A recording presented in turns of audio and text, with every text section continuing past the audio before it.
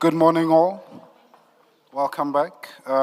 It's 9:29. We are ready to start the day's proceedings. Please make sure that your phones are off. Thank you.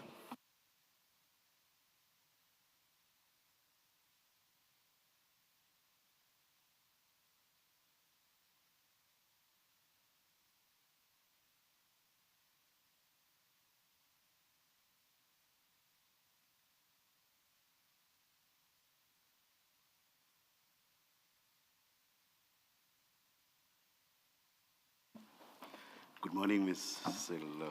Good morning, Chair. Good morning, Commissioners. Thank you. Good morning, Commissioner Mkhwanazi. Morning, Chair. Morning, Commissioners. Good morning, and welcome back.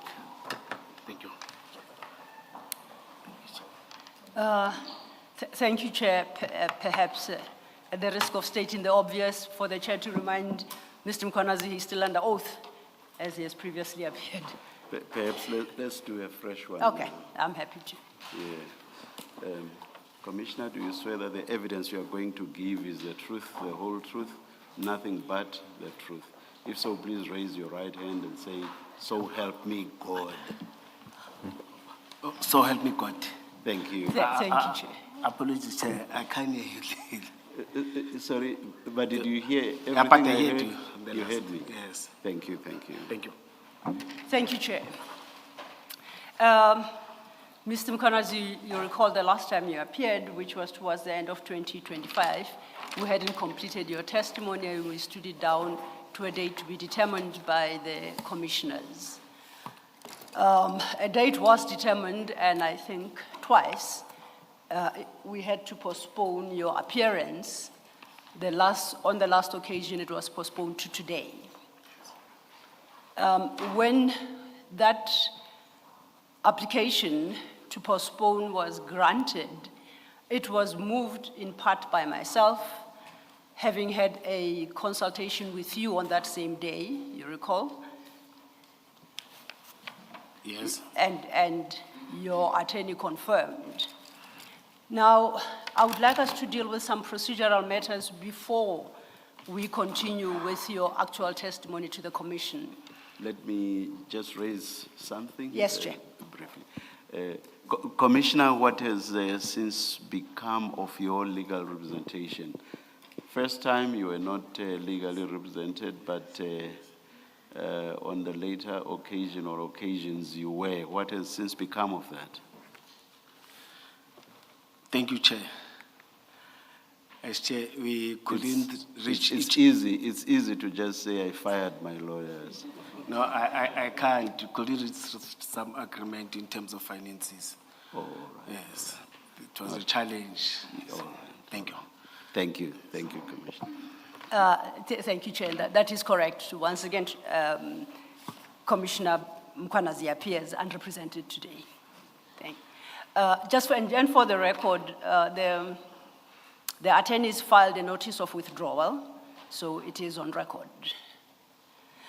So, Mr. Mkhwanazi, I was saying, before we turn our attention to your evidence, there are some procedural issues I would like us to deal with. And for that purpose, I'd like to distribute a small bundle. And as they do so, you recall that when we postponed to today, it was because your mother had passed away. Is that correct? Yes, yes. And she was scheduled to be buried on the following Saturday, which was the day after the postponement was granted. Yes.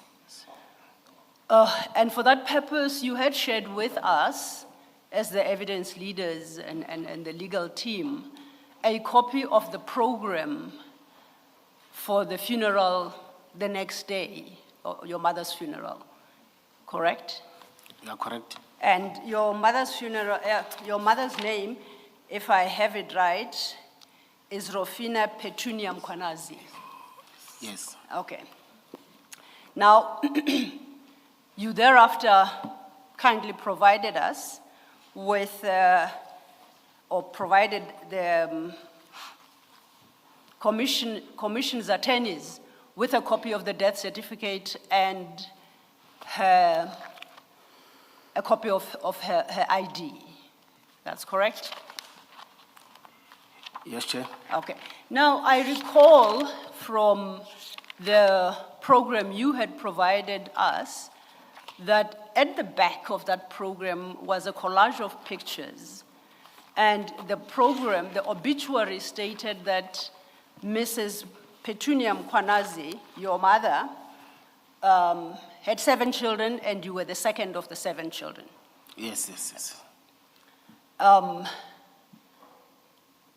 Before I get to my next question, I don't seem to recall from the program, where was the funeral held? Tsakani. Yeah, where? Was it a church, a community hall? Church, the service was at the church. Okay, Yeah, same street. all right. Yes. So you are the second of the 7 children of Mrs. Petunia Mkwanazi.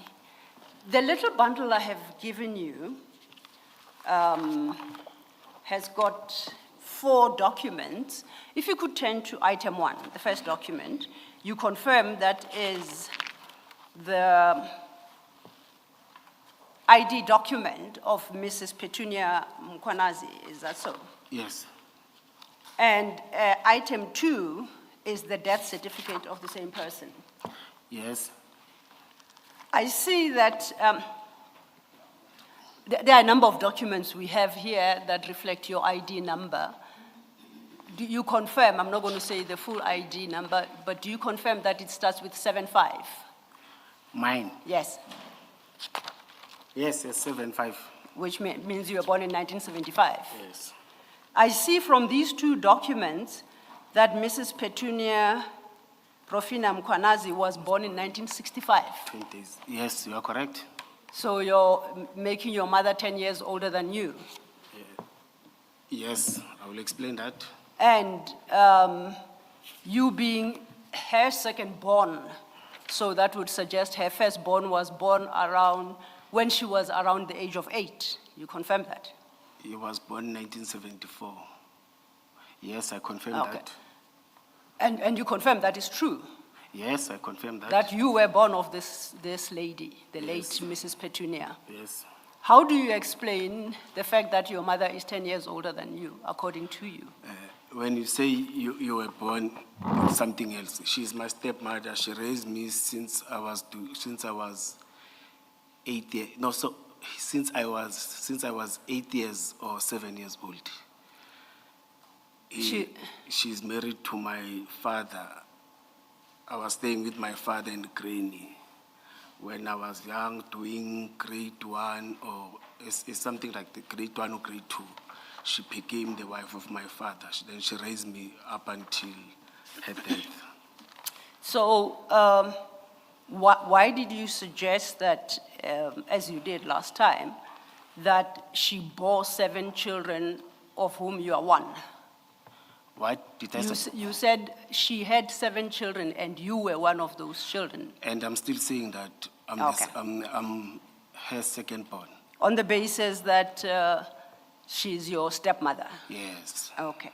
Now let's turn to item 4 of that same pack. Item 4 of the same pack. So this is a letter from the Department of Home Affairs. And I see that if you go to item 1 on that letter at page 4, it reads, according to the department's records, Mr. Mkwanazi is recorded as the son of Mr. William Mkwanazi and Miss Foleni Maria Mkwanazi. Do you confirm that? Those are my grannies. Huh? Those are my grannies. Grandmother and grandfather, they stayed in Katlong, yes. You're saying these are your grandparents? Grandparents, yes, from father's side. Mr. William Mkwanazi and Miss Foleni Maria Mkwanazi are your grandparents? Yes. Then there... Ms. Sildo, may we take a very short adjournment? Yes, Chair. We'll come back when we are ready. Okay. And please follow us. I shall. Thank you, thank you.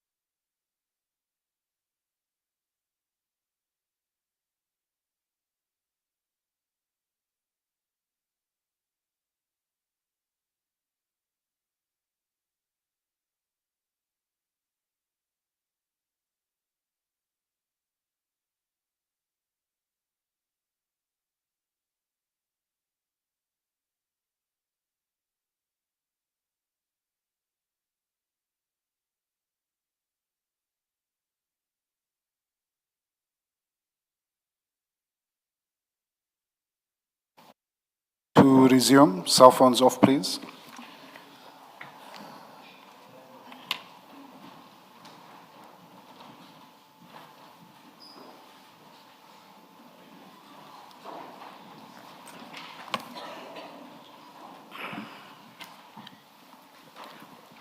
Commissioner, we wanted to sort out a housekeeping matter. Thank you, Chair. Thank you, thank you. Thank you, Chair. Mr. Mkonazi, before we had that very short break, you had explained that I think Mr. William Mkonazi and Ms. Foleni Maria Mkonazi are your grandparents. I don't think they are my grandparents. Oh, When the stepmother came to my father's home, or my father's home, she found my granny there, my grandmother there. The grandfather had already passed when I was still 1 year maybe. But I don't think they are my grandparents. That grandmother raised me up until she came in. if they are not your grandparents, what are they to I'm you? saying they are. I don't think they are. I am saying they are. Oh, they are your Oh, you grandparents. said, I think. I'm saying I don't think. Oh, they okay, are. I know, okay. I misunderstood. So In you are fact- saying in fact, definitively? in fact, here you have raised family politics that I didn't notice. See, Okay. You have So raised at least- another thing in in fact, you have touched something in my heart. I'm so sore now. Yes. I'm sorry about that. Unfortunately, it has to be done. Also, now I understand, you do confirm that Ms. Ms. Foleni Maria Mkwanazi and Mr. William Mkwanazi are your grandparents. You confirm that? Yes. Okay. Now, we were at item 4, which is that letter from the Department of Home Affairs. If you go further to page 6 of that same document, That is a notice of birth. And it looks like your birth certificate, you confirm? It's got your birth date, your names. You see that? I'm seeing it for the first time in my life. I didn't have a birth certificate. Yeah. Home Affairs can do weird and wonderful things. Eh? Yes, yes. So that's your birth certificate. And if we accept that birth certificate as given to us by Home Affairs, it would appear that William Mkwanazi is reflected as your father, and Foleni Maria Mkwanazi is reflected as your mother. So she is the mother of the child. The same person you suggest is your grandmother. Yes, they are. On your My birth certificate grandfather. is reflected as your mother. I'm not sure that can I raise this politics, can I raise this thing public, but I had to. The unfortunate part is that the story that I got from my grandmother, my father confirmed that they want me in the court of law. There was a dispute between both sides. I think when they were divorced, that's why they took over. You see, that is why maybe it's reflected. But it's for the first time. When I grew up, I didn't have this up until I didn't have birth certificate up until I had an ID. And I was accompanied by my grandmother to get that ID because she raised me up until the stepmother came in. Can you please repeat that? I don't follow. I don't quite understand. Oh, I'm saying, when I grew up, my granny told me that. And please mention the name of the granny. Maria. Okay. Yeah, at page 6, it reflects as Shawe, if I'm not mistaken. Foleni Maria Shawe. These are family politics. Yes. And that was shocking so me, what you but are it's saying, fine. she brought you up. You're saying you grew up under her. Yes, in fact, she took over from my mother when they separated, when I was still born or I was still months or something like that. She told me that story. Yes. That is why maybe it's reflecting as if they are my mother, they are my grandparents. She's the one that took responsibility because it was me and my brother. Then there was my father. Then they took responsibility. But they went to court for us. I don't know the politics. I was still young. You said when we get the politics from one side. Who went to court? My grandmother. Oh. Yeah, by this time, my grandfather had already passed on. He passed on 1970. I'm told 1977. She went to court against whom? There was another lady who claimed that she's our mother, something like that. There were politics that I didn't want to dig in. But she gave us love up until my father got married. Thank you, Chair. So we are still at page 6. Am I understanding you correctly then, that... Chair, I feel uncomfortable. I don't know why. Because some things I knew, and it's like it's opening a wound and politics of the family. And to discuss this public like this, I don't feel comfortable. If you want something in writing, I will submit in writing. I don't want to find myself creating politics out of this. And now I've discovered something out of this again. You see, it has disturbed me. You see, but I feel uncomfortable. May I say this? I feel uncomfortable to discuss such matters in public. But if you want an affidavit confirming, relating the stories, and there are some documents you can still support this. The one that I'm talking about, the court and everything. My granny used to package these things and keep them safe somewhere. You see, but I feel uncomfortable to discuss such things. Just a minute, Mr. I shall.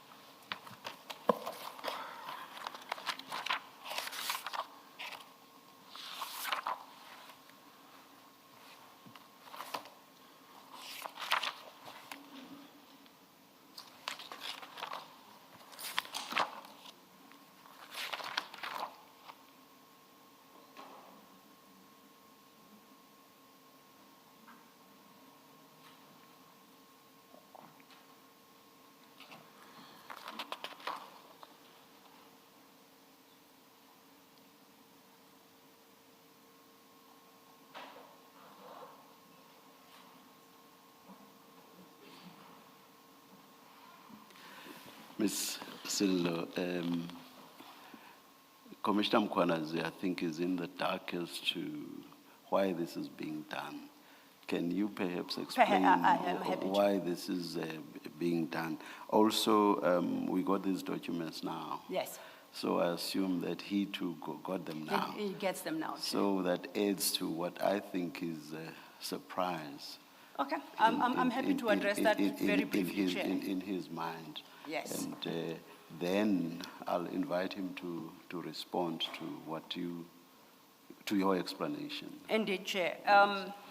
And before I get to the why, perhaps let me address the issue of why the documents are only available to him now. Items 1 and 2, being the death certificate of Mrs. Petunia Mkwanazi, are documents he provided to us. So the item, I think, 2 and 3, item 1 is the cover page of the email when he provided them to the Commission's attorneys. The only new item is item 4. That's what we provide. And if the Chair were to go to page 5 of that page, it is signed by the Director General and is dated 13th April 2026, and that is yesterday. So this document and its annexures only became available to us yesterday afternoon. So we're all like new to these documents. So that was just to place in perspective the status of the documents. Now, as to why I'm doing this, the Chair will recall that, if I may confer,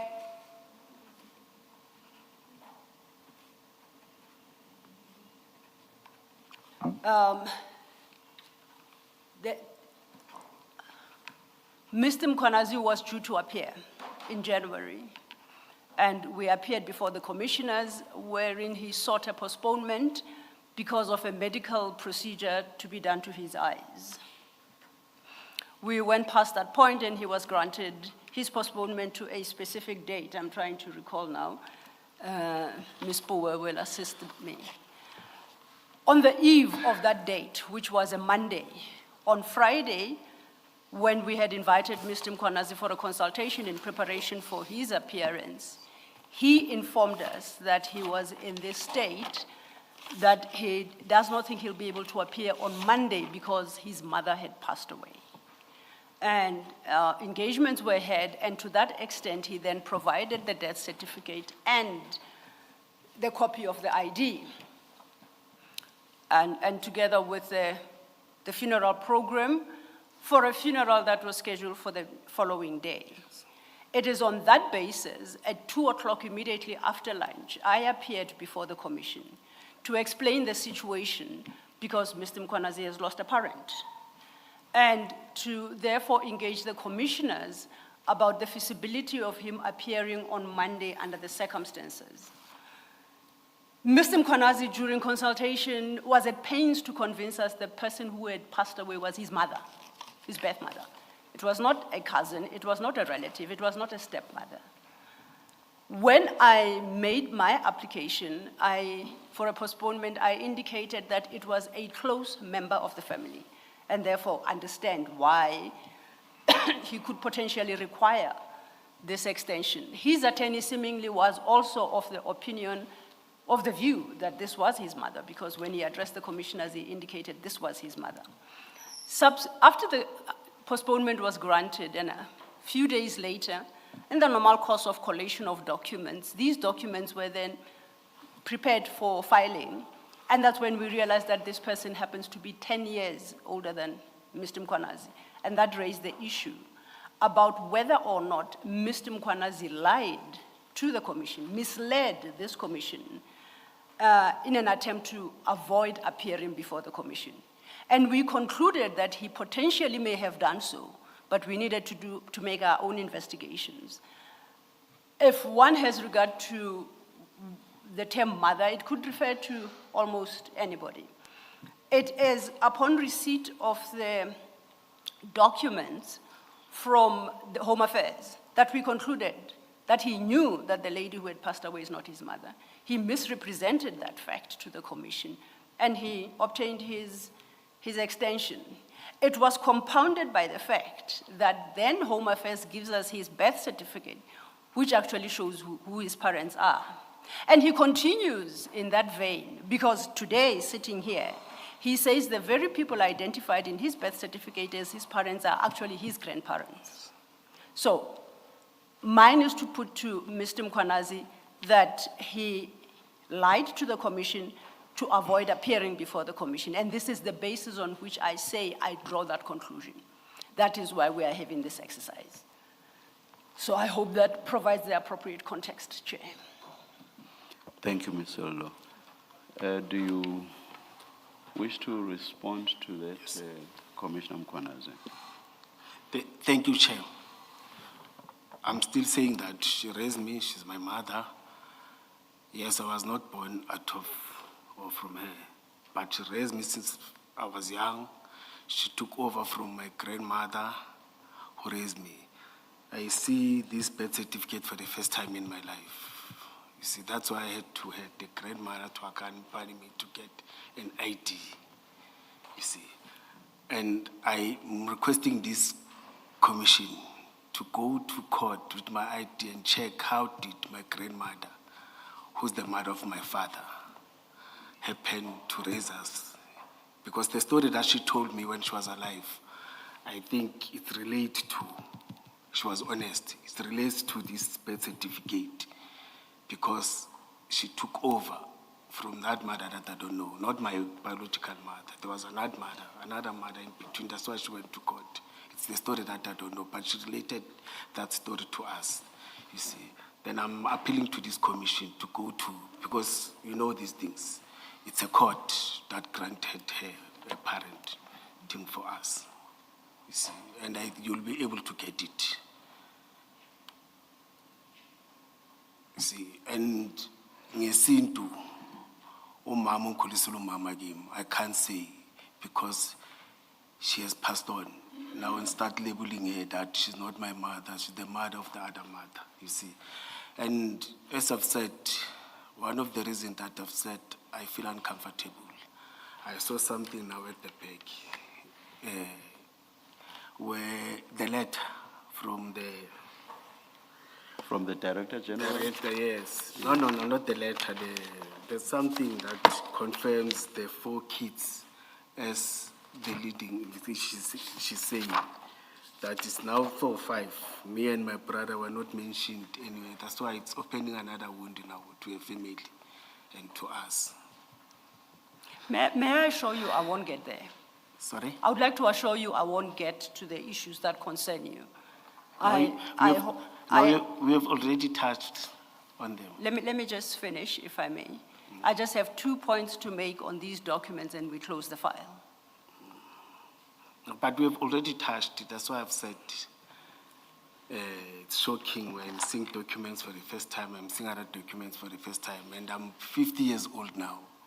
It is an embarrassment for a man who is at this age to find out about some of the things that I didn't have. And if I may, what I intend to touch upon with you. Thank you, Commissioner. Thank you. Yes, Mr. Thank you, Chair. What I intend to touch upon with you, in part, arises from your response today, and just to look at the documents as provided by Home Affairs, and I'll invite you to comment, and I will not go any deeper into these issues to the extent that perhaps they may upset you emotionally. But this morning, you indicated that Mrs. Petunia Mkwanazi was your stepmother because she was married to your father after your mother passed away. In fact, she raised. And then us, raised you, yes. consequently. And that's why she's always considered you one of her children. Yes. Correct. Let's go to page 4, and my confusion arises because at item 1, your father is listed as Mr. William Mkwanazi, who you now say is your grandfather. That is the same person that appears on your birth certificate. I accept that you have never seen your birth certificate, but this is the birth certificate as provided by Home Affairs. At paragraph 2 of that same letter, Mrs. Petunia Mkwanazi is said to have been married to Mr. Hoho Titus Mkwanazi. That is not your father, is it? No, that's my father. That's my biological father. Okay, Mr. Babami, ongizalile. Okay. Ngesintu ngiyisa ngeke ngilibize igama liphelele lakhe. So, Home Affairs has it wrong. The commission must accept that Home Affairs has it wrong. I've explained it that I'm kindly requesting you to go to the court and check for me, and I don't want to put my brother, and check how did my grandmother win it, but I know that it was in the court of law. Okay, no. It's I within your accept that. space, you can get that within a day or two. I don't think I would be particularly interested to pursue that necessarily. My question really to you now is, these birth certificates and documents provided by Home Affairs are factually incorrect. And I can live with that if that is what you suggest. So these documents are wrong. Factually, as I've said to you, that I'm requesting this commission through you, Chair, to verify. You're going to prove that I'm talking the truth. These are my grannies, they raised me, and sikhulisa abogogo spanning nabo baba and nabo mkhulu, they take responsibility of us. I'm one of them. You see, when I couldn't defend, when I couldn't do anything, as young as 1 year, 2 years maybe, you see, they took ownership of me. That's why I'm still alive today. I take your point. They are my grandparents, and I'm not ashamed to say so. Not to say I'm disowning them. No, And when they raised me and my brother, they raised me as their own kid. And I'm happy about that. I hear you. My comment to you is, I'm going to make a few, and I'm going to make a few statements to you, and I'm going to invite your comment. You know that the documents from Home Affairs are genuine and they are correct. What is your comment to that? I've said to you, it's for the first time. That's why I've said to you, you are opening a can of worms. Page 4. You said you're not going to go, but you went in, you see. No, it was just for the names. But may I respond, yes? Yes, sir. Page 4, paragraph 2. According to the departmental records, the birth surname, Ndlovu, you see, when you continue from that side, you see, it says she's not our parent. There's another page again that goes through deep. That mention is from Home Affairs too. You see, I don't know how to put it. It's the last page, commissioners. I saw it now. Page 11. When you were outside, I happened to peruse very fast all these pages to check and wanted to confirm what you are saying. And it's true. All those documents that are coming from Home Affairs, they don't put me and my brother anywhere from my father, or when my father passed on, from what my mother or my stepmother registered at Springs, I think it's Springs, Magistrate. That's why I've said it makes me to feel uncomfortable now, because it raises some politics now, some challenges. But it's so unfortunate that both parents are no longer there. You can't question the siblings. I don't know. Can I just Yes, please. check something, sorry? Commissioner, I think what we the significance, as Ms. Silo has explained, is of this uncomfortable discussion to you, is to establish whether you've been truthful with the commission. So see it in that way. And the truthfulness is important, because if it is established that you were not truthful the last time when you gave a reason for not appearing, then you would be in contempt of the commission, which has consequences, criminal consequences. So understand that, uncomfortable as it may be, it's a necessary discussion. It's not meant to embarrass you or in any way to cause you any discomfort, but it is a matter that is very important to the commission, that witnesses that appear before the commission are truthful and honest, because there are legal implications for it. So understand even my question in that context. You've referred, can I just understand what you're saying? There are two names at page 4. In paragraph 1, there's a Mr. Williams, page 4. It's that letter from Home Affairs. In paragraph 1, there's a reference to Mr. William Mkwanazi. You see that? And then in paragraph 2, there's a reference to Titus Titus, yes. Mkwanazi. What do you say is the relationship between William Mkwanazi and Titus Mkwanazi? William, he's my grandfather. William is your grandfather? He's the father of my father. Okay, so, Yes. so Titus is the son of Yes, William? he's the second-born child of Okay. William Mkwanazi. Okay. Now, that same paragraph 2, and I'll go back to your page 11. The same paragraph 2 tells us about a son born to Titus and Petunia. You see where it is? It has a name there, Siabonga. You see that? Yes. Okay. Now, if you go to page 11 that you were referring to, this is a hospital record, it looks like. Page 11. Yeah, the one that you were referring to. I thought it's Home Affairs. I can't see at the top. You may be right. The reason I thought it's a hospital record is because it has a name of a hospital there. It says St. Mary's. Oh yes, Hospital St. Mary's. You're correct, I see it. Yeah, but I can't quite tell from the dates which year it was. But I was just going to point out that you say there were 7 children Yes, we are 7. raised by Petunia, Rufina and Petunia, yes. Rufina and Titus, yes. the 7 children. Yes. That includes you and your brother. Yes, my brother is the firstborn, second-born. There's another sister. I'm discussing family issues now. Who came with my marriage, but she's my sister. Okay. Who came with Mom Petunia. Then, And how many children did Petunia have, Mom Petunia have?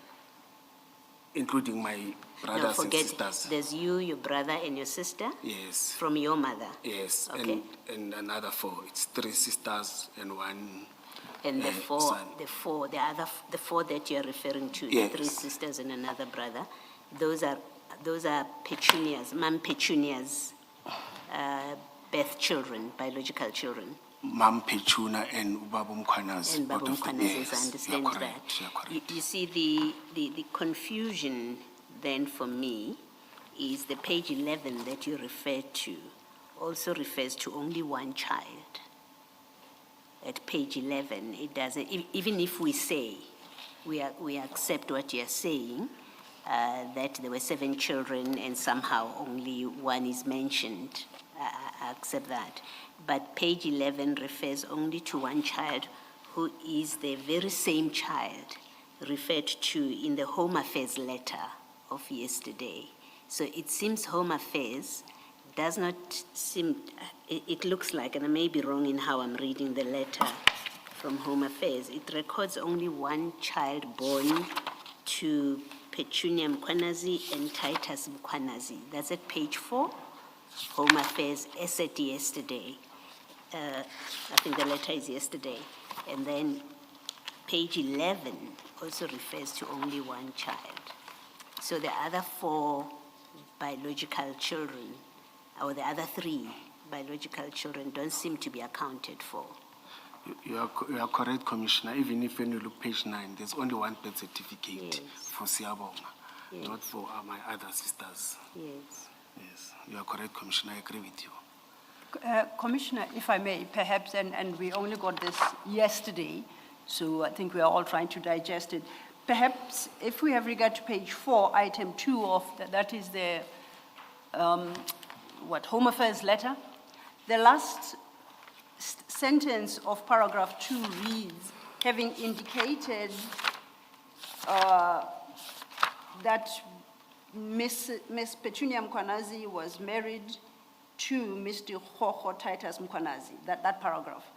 says this was established through the birth record of one of their children and gives the name with the identity number, then gives as the marriage records could not be located. So the document that is attached at page 11 by Home Affairs is in respect of this specific child. It doesn't suggest that it's firstly the only child or that it was intended to also cover the other children.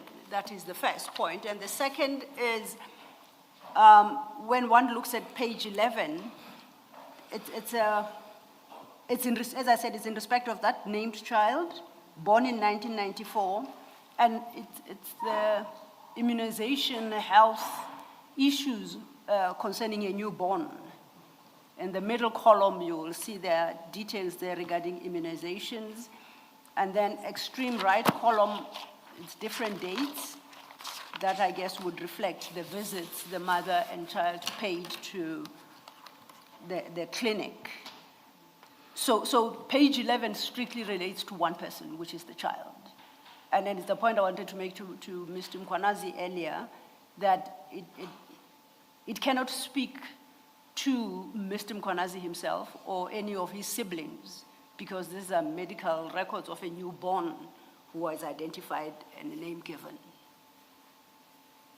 You understand, Commissioner Mkwanazi, what Mr. Law is correctly pointing out is that the letter from Home Affairs and page 11 are not in themselves evidence that there are no other children, that there was only one child. It just speaks, it's documents that just speak to one child. Yes, and nothing more. Yes, Commissioner, but I'm disturbed when Home Affairs is the one that said they can't locate the marriage certificate. Because even if you can lose marriage certificates and whatever, our hope is at Home Affairs.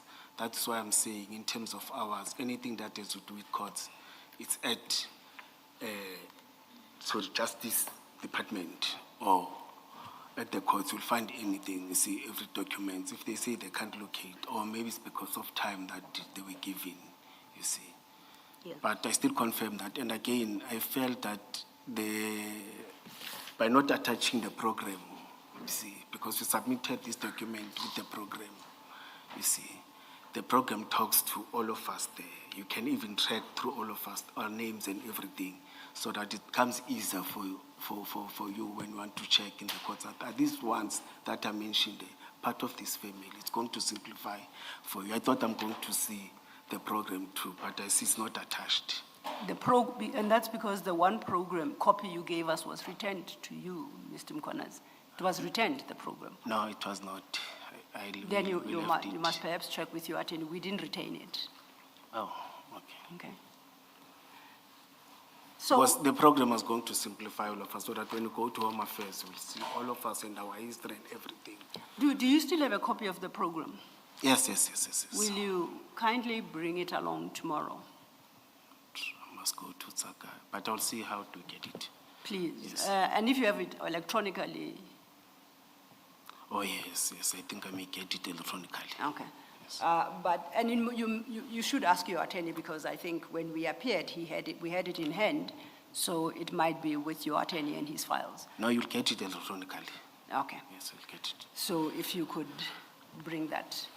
My second then statement to you, as you know that the records as provided for Home Affairs are indeed correct, and that you lied to the commissioners when you sought an extension for your appearance. What's your comment? I didn't lie. I still maintain I didn't lie. And I still maintain that some of these documents that are here, I'm seeing them for the first time. As I've said, it's an embarrassment. I'm still saying the mother that we were buried, or we were burying on that date, I forgot the date. I think it's the 22nd, if I'm not mistaken. She's my mother. She raised me as a parent, you see, and she's the wife of my father, the father that gave birth to me. And I still say, Uba Umkulu William Mkwanazi and grandmother Ufoleni, Maria Mkwanazi, they are my grandparent, you see. And as I've said that, I think I'm repeating it for the 7th time now. You can go and verify. And I didn't lie. Maybe the challenge I may take or I may admit to the commission that I was supposed to say stepmother, you see, but it doesn't sit well, you see. This English way with us doesn't suit. The mother is a mother, she raised me, you see. And I'm not apologetic about that, and I can't be apologetic about that. And there's no reason for me to lie. And there's no reason for me to say I will run away from To be fair to you, because I see you are becoming emotional.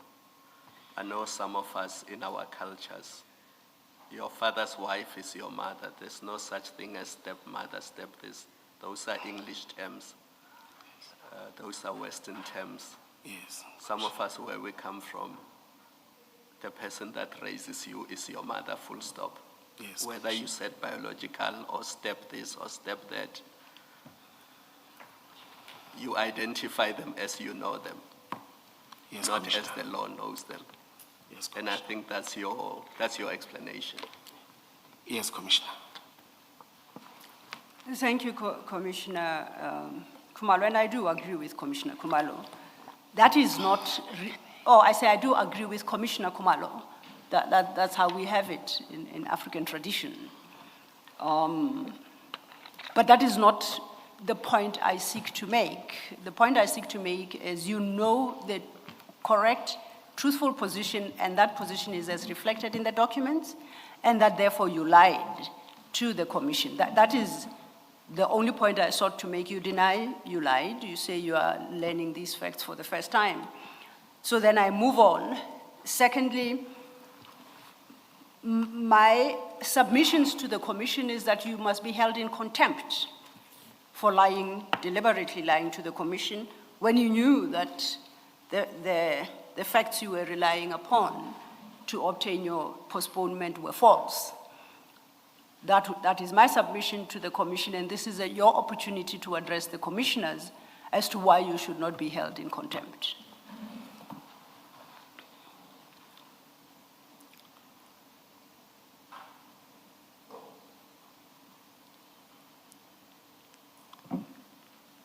Yes, you may, Mr. Mkonazi. I still maintain that I didn't lie, you see. And the program says so, and I've explained it, and I'm still going to explain it. And the Commissioner Khumalo have just summarized it for me. I didn't lie to the Commissioner. Even the day of engagement, remember when it was a consultation, I didn't raise it when we discussed, but towards the end I raised it that whilst we were discussing, I'm having this challenge of a funeral tomorrow, you see. If I wanted to hide, I was not even going to come to for consultation. Remember, the consultation was on Friday. The next day, it was a funeral. But I decided to respect the commission and come up until you and my attorney agreed that we are releasing you. You may go, then you'll go and address the commission. Up until that one called me and said, no, you are granted that. And I was here, honestly being here, we sat, we discussed, we consulted with you. There was no reason for me to lie or to run away. You can't run away. I'm a South African, I don't have any identity or other citizenship. Even if I delayed, the commission, when it wanted, they were going to send summons to me. Commissioner said I didn't lie. I still maintain that. She raised me, she's my mother, you see. Well, it's interesting. If we didn't take it the way on that day, you were supposed to raise it on that day, that no. Because remember, you even asked, you checked the ID numbers. I saw you were having a program. I said, No, that's not true. Tell the truth. I never saw the ID number. Allow me to talk, Commissioner. No, do not mislead.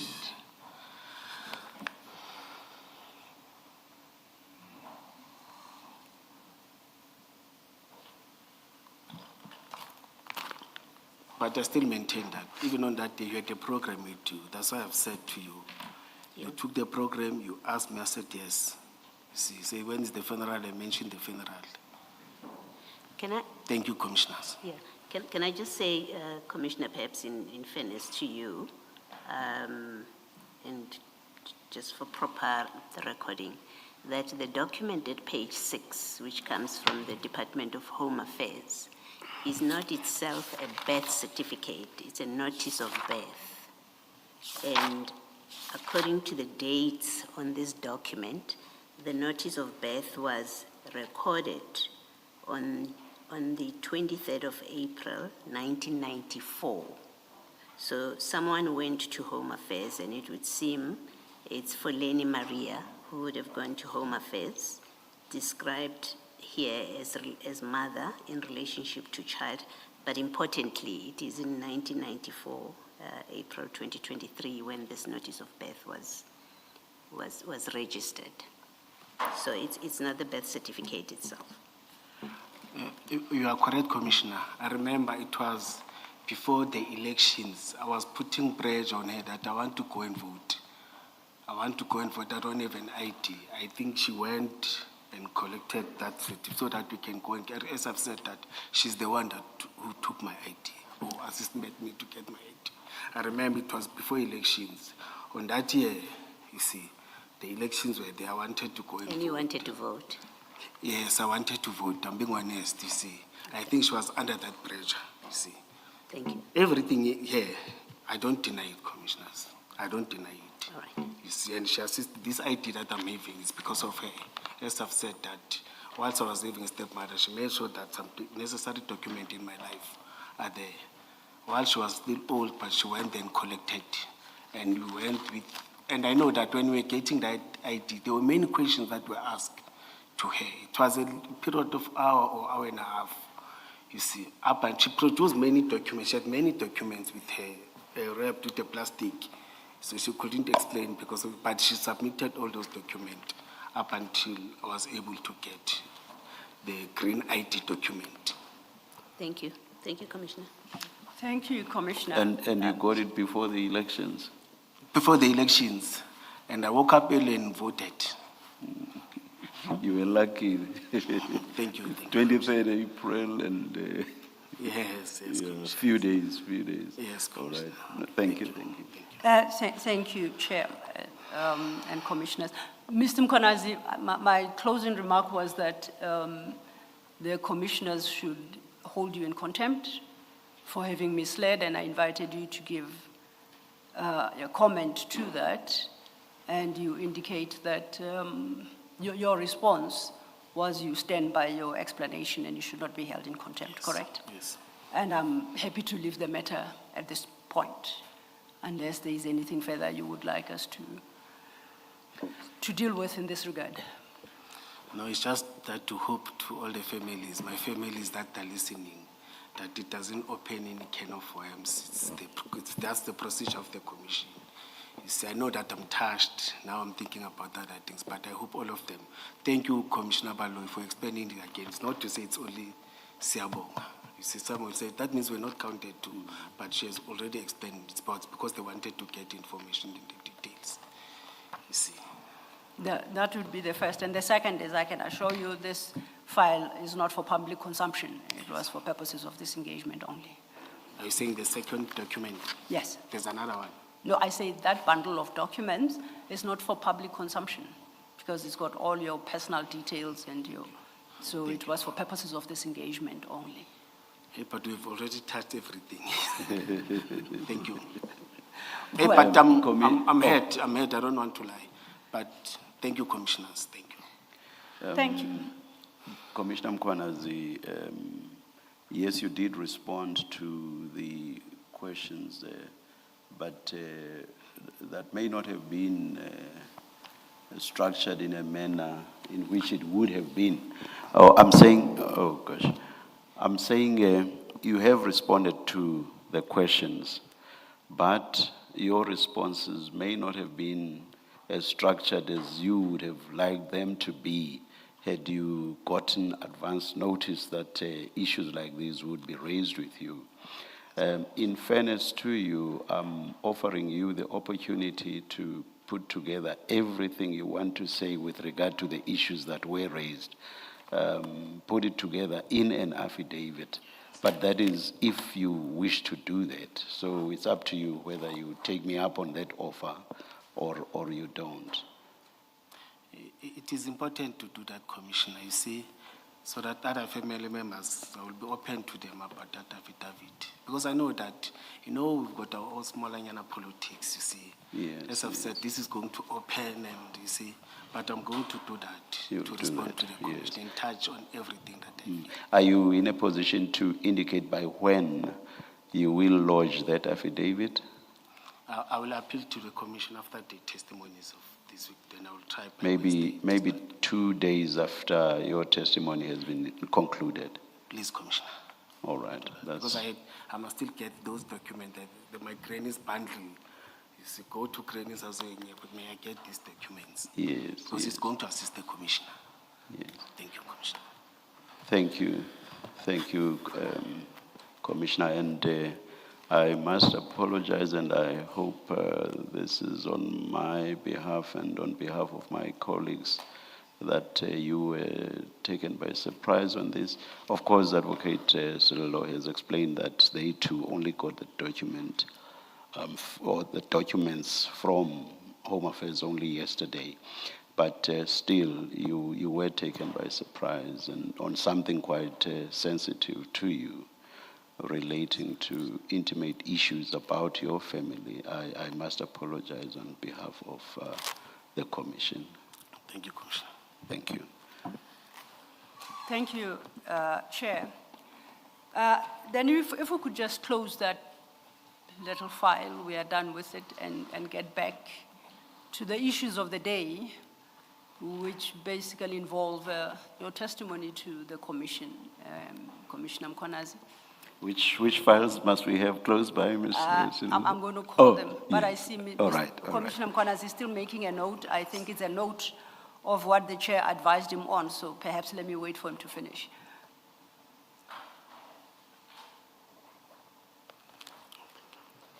Yeah, it's noted, okay. So, Chair, for the moment, I think it's enough to have one file, but I must introduce it into record before we can turn to it. Now, turning to you, Commissioner Mkhwanazi, to confirm that since your last appearance, you have prepared and submitted a supplementary statement to your original statement, is that correct?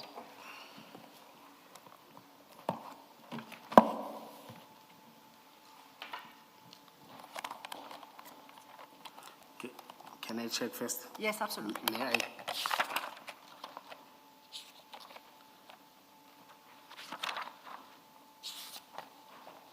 Now, can you at least establish the fact that you did so? You submitted a statement, a supplementary statement, is that correct?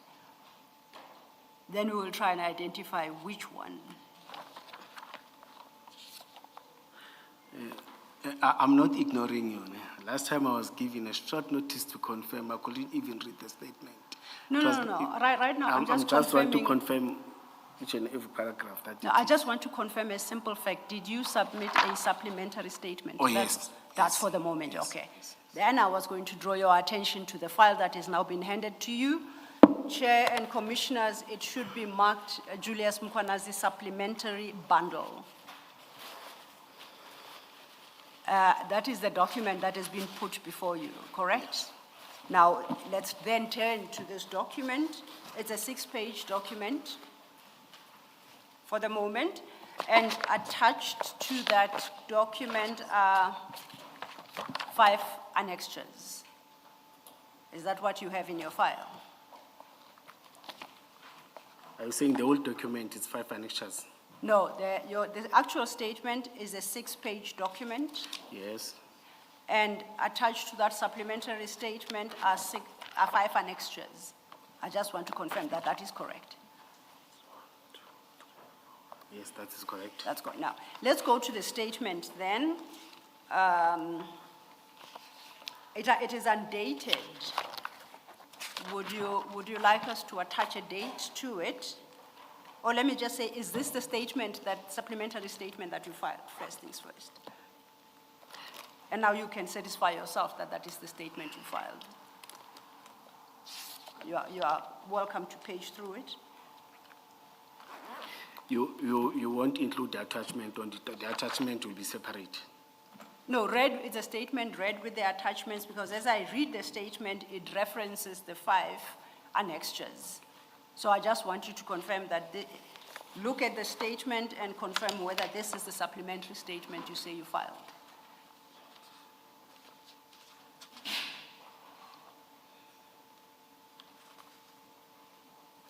It ends at paragraph 12, Commissioner, page 6. Yes, it's correct. I do not have.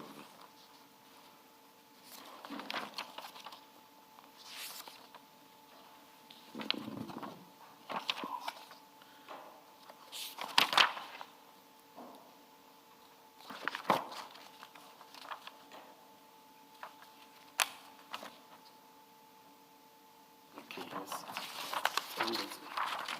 No, thank you, Commissioner. That's right. So you confirm that is the statement?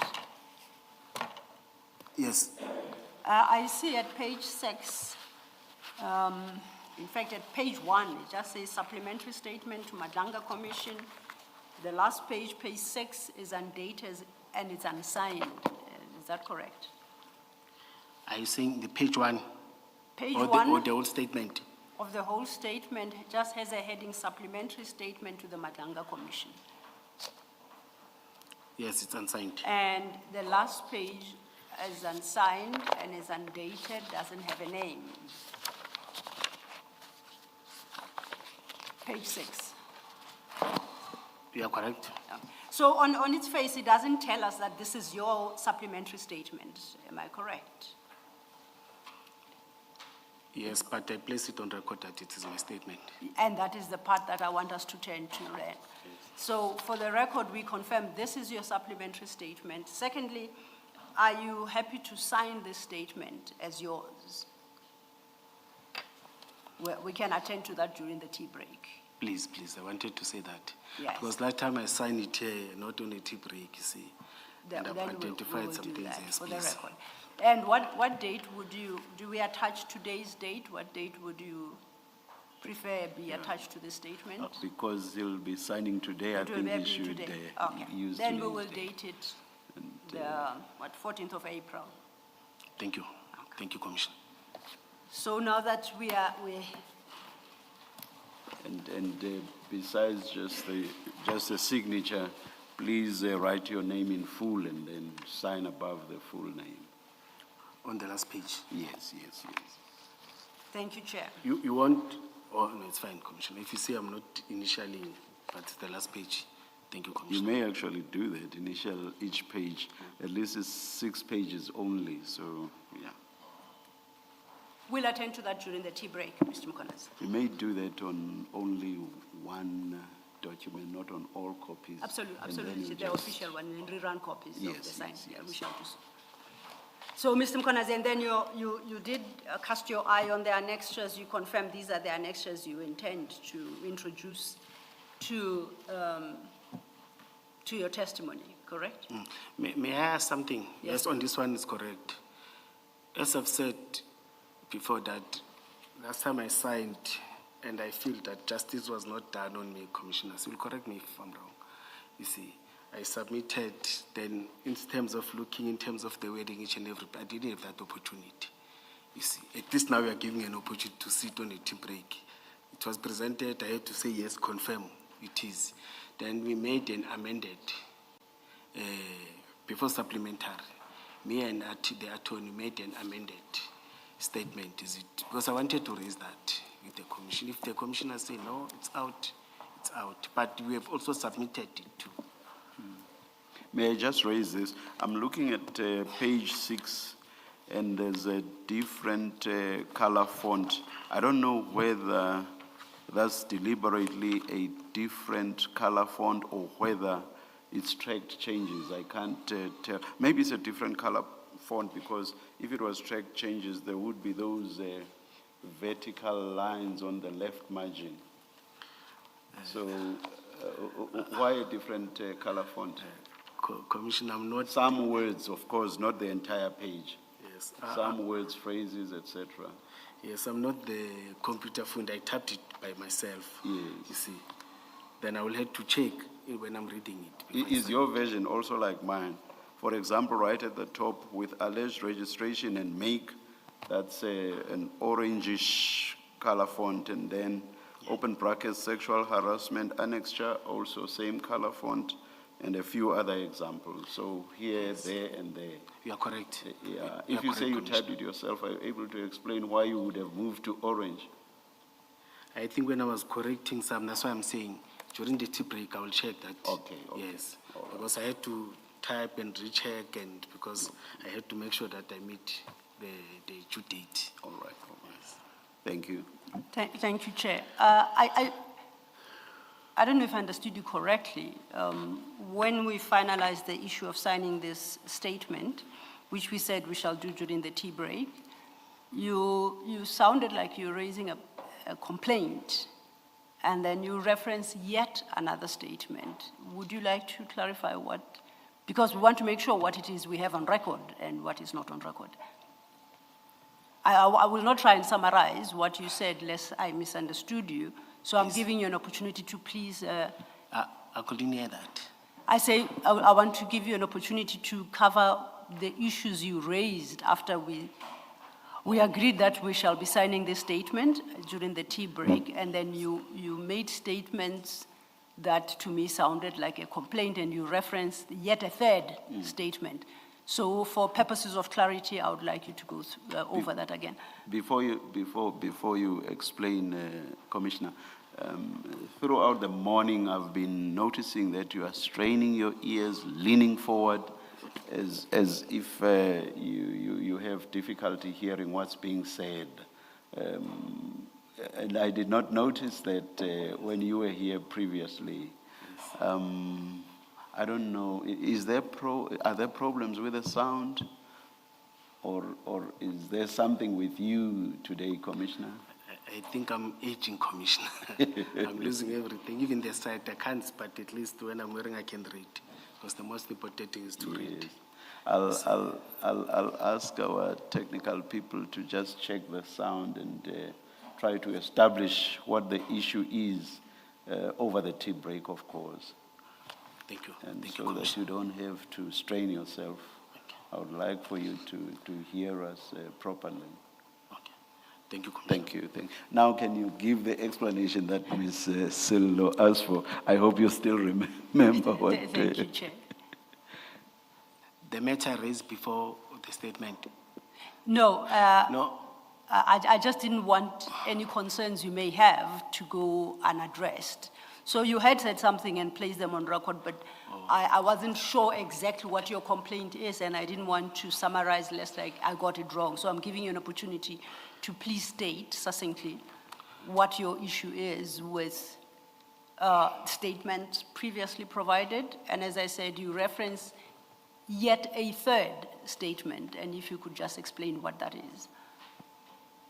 no, we submitted, remember during the time of consultation, my then attorney submitted and amended, you see, because I felt that some of the words that were used, they were not representing me correctly, and I didn't have enough time that time to read each and every sentence, each and every thing.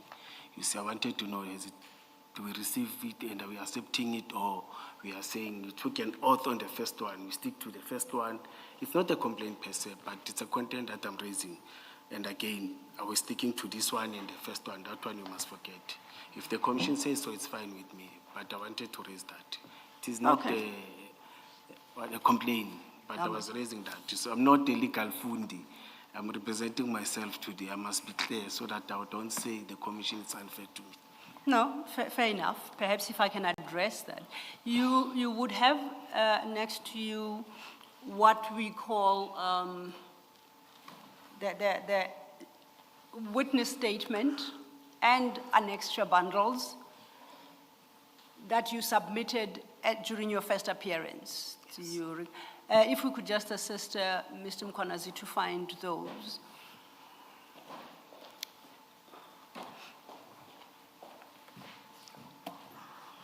And that is the statement and annexures we worked off where, during your first appearance, first and last appearance. Ms. Sillo, maybe while they are still assisting. Yes, Commissioner. I think what Commissioner Mkhwanazi is referring to is a corrected version of his original statement. I'll So get- we have a file here with a statement that is 39 pages long. And because this statement is clean, I know that it's not the one we worked off previously, because that one would have had my handwritten notes. So what he wants to know is whether the commission accepts this statement. I aim to get specifically to that, and in order to do so, I must take it a step at a time, otherwise we are all going to lose track as to what we mean when we reference Commissioner Mkhwanazi's statement. So I have to take it from the beginning, which is on his first appearance. So those are the files that we had and were submitted into record, being your statement and your annexures. And they would go to, I think, annexure JD 15. Do you confirm that, Mr. Mkhwanazi? Sorry. I was noting what you're saying.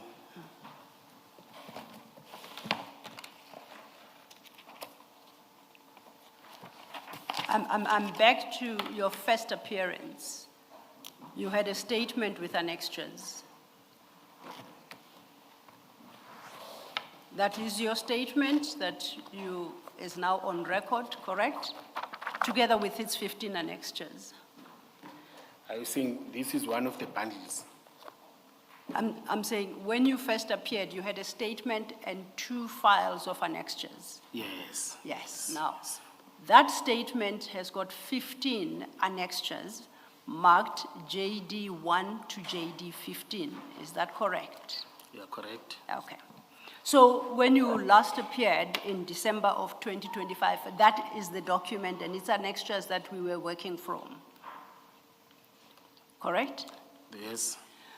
There was a discussion during the course of your testimony about the possibility of you supplementing your statement, and after your appearance, you were reminded of a right to supplement, and we said whether on invitation by the commission or not, if you want to supplement, you're at liberty to. You recall that conversation with you? Yes. Okay. And you then sought to supplement, and you filed with the commission's attorneys a statement you called an amended statement, which you said was a supplementary, with 61 annexures. Do you remember that? No, I didn't say it's a supplementary. You say it's an amended? Yes. Yes. Yes. So you sought to amend the statement that we had worked off in December already. Correct? It has to be correct. Are you saying You wanted to change the statement that we had worked off in December, the one with 15 annexures. I amended it, yes. You amended it. Yes. And now in that amended, you actually, the amended Julius Mkhwanazi statement now had 61 annexures. The file is being handed over to you. That's what Yes. you. Yes. I remember it because out of the engagement that we had on the days Yes. of consultation. That's what we had, yes. And in our engagements with you and your attorney and during the consultation, we realized that you numbered the annexures JD1 to JD61, but effectively the bulk of them were a rearrangement and renumbering of annexures that are already on record as JD1 to JD15. And we said, you can't do that, it's going to cause confusion. Okay? Because there is a risk that one document may end up with 2 annexure numbers, either JD3 from the December 25 session, and by April 2026, JD3 now is also JD59. And we can't have that situation because it makes it impossible to read the material. Do you remember that conversation? Yes. And we suggested that to the extent that there are new annexures that you want to add, please prepare a supplementary statement, a separate supplementary statement, raising the issues you want to raise and attaching the new annexures. Yes, but my concern is not about only the attachment or annexures. Or let me say I use annexures, use attachment. It's about the wording too. You see, may I raise it, Commissioner? Yeah. I felt that when the other witnesses were raising issues, you see, it was not in their statement, I read their statements. It was not alleged, it was said, he has done that. But on mine, when it came from you as the commission, or when the person was typing or correcting it, it's now everything that I'm saying, it's allegedly. Even though we've got case numbers, even though in some of the things we've got evidence, but it is twisted as alleged. That's my real concern. That's why I've said the wording. I didn't talk about the attachment, you see. That I felt that the wording doesn't represent me. It represents the commission, not me. That means I'm saying, yes, I was given a few seconds or a few minutes, commissioners, I was not even, this time you referred to me, say, on a break time, it's 6 pages, you see. But that time it was a thick document. The alleged that you seem to be complaining about, was it in your original statement? Or? Yes, commissioners. Yes, it's not a complaint per se, commissioners. I'm saying, can you look at that, you see, so that I'll be happy. It's either a complaint or a concern. I'm not even sure myself what the difference is. Oh, yes. But surely it must be somewhere there. Commissioner. Yes, Ms. Zildo. I know, I just wanted to get an idea of understand that. where the alleged that the commissioner is referred to is said to have been. Where exactly was it? Yes, and I think I was grappling with the actual concern. That's what I'm trying to wrap my mind around, but that's a mental exercise I'll undertake on my own. At some point I'll understand. But thank you for that. Commissioner Criminality. Silo, can I ask a question?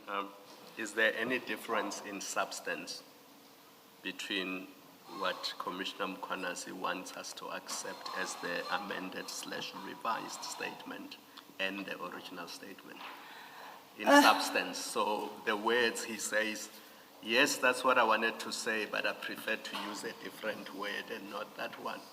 But the substance of what we are dealing with, is it different? Is he saying something different to what was in the original statement? Because my view is if he doesn't, then we should consider this as part of his evidence, unless you say he's changing his evidence, therefore we should not accept it. No, Chair, sorry, Commissioner Khumalo. The issue we took with Mr. Mkhwanazi is the duplication of annexures. Let's ignore the annexures for All now. right. Just the Now, 39-page statement. Ignore the annex. In other words, what I propose to do is to read the original statement together with this one, so that where I refer to annexures, I will have the original statement in front of me so that I know which annexure applies to which paragraph. I think, if memory serves me well, the only issue of substance was an introduction of about a 4-page issue, I'm trying to identify here, which I take it is now addressed in the latest supplementary. Otherwise, there is not much difference in substance. So if we were in court, I would ask you if you are prejudiced, if we accept this as part of his evidence. So we read both the original and the revised together. To the extent that we need to look at an annexure, we'll obviously look at the original, because the original is what tells us where each annexure is. We don't want to look at the supplementary for that purpose, because it will cause the very confusion that you say will be caused. The difficulty, Commissioner, is that you won't know which annexure. When Mr. Mkhwanazi prepared the annexures, a single annexure could potentially run into about 20 pages, and it's a multiplicity of documents. And now he wants to split up the documents and give them a different annexure number. That's what I say we don't Now, want to do. So yes. for the purposes of looking at the annexures, I would look at, say, paragraph 29 of the revised statement, and I would try to locate that paragraph in the original statement. And when I find it, I will read it with the annexure that was originally part of the original statement. That way, I'm not looking at the same annexure twice, and it avoids the very difficulty that you say will arise if I were to look at annexures as if I'm reading them together with the revised statement for the first time. I perhaps understand, except that it will only make sense for ourselves here as we work through the documents and the reader of the transcript in due course, if you take that statement as a narrative. So to follow the narrative that he wants, and you ignore every reference to an annexure. Because the moment you go into the annexure, then you are going to run into difficulties. Because what is now annexure JD 13, in that amended statement, you have a JD 13 already that in the original, that doesn't speak to the point being made. So we had suggested that you can do the same. Take out references to annexure numbers and put page numbers of the annexure file itself. So if it is part of JD 13 and it is from page, particular document you want is 600 to 620, just say pages 600 to 620, then we can locate. That was the discussion, the basis on which we parted. Now, before I fully respond to your question and your suggestion, Commissioner Kumalo, he then filed, and that is the basis on which we parted last time. Then he files this document that is before us that we now call a supplementary statement, the one that we say he's going to sign during the tea break. So now we have three. We have the original December statement. We have this one that I would amended, the amended statement as he has termed it, and then we have this supplementary today.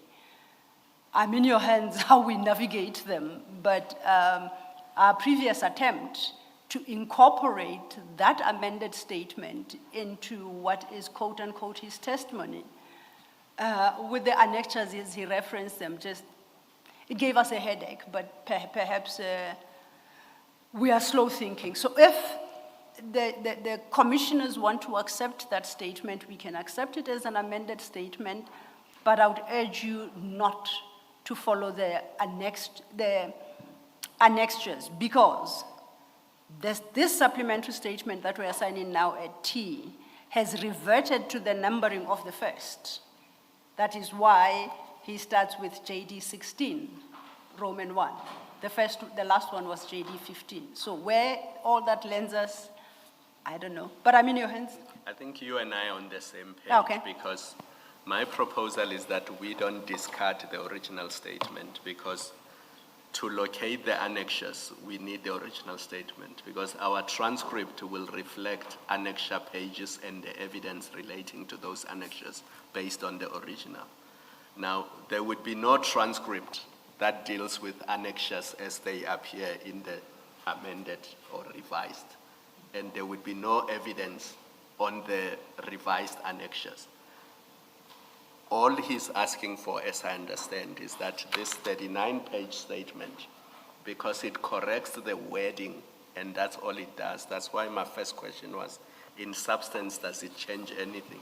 So if we look at paragraph 28, for example, 29, which says the email trail attached is JD so-and-so, I would look for that paragraph in the original statement, and I would read it together. And for the purposes of locating the annexure, I would look at the original statement, because otherwise my transcript won't make sense.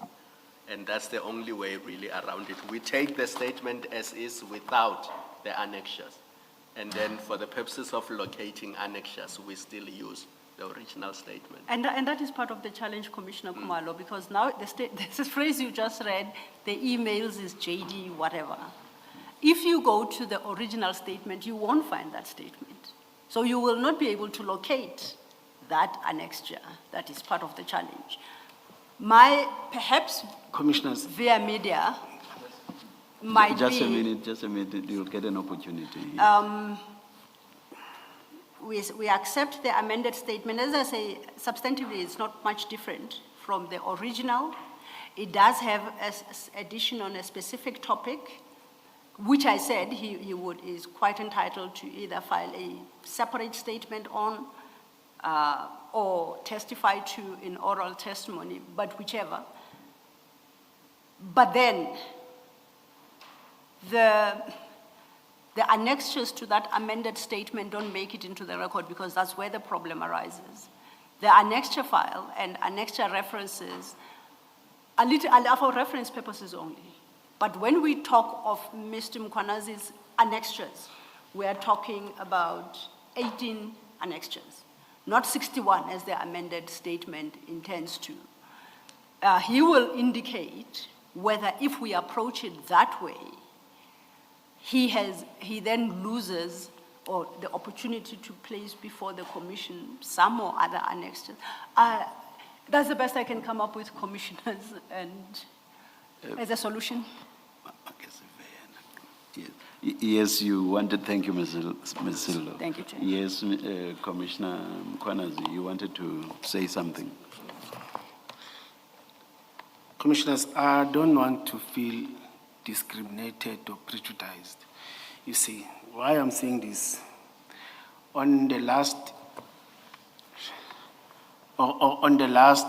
testimonies, on the second day, the commissioner, the chair, made the comments, and I said, but chair, there's a document talk to that. And the chair asked in this commission, which document is that? You see, that's when the leading, or the evidence leader came in and said, Commissioner Mkwanazi's documents are still being sorted. It was the second day, and I felt that I'm being prejudiced because I've attached, I may not articulate in terms of your legal language and everything, but I feel that I've got a defense because I've got documents that talks to that, and I feel that all those documents must be. Because to be honest, I agree with... Before you go on, just a quick question. The documents that you say you have, in which I understand are documents attached to the amended statement, do those documents differ from the documents that we already have and the additional ones that you have, or rather that you've attached to the 6-page statement? Are there any additional documents? Because my understanding of what Mr. Sillo is saying is that the documents are not different, but that you've split up some. The result, or the upshot of which is that you have more attachments than we have in the original documents and the additional documents to your 6-page statement. But otherwise, additional numbering rather, but the documents are the same, as I understand, Ms. Sillo. So that resulting, as I say, from you having split up some of the annexures. Do you accept that that is so? I accept, but if the chair may recall that when you are already here, you can't confirm documents. You see, you must answer, and it will take the whole day to sit in. But we submitted all our documents.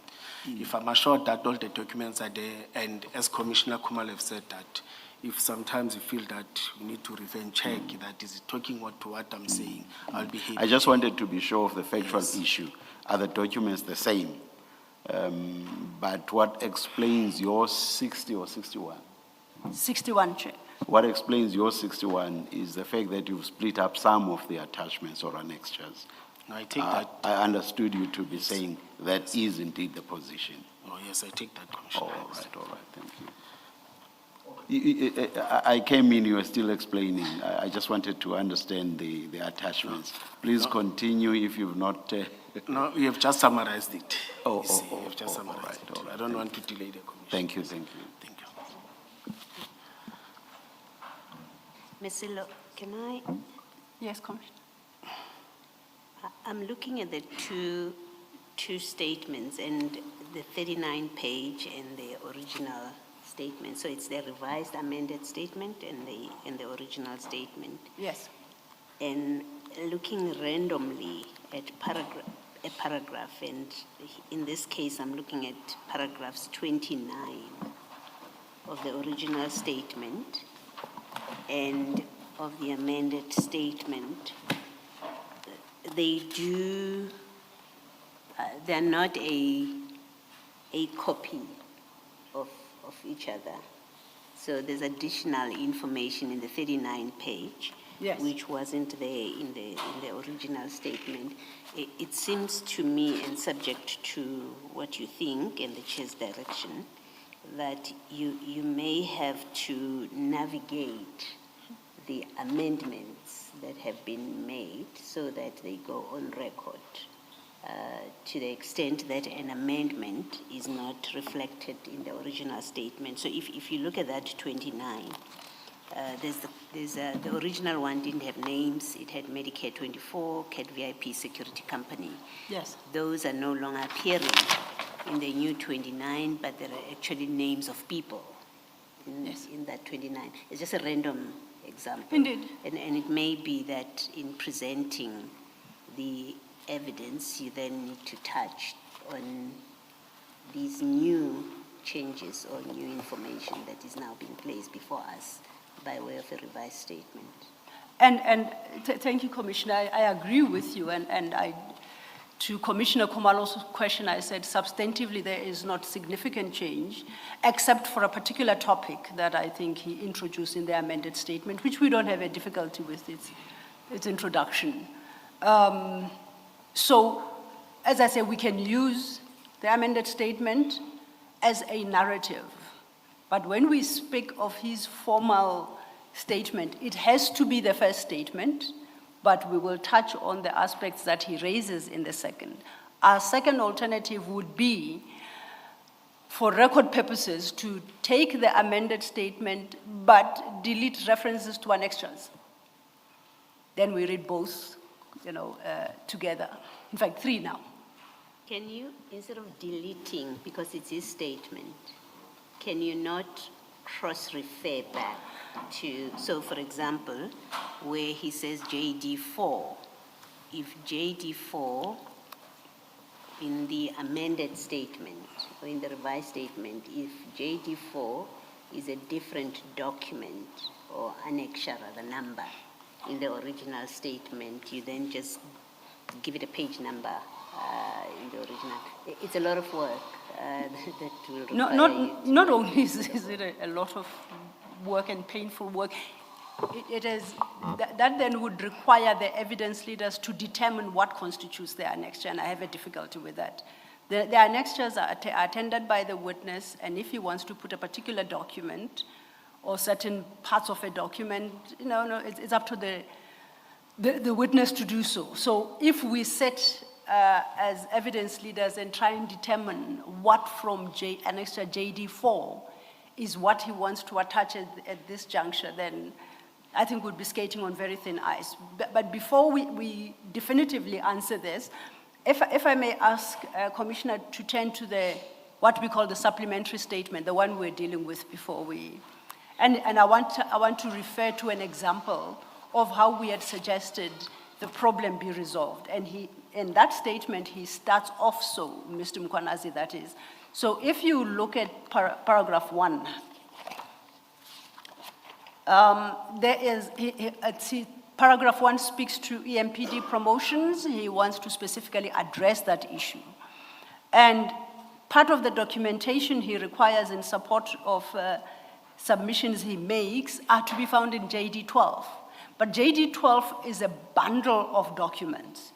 So the specificity he provides at the last sentence of that paragraph, JD12 pages, you see he lists the numbers. That is how we had suggested. He can use the amended statement, but rather do this. Then we retain the annexure numbering. So he seems to have done this once in this statement, and then he abandoned it. So personally, I would prefer that he makes his own election as to which documents from JD 12 support the point he makes. As I say, it would be skating on very thin ice once we make that determination for him. Yeah. Because then he may very well say that we are withholding certain documents. No, maybe let me explain what I was suggesting. Yes, Commissioner. It's not what you think. Oh. What I was suggesting was where his revised statement says JD4, Yes. right? If that JD4 in the revised statement is a document that was already annexed to the original statement, Yes. and it was JD4 or JD12, we make that kind of cross-reference as he's testifying. Not necessarily that you go and sit down with him, but when he gets to that paragraph, and if you're going, say, for example, to refer him to paragraph 30 as revised, and he's got JD4 there, you then say, or he says, JD4 is in fact JD so-and-so in the original statement. That's the idea I had in mind. Not that you sit and make those choices. Okay. It's not your statement. You don't get Okay. to decide what goes into it. We could do so, except I don't know if he'll be in a position to zoom in as he testifies with that accuracy. If, for instance, it's part of JD4, but now it's what in the amended statement he calls JD14, it would be for us to assume that JD14 is to be found, is part of JD4 and find the correct pages. Now, sitting with Ms. Poe here probably is an exercise we can make. I don't think he can, because he would have to have both the annexures open before him and then and make that exercise. Chair, as I see it's gone past tea, perhaps a cup of coffee might help clear the mind as to know how to overcome this quagmire. Thank you, Ms. Lo. I had been thinking that for purposes of you either leading or probing, it may be practically difficult for you to be able to engage in an exercise that goes into the amended statement at this stage. Yes.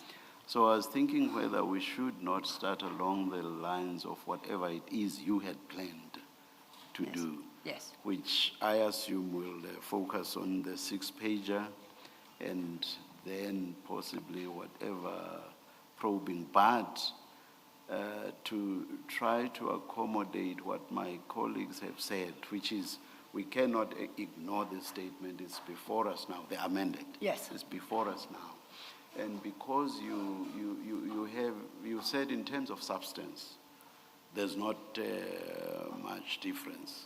No, we don't have a difficulty with it. In terms of substance. Indeed. So between now and whatever point, you may then look into, or rather look at the amended statement and look at what points you then want to cover in accordance with what Commissioner Baloyi suggested. Cover with the witness. And if you've taken time to do that, identify which parts you would specifically want to cover, you will have been able to identify the original annexure numbers. Yeah. So that when we do the exercise, we say you've called this annexure this, but in the original documents it is that annexure. Let's just leave it at that. Take a cup of coffee, and maybe when we come back, we'll. Just to say, my probing Yes. worked off the original statement, did precisely that exercise. Where we part company is the document I refer to. Yes. Does it have a separate JD number? Yeah. That's the only issue. Yeah. But that we will cover effectively everything that is Yes, also in his amended statement. To Yes, cover, that is yes, to open. cover That the will point- happen, yes. To cover the point raised by Commissioner Baloyi. now- And I'm of talking to course- Ms. Poe here to see if she can inherit this exercise. Yeah, she must do the cross-referencing and know. As part of the and solution. know which is which, yeah. But previous attempts collapsed, but we'll give it another shot. Yes. Yeah, and Commissioner Kumalo has said that when he reads, he will be able to identify which is which. Oh, then- It's a pity that he's not an evidence leader and therefore cannot Well, we shall assist, call upon his Ms. help, Bowe, Chair, on this. definitely. No, okay, Chair. Let's adjourn and maybe resume at 11:45 or what? 11:45. Let's adjourn. 11:45. Thank you, Chair.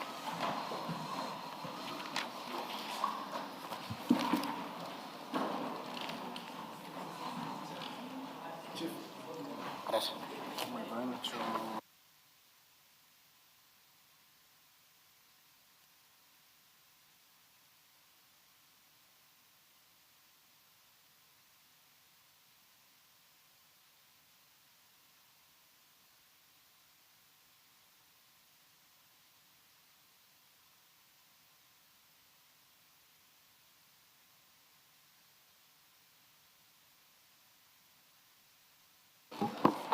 One, two, one.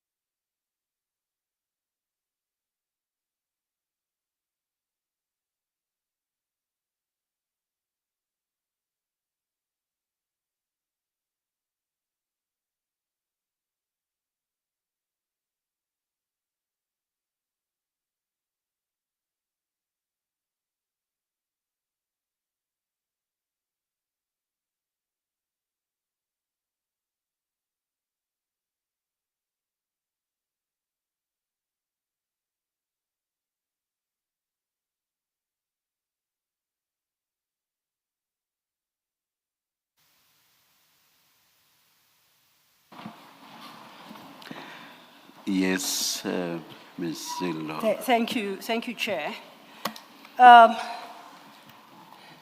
Chair, as regards the amended statement, we believe that we may have a workable solution, which we are working on. We will structure today's testimony in such a way that it is not relevant to reference that statement until the exercise we are undertaking with the annexure numbering is concluded. So that is the outcome of the long break we had. Then the third statement I must still place on record is the supplementary statement now. You understood what I briefed the chair on, Mr. Mkonazi? Yes? Yes. So we are now on the third statement, which is the one we were discussing this morning, which we call the supplementary statement. Is that correct? Yes, Chair. Okay. So we have now updated all the files with your signed supplementary statement. If you could then have regard to that file.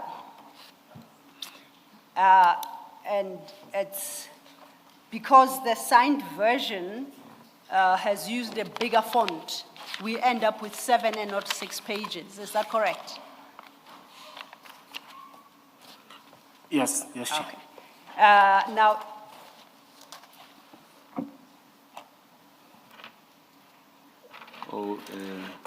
Commissioner Mkonazi, the earpiece, what is it? Oh, it's for the sound. Oh, It's for the hearing. I'm for the told, hearing. by our spokesperson, he just whispered that it's the commission's, or to assist you with Yes. hearing. Yes, Chair. Thank you very much. thank you, Thank Chair. you. Yes. We confirm it is the commission's issue.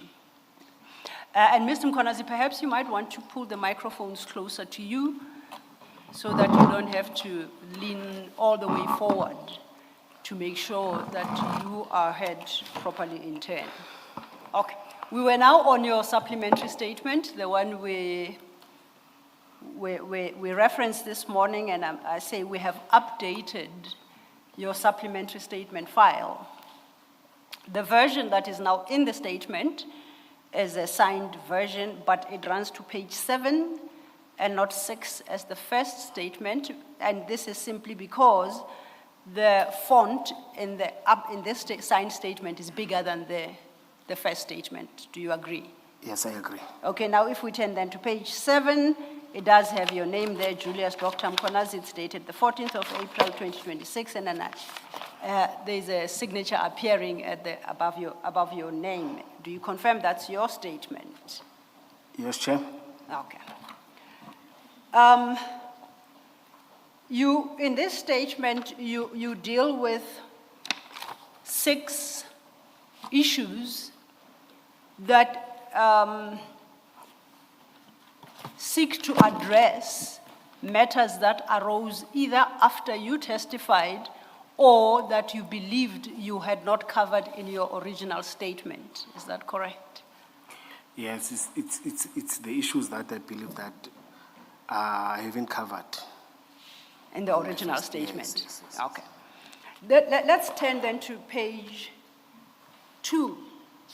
Page 1 has got is the table of contents. You start at page 2. This statement, unfortunately, doesn't have paragraph numbers. This is what I propose we do. If you go back to your table of contents, can we give each subject a paragraph number?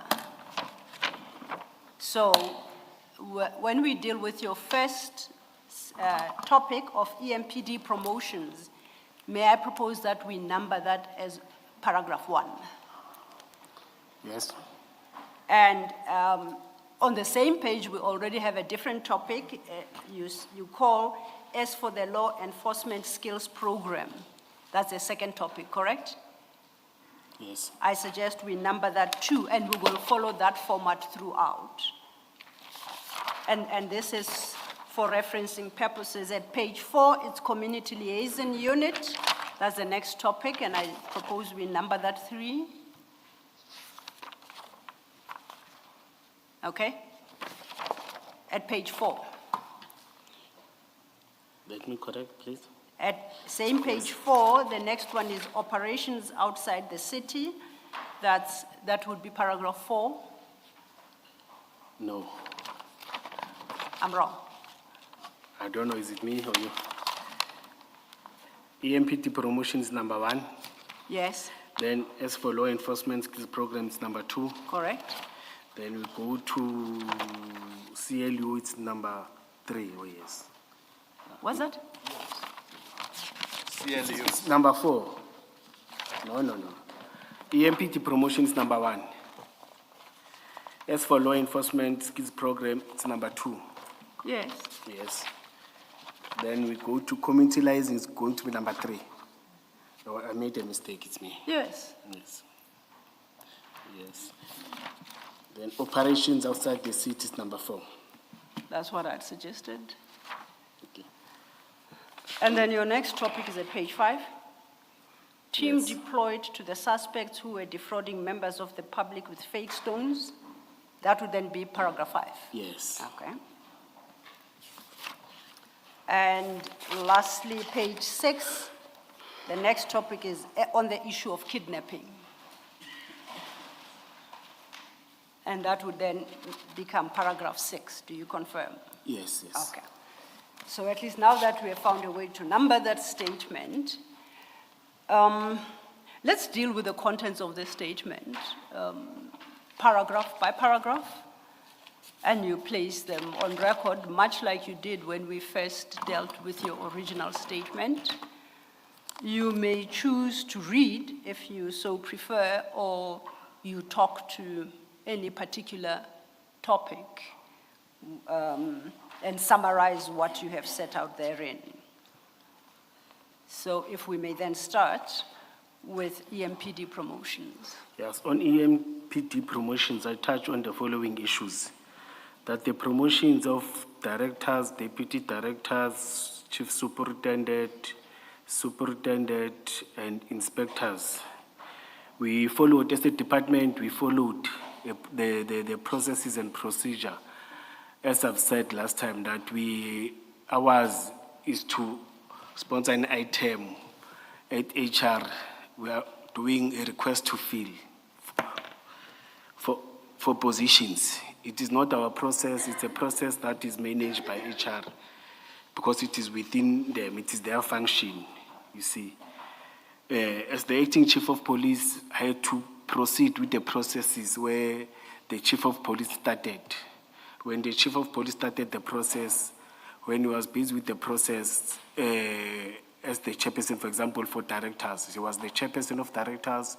He's the one that invited me and HR in that process.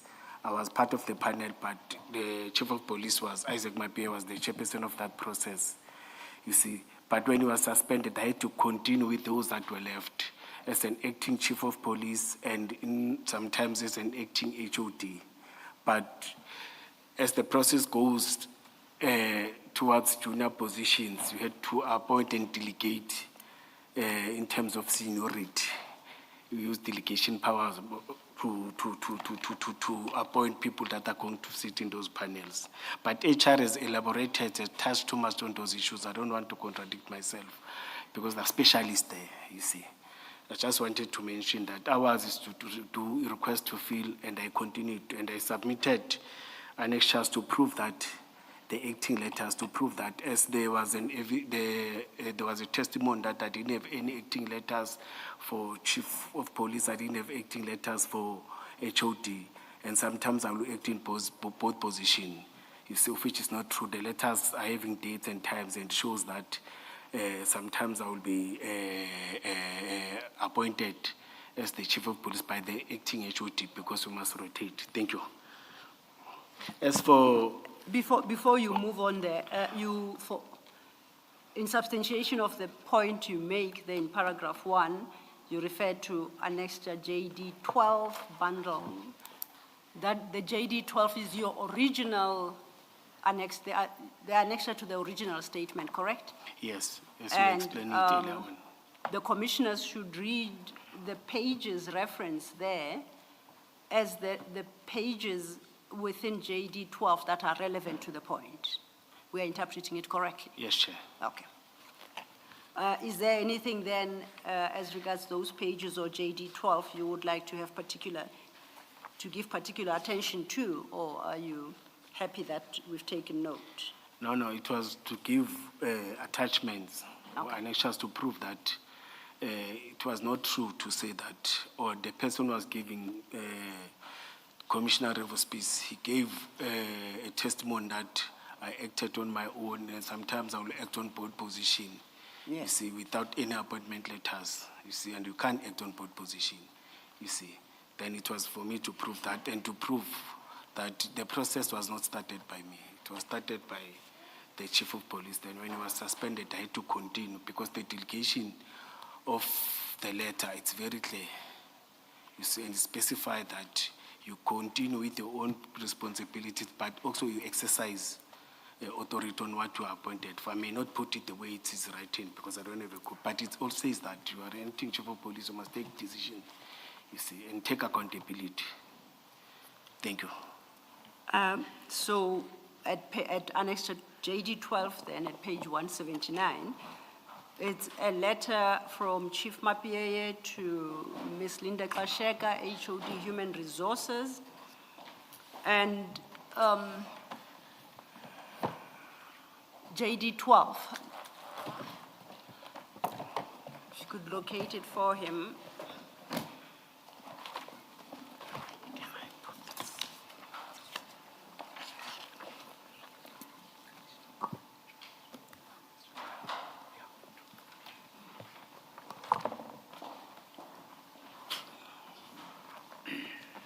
You start with, at JD 12, you start with page 179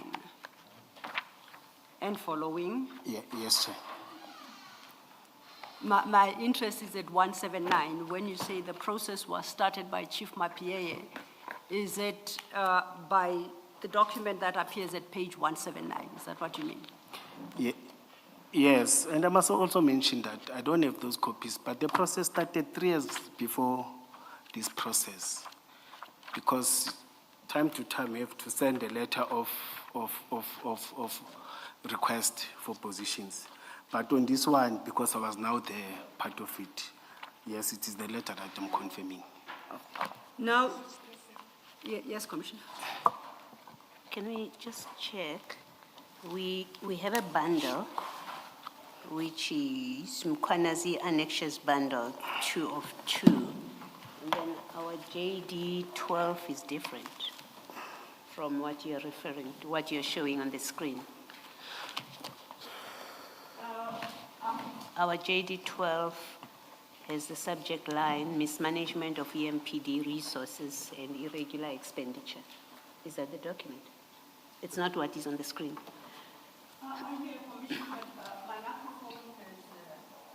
Oh, it's back. Okay. Oh, that's why, thanks. I'm looking at JD Mkwanazi File 1.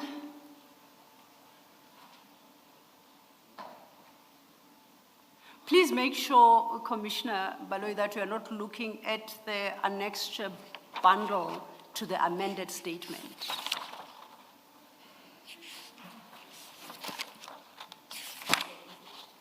Is it labeled Annexure Bundle 1? It's annexures, Brigadier Mkwanazi, File 1.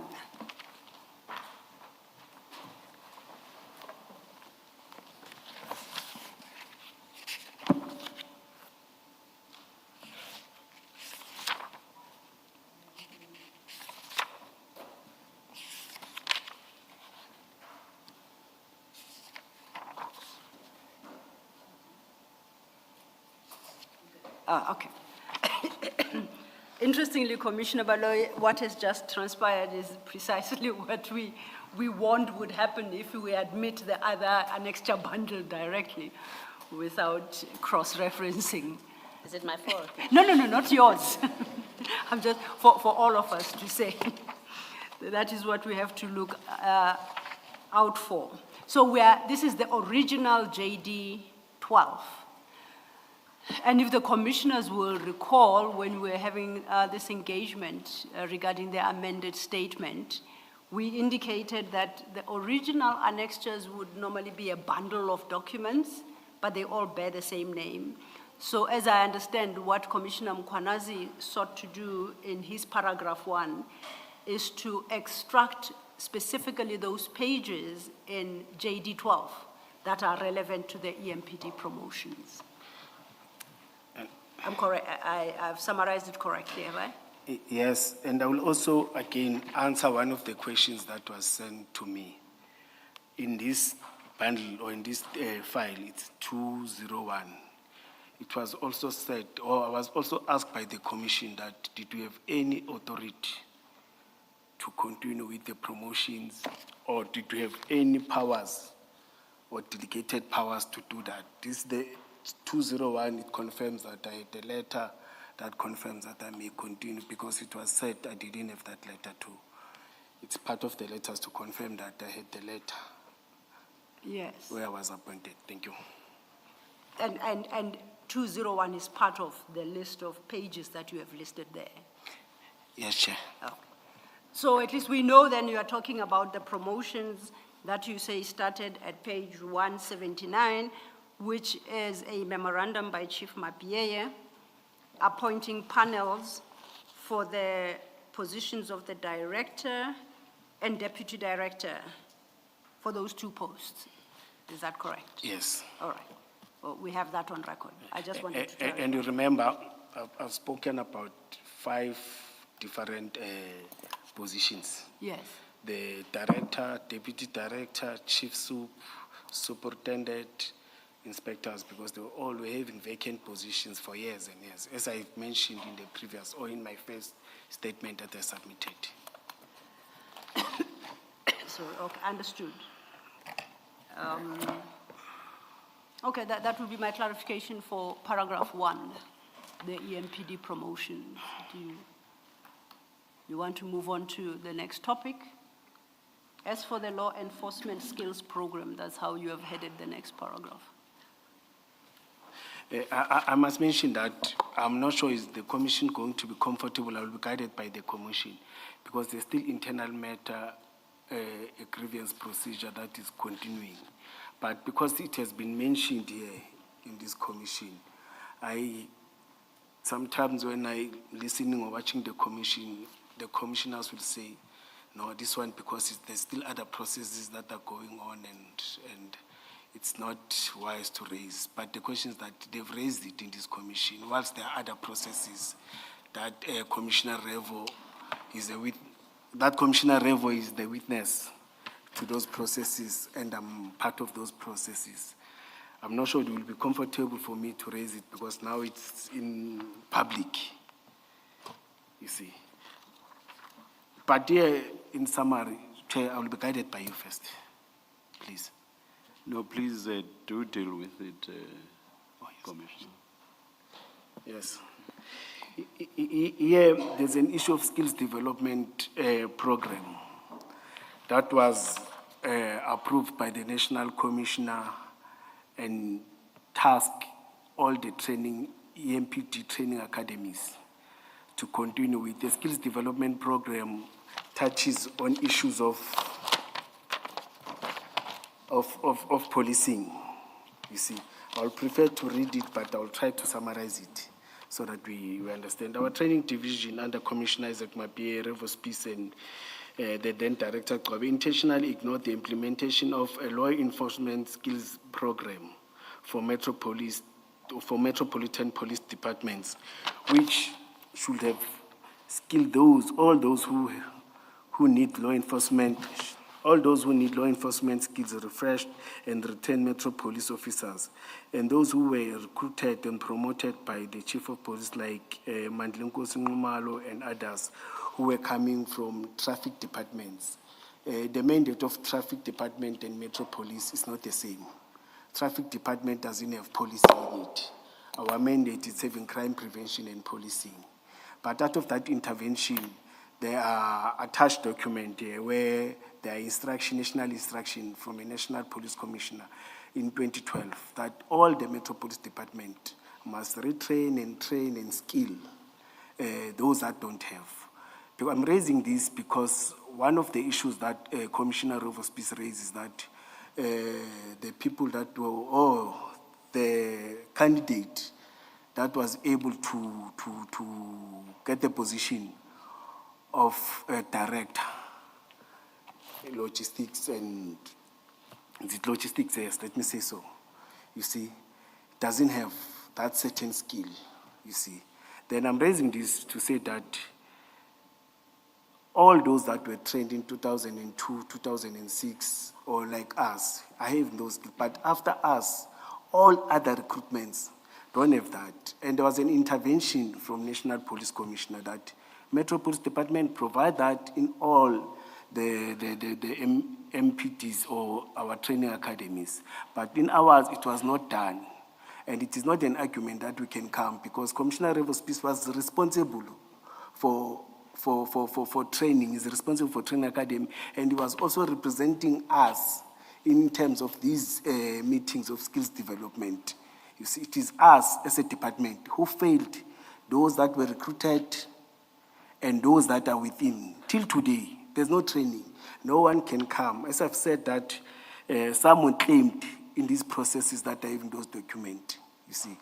But when we were asked, produce it, you see. It was many stories, documents that you can't understand, but I can't go deep into it because the processes are going there, you see.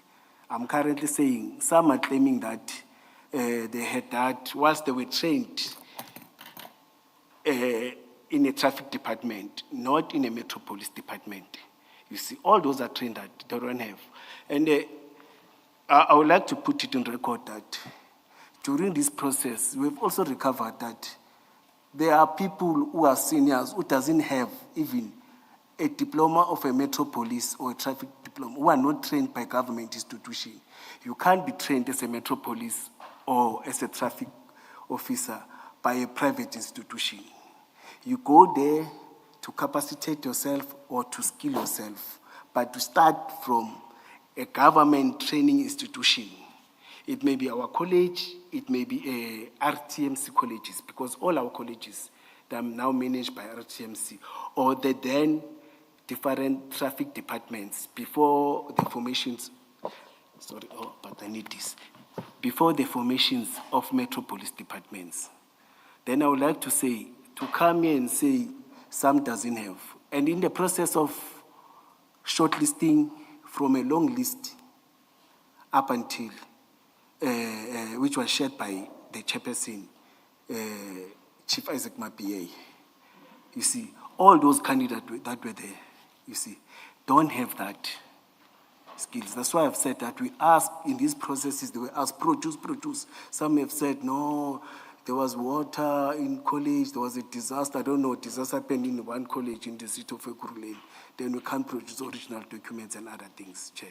That's what I'm trying to raise, that to come here and try to impress and not be truthful to the commission, you see, this is a challenge. But we're supposed to be honest that we didn't like this candidate. I know that Madam Linda Klashega has mentioned that, she has mentioned that they had separate discussions. The chief preferred a certain candidate, but unfortunately in the process of interviews and what, you see, it may not be the host, sorry to label a person as, it may not be a person that, it may not be the person that you want. It depends on interviews. You see, I was on that panel.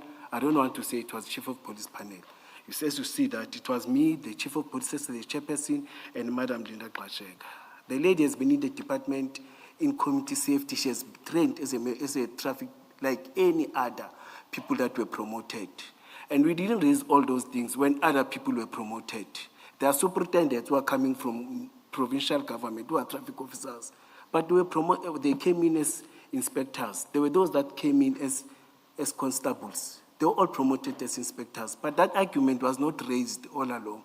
But because it is this certain female individual, and I will say it, a female black individual that must be capacitated, who's skilled, who's academically having all those things, who doesn't have the skill that as the department we failed to deliver in our members, now we tend to criticize, you see. But the argument, the engagement that Madam Linda said to you, that there was this preferred candidate, of which is wrong, kind of a preferred candidate, you see. You will bet and bet and bet, the wrong horse will win, you will faint and collapse. I think that's what happened now, you see. Thank you, Chair. And I'm trying to mention that some of the people that were promoted, like Deputy Director Ivan Duplessis, he had more than 19 years not working for EMPT, not working for any Metropolis Department. And in terms of the law, we are supposed to go and sit at the college and do a refresher course. There are many seniors who are senior than this position who were dismissed and expelled in this department for not having that. Because if we didn't exercise police duties or we didn't exercise policing for 12 months, you can't be promoted in any position. But it has happened in the department, you see. And we have raised it, but because we were not that in authority that time, we accepted it, and he came and be promoted as a senior without even that skill. I'm talking about 3 years, 5 years ago. It was not raised. Because it is this female officer, black female officer who's promoted now, it must make noise. And whereas the processes we ignored as a department, I'm not saying the chief. You see, I'm saying we are all part of this department. We ignored and implement, even though we were not aware. But we are part of the institution, you see. Instead of coming up with something that will assist us in terms of making sure that we go back to the National Commission. There's an attachment, commissioners, that talks to that, and talks to that instruction, and that talks to that communique, and that is addressed to all Metropolis Department. I think the leading officer commissioners will guide us on that. Thank you, Commissioner. Just to... Can I, Ms. Yes, Commissioner. Commissioner Konazi, just so that I understand what the evidence, what you're speaking to, are you, if I recall, the criticism was that you ran a process where people were promoted, and that included people who didn't have qualifications, who didn't qualify for those positions. Is that what you are dealing with under this paragraph? Are you responding to that? No, for now I was not covering that, but let me cover that too. No, I don't want to take you there if you were yes. not going there. I just need to understand what it is under the heading as for law enforcement skills program. I think what it is you are responding to or that you are supplementing. Yes, I think that is covered under EMPT promotion, that we followed all the processes and procedures. And we are guided by HR in terms of, in fact, HR is guiding all the department. In municipalities, there's no positions for strictly EMPT superintendents. You've got a superintendent in parks, you've got superintendent in other departments, you see. That means when we are promoting, we're following one policies, one system. That's why HR is sitting to guide and make sure that it's a fair procedure, everything is followed. And I'm still saying that those that were promoted, it was fair from a director and inspectors, because there are qualifications that are needed, NQF level that is needed for a certain position, commissioners. And if that was not the, if that didn't take place or if that didn't happen, HR was going to stop the processes. And fortunately, when we are sitting here, it's not only the chairperson, the two panels, we've got unions that are also sitting in those processes. And again, it is important to mention that if unions don't help, they are putting grievances. We are going to CCMA, we are going to different processes and procedures with different departments to engage. Sometimes there are meetings that are engaging us and say, we're not doing about the process, then the process will start afresh, then the all those processes are taking place in the city. They've been taking place. When I took over as an acting, I must mention that there were many grievances that came in that I was not part of, that the chief was part of, other seniors were part of. But now I've took responsibilities. I have to go and defend the council. We went in, we were challenges in in South African Local Bargaining Council. Then we were able to win some, we were not able to win some, we were referred back by the chairperson of those committees that go back and advertise and re-advertise those positions. Sorry, go back and re-advertise. Those processes are taking place. Okay. It's not like when you sit as the chairperson, everything is final. No, no, no. All right, let me stop you there. Thank you. Thank you. Listen. Thank you, Commissioner Baloyi. Just two issues. Page 3 of the statement, and it will be the second subparagraph. That starts with the words, this led to some candidates. Sorry, and you referenced Mr. Du Plessis, I think, is that correct? Page 2. Page 3 of the statement.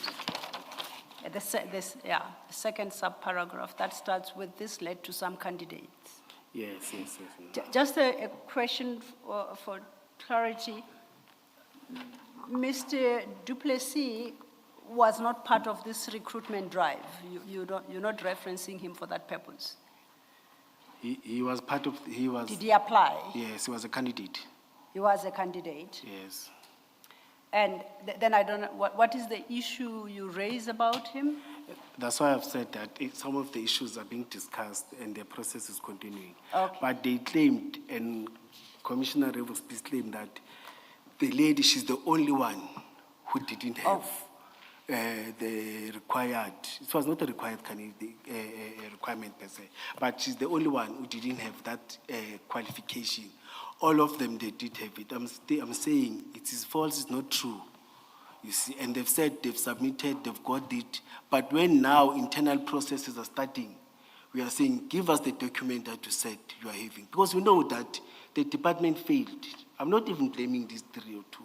I'm saying, as I'm part of the management, we didn't have this, even though we didn't know that we must have this because of the instruction. And I will also request to show the commissioners the instructions, as I've said, the attachment, that there is this national instruction that accommodated us to start this process, make sure everyone is there, so that, because when you are promoted, it doesn't mean that when I'm working in admin work, when I take a position, I can't go and work operationally.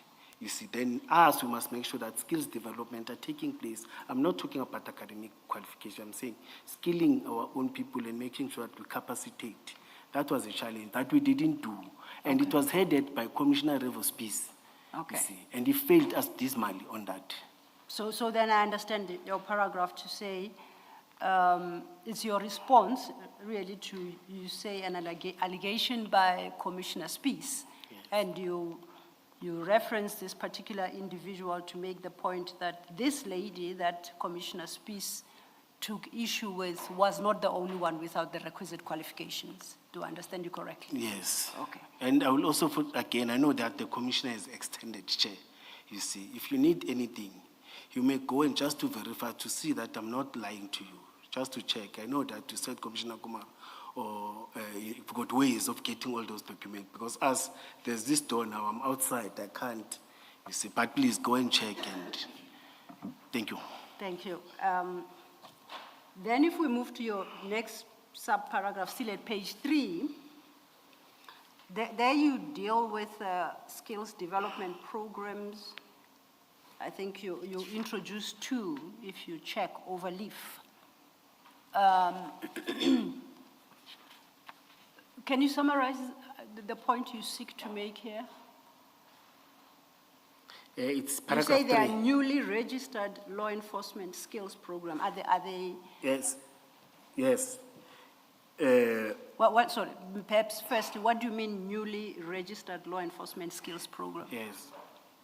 When we came in, or before we came in, all those that were in traffic law enforcement coming from different former municipalities or cities, your Greater Germiston, Greater Boksburg, before Metropolis was formed or the city of Ekurhuleni was formed, they were taken to a program so that they can have these skills. But now it's 12 years after that.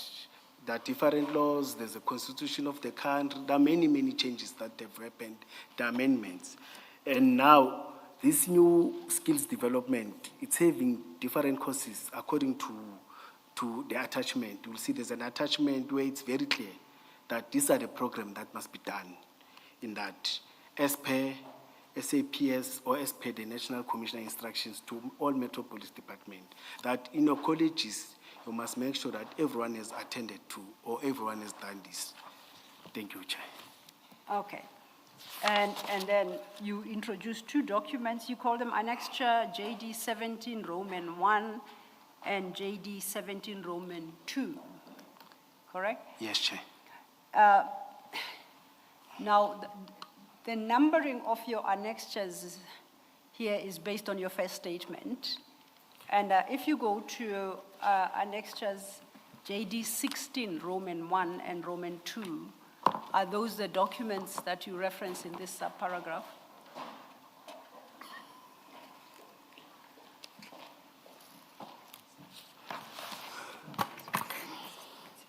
Oh, it's a- Yes, yes. Okay, may I then propose that in your statement we refer to it as JD 16 Roman 1 and 16 Roman 2, not 17? Would you agree with that?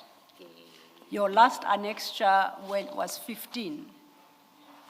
And this annexure being the first follows sequentially, so it would be 16.1 and 16.2. We are changing from 17. From 17 to 16. And then we will effect all those changes into subsequent annexures in this supplementary. It's just a numbering issue. Doesn't alter the content of the document nor your statement, okay? Thank you. Thank Do you, you Chair. accept that? Just look up there and confirm that what is being put to you is correct. I can't see. it. Your file should show the same. Yes. There is a scribble there by hand, JD 17I in black, and then there is the electronic numbering, JD 16 Roman 1. Do you see that? No, but, oh, yes, yes. Yes, I'm suggesting we go with the red numbering, Yes. which then would mean we make that little amendment in your statement. Instead of 17, we'll call it 16 Roman 1 and Roman 2 respectively. Thank you, Commissioners. So then we see your documents, and you say these are you call them the newly registered law enforcement skills programs, right? You've got the two annexures there. 16 Roman 1 and 16 Roman 2. And I see they are dated 2012, both of them. And is it your evidence that notwithstanding annexures 16 Roman 1 and Roman 2, the EMPD was not following this prescript? Is that the point you seek to make? Your microphone, please. Following is another thing. Okay. We didn't even start on it. Okay. Understood. So not the thing, another way. You see, we didn't even start at it. Okay, we have then renumbered those annexures, and I think we have placed your evidence in its proper context. Is there anything else you would want to add to the issue of law enforcement skills program? Are you satisfied you've covered everything? Yes, but I have also emphasized, even though I didn't put it, that our colleges are managed by RTMC nationally. You see, ours is to run the operational part of it and employ and have instructors. But in terms of the curriculum and other things, we are supposed to comply to all national instructions. Okay.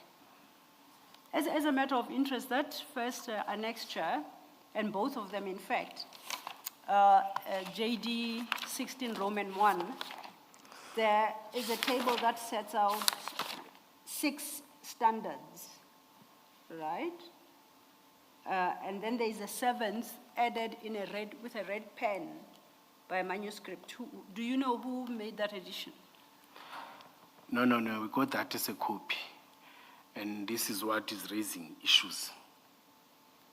So you are saying this is how you received it? Yes. Okay. Yes. And in all, even in the internal processes, it's the same document. And this is precise, and if you go to page 391 of the same document, it sets out the detail of each unit, study unit. You see that table? Yes, Commissioner. And I just note that with crime prevention,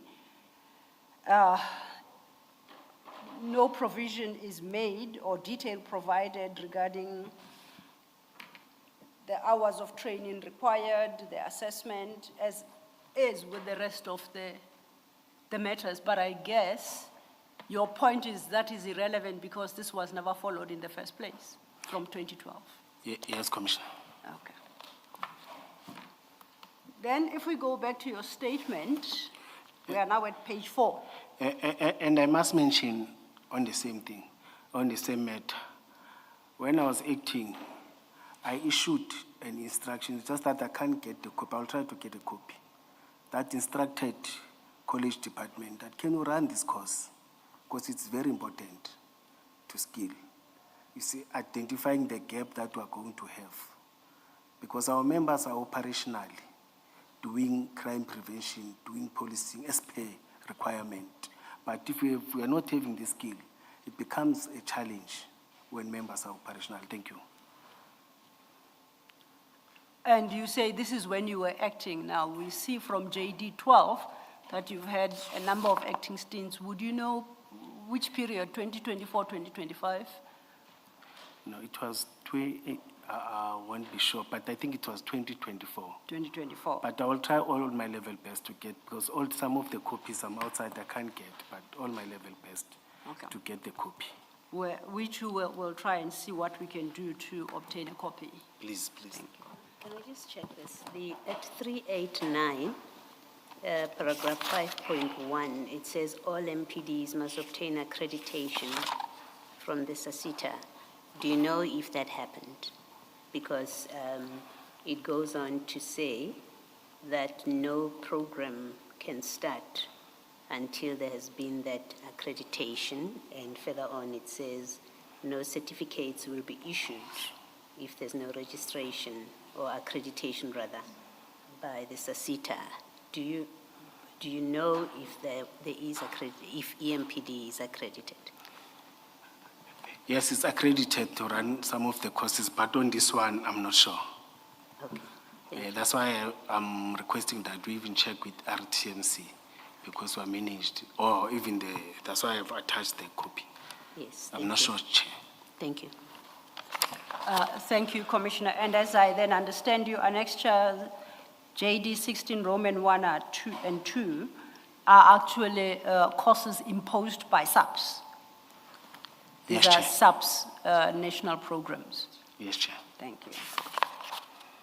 Okay, if we could go back then to page 4, to your next topic, which is headed Community Liaison Unit. If you could just quickly deal with that. Yeah. May I read this one? Absolutely. No, let me start. The Commissioner Revo's piece when he was testifying, I think even the Chief of Police when he was testifying, they raised the issue that I commanded CLU since from 2014, 2015, of which I'm saying I'm denying that that's not true. At that time, I was just the command of a public order policing unit, concentrating strictly on crowd management.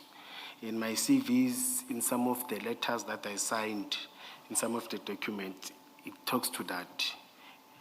Say CLU was reporting to I'm saying here, CLU was reporting to another inspector, superintendent, acting director Machete, who was my director at that time when I was a superintendent, deputy chief of police Mzolo, and the former chief of police, who's not Isaac Mabie. There was another chief of police, Chief Mahlabe, he resigned.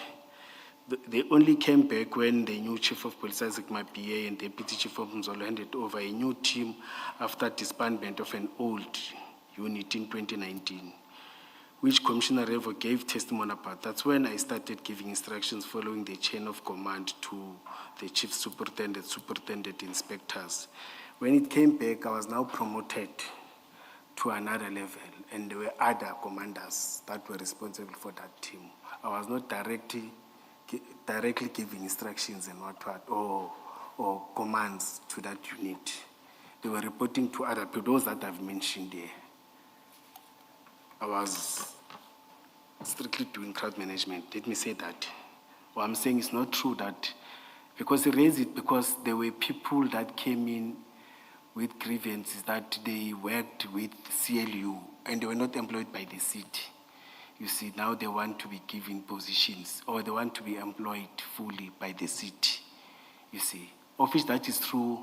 They came when I was acting, I gave it to Director Specialized Service and say, can you meet with these people? They're saying they've been working here. You see, that on that one, true. They even went to the public protector, but their matter was thrown out. But they said, but we've got some documents like your OB entries and what. I didn't know because they were not reporting to me. And sometimes they were reporting directly to headquarters, where director or where the deputy chief, Revo Spies and other seniors were sitting.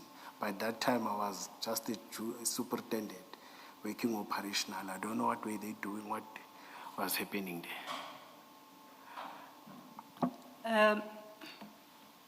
On this subtopic, I just need to understand, you speak of an old unit, so it was disbanded in 2019. No, it was disbanded before 2019. Oh, so what is 2019? 2019 is the year in which? As a director, I was a senior, then there were superintendent, and other juniors that they were reporting to. Is this the new unit in 2019 now, whenever it was established? But we should understand it's a new unit. It's a new unit, but Okay. it was disbanded again after that. That's fine. Yeah, but now we We'll are get to a touching before later it was period. disbanded, yes. And you say this new unit, what was reintroduced by Chief Mapie, am I reading you correctly? Yes, yes. Okay. In fact, it is part of the structure. It's part of the structure? Yes, it was disbanded, then it was formed again. Okay, and then you say that's when I started giving instructions following the chain of command to the chief superintendent, superintendents, and inspectors. Then you say, see an extra JD 18, which of course we know now, it will be 17, correct? Yes, yes. Now,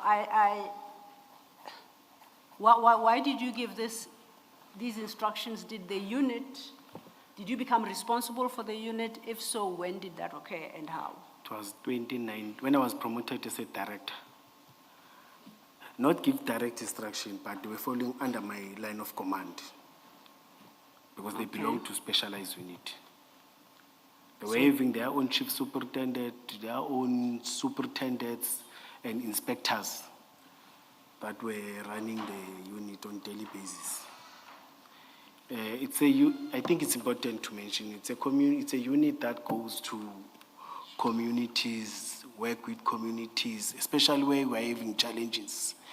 For example, if you know that there are protests and everything, we just send them, can you check if there are planned protesters that are going to come, or if there's a march that is going to come to the city's headquarters, or there's a challenge of drugs, before you send your social crime, before you send your crime prevention unit to come and intervene. It's a unit that communicates and represents us on a daily basis with different communities. And it belongs to the whole story, it belongs to the whole city, representing us in all our wards and in all our areas of Ekurhuleni. Thank you, Chair. Sorry, Yes.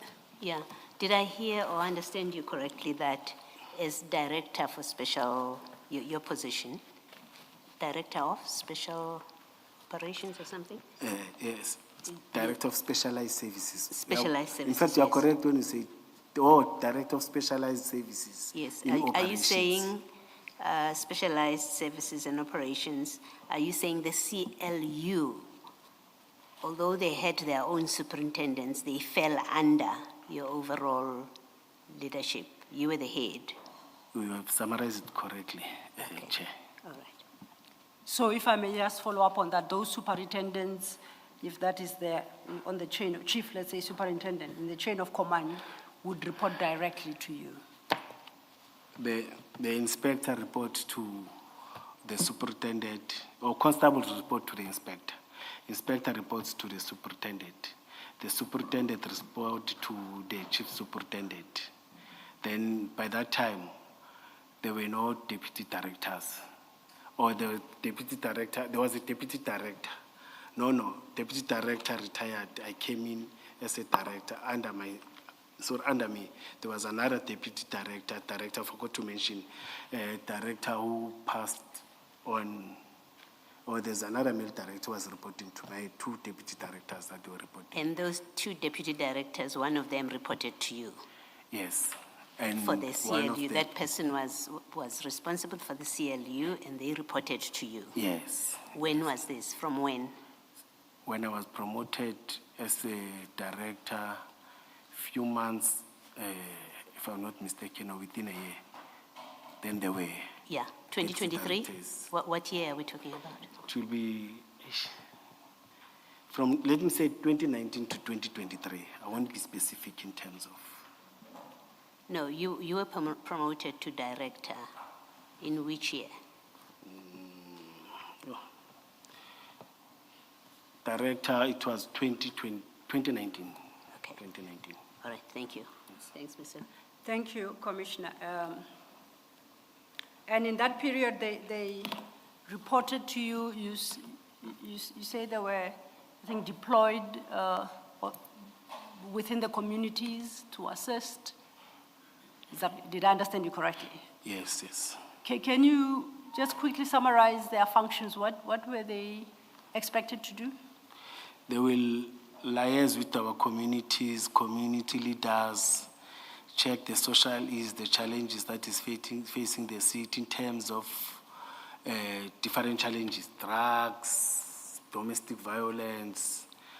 Again, in terms of our protest around the city, they will be our ears and eyes before you deploy, or sometimes they will intervene, identify leaders, talk to sinners and say, these people, in fact, they've got general concern. They want just to meet, they want to meet the ward councillor, or they want to take their issues to the office of the executive mayor, MMCs, or they want to talk to any senior within the city. Then ours is to make sure that we communicate and do that. Would this be something comparable to the police forum in the context of SABS, or not at all? Commissioner, you understand policing. They work with community very close. To us, it's not community forum, it's community safety forum to municipalities. On daily basis, they work with those leaders. We call it CSF, Community Safety Forums. SAPS is CPF, with us it's CSF.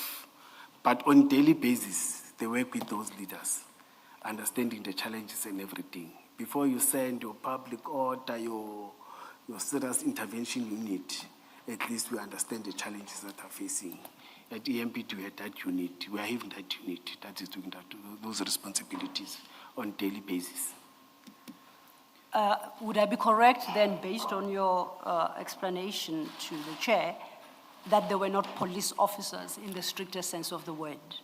No, these are police officers. They are police officers? Yes, then Okay. CSF is community leaders, those that are not police officers. Like your CPF, there are members of police that are dedicated or that are tasked to work with CPF on daily basis, to take whatever concern and challenges, bring it to the management responds and go to communities. Okay, maybe I didn't put my question as elegantly as I had hoped. members of the CLU that began reporting to you in 2019, were those police officers? Yes, police They officers. were registered police officers? Yes, Okay. trained Metro police officers. Okay. Now, you annex a document there in support of what you state. You currently have it as Annexure JD 18, but based on our conversation earlier, it has to read 17. So if you could go to Annexure JD 17 in the file.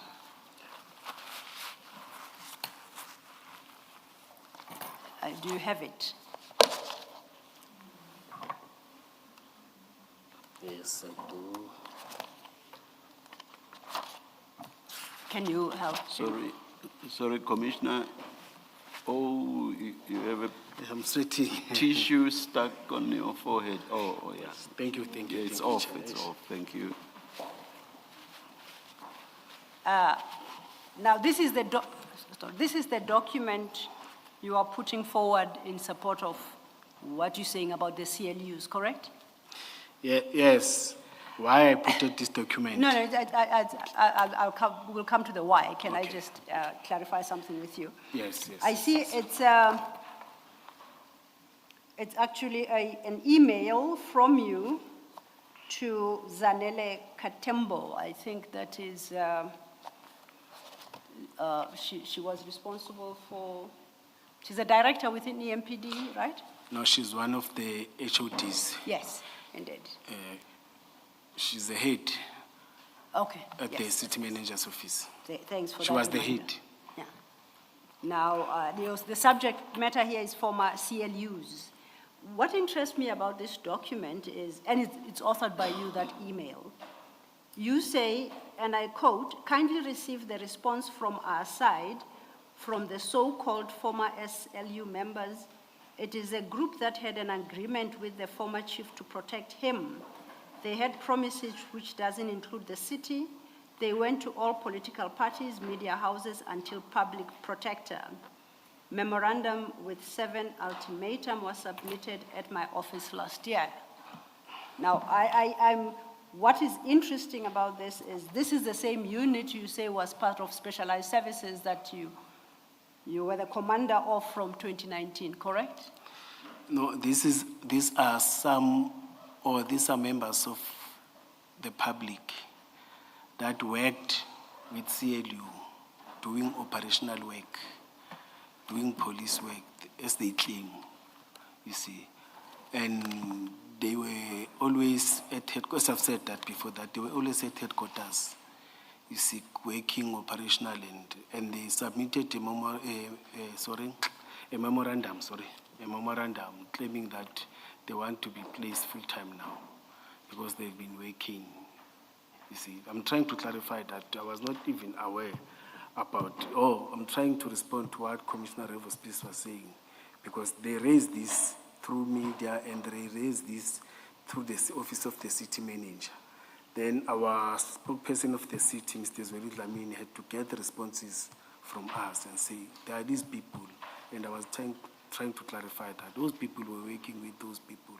I'm not aware, and they were always reporting direct to that office, you see, because where our chief was there, they were always with our chief of police when he goes around the city or when he's doing operational work or when he visits, because we are required from senior position to go to operation, visit all the areas operationally. They were always with them, you see. I and other seniors that I was working with were not aware about the daily work that they are doing. But I know that they will tell you that we are working there, what.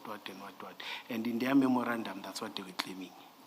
Let me perhaps share with you where my challenge lies. Yes. You had just clarified, insofar as your paragraph 3 is concerned, that they were part of the structure, CLU, that they fell under specialized services, which you took command of in 2019, that they provided community services, liaising with communities regarding challenges faced by communities on matters such as drugs, domestic violence, protests. So technically, they were your eyes and ears on the ground. I think that's the phrase you use. And you confirm that these are police officers. No, they are not. Earlier, when I engaged with you about paragraph 3, you had said they are police officers. No, this group that I'm talking to in this letter, CLU members, Yes. they've got community leader, CLU, its members, CLU, community liaison officers or unit, they are metro police officers. Then there was this group that joined them in doing operational work. I'm talking about that group that is not employed by the city. It's except the CSF. CSF is a different structure. You see, there's this group that worked with them on daily basis. That's what they claimed when they submitted a memorandum to the office of the city manager, when one of my directors met with them. Okay, That we let's, worked- sorry, my apologies. Yeah, that we worked with EMPD every day. Let's go to your paragraph 3 then at page 4, the last statement, without closing that annex, if you can keep it open. You say, that's when I started giving instructions following the chain of command to the chief superintendents, and inspectors. See the attachment, and this is the attachment. So this attachment, as I understand it, unless I'm misreading it, confirms what you say in your paragraph 3 under community liaison unit, which inter alia includes the fact that there were members of the specialized unit. Yeah, correct. CLU, it's members of the Okay. specialized unit, they are metro police officers. Yes. But there's this group that came in from communities and worked with them, you see, every day doing operational work and what, according to them, you see, and they were reporting direct and following the chief of police. On other days, I will see them driving around, you see. But they were not employed by the city.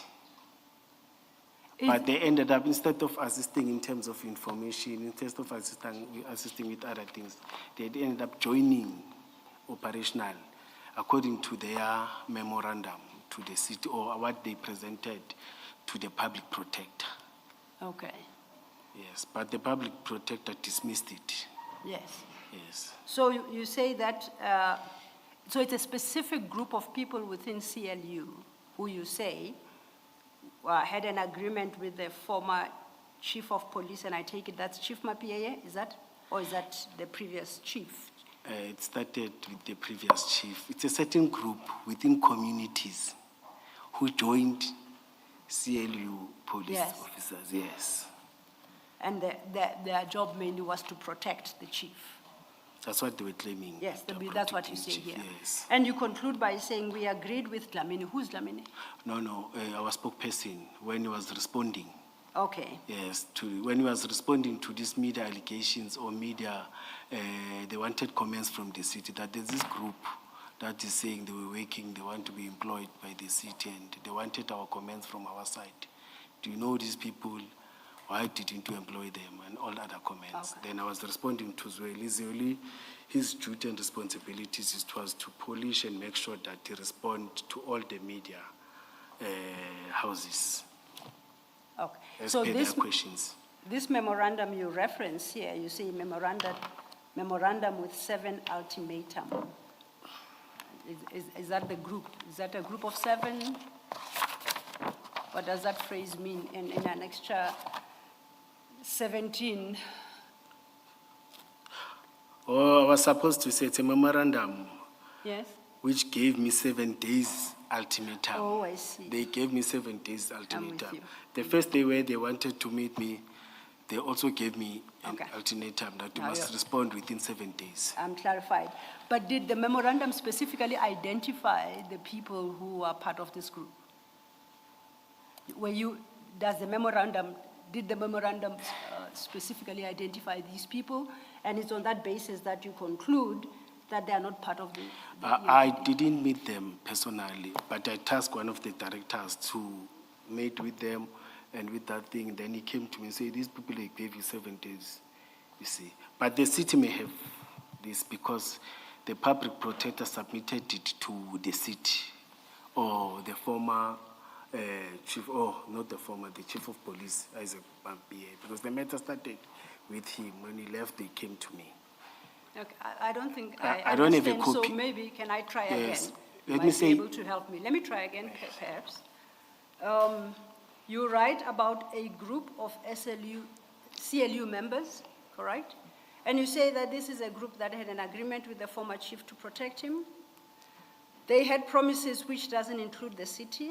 Yes. They went to all political parties, and then at paragraph 2 of that letter, you say, we agreed with Dlamini, you say that's the spokesperson, Yes. that we can't respond on something we were not a part of it, and our employer was not part. The city is having recruitment policies that every citizen must respect and follow. So I understand this particular group, you say, was not recruited by the city. Can I Yes, just try according and help? As I understand it, Ms. Silla, the former CLU members referred to are in fact community members. They're not within the city. They're community members who then presented a memorandum which required a response, or which had an ultimatum Yes. to respond within 7 days. So they are not within the city. They're not employed by the city. I accept that point, thanks, Commissioner Baloyi, and hence my question that the memorandum specifically identified these persons. That's why he could draw the conclusion that they are not EMPD members. So the memorandum will tell us who they were. Yes, yes. Okay. And these members were not part of the unit that you commandeered eventually? Now, when I take over, they were no longer there. They were not? Yes. Okay. Why would you refer to, if this was about Chief Mapia, which I hear you to be saying towards the last answer you gave, why would you refer to him as the former chief, if it is about him? Your email is on the 28th of January 2025. Why No. do you refer to him as former? No, I talked to the former chief, Bafana Mahlabe, not Isaac Mapia. So you're referring to Mr. Yes, Mahlabe, Commissioner yes, Mahlabe? Yes. Okay. When Chief of Police took over with Deputy Chief Nzolo and then it was disbanded. Okay, thank you. Yes, yes. Okay, I'm clarified. Thank you for that. But before you move on, Yes. Commissioner, in the last sentence of this paragraph, you say you started giving instructions. Do you mean those instructions were to the chief superintendent, superintendents, and inspectors? Let me summarize it. They were falling under my line of command. I was trying to No, I separate. just the simple question. Yes. Did you give your instructions to those officers, the chief superintendent, superintendents, and inspectors, or not? No, to the commanders. But sometimes when you're on a parade, you give to everyone. They're part of that, when you address the parade. But to give on daily basis, talk to their line of command. And when you then refer us to Annexure 17, the annexure that Ms. Sidlo has been engaging you on, are you referring us to that annexure to show us the instruction you gave, or because you say, I started giving instructions, and then you say, see the attachment annexure JD 17. So are you referring us to that annexure to show us the instruction? Okay, I get you, Chair. No, Chair, yeah. Because I've gone through it and I don't quite see the instruction. No, Chair, yeah, I was trying to refer that the same matter. It's that those, or that team was disbanded. Okay, And we are okay. discussing about those issues, not to say, I understand what you are saying. Yeah, Yes. okay. Yes. Okay. All right, thank you. And thank you, Chair. Do you by any chance know how they came to be part of the CLU? Do you have any knowledge on that? No, at that time I was in public water policing unit. Okay. Yes. Now- And CLU doesn't wear uniform. It's members of, they wear their civilian clothes. That time I was only commanding public water unit, the unit that wears uniform on daily basis, strictly deals with crowd management. Okay, thanks for that. I'm happy then to move to your next topic, which is operations outside the city at page 4, unless there is something else you would like to add on the community liaison unit. Ms. Yes, Chair. Sillo, we thought because this is, of course, it has grown to a 7-pager now. It's no longer the 6-pager. We had thought we would be able to go through it all the way to the end. Yes, Chair. It seems to be going Rather slow. slowly, and I'm not blaming anybody about that. Should we perhaps not take the lunch adjournment now before you move to the next heading, operations outside the city? I'm happy to, Chair. I'm in the Commission's Yes, hands. yes, all right.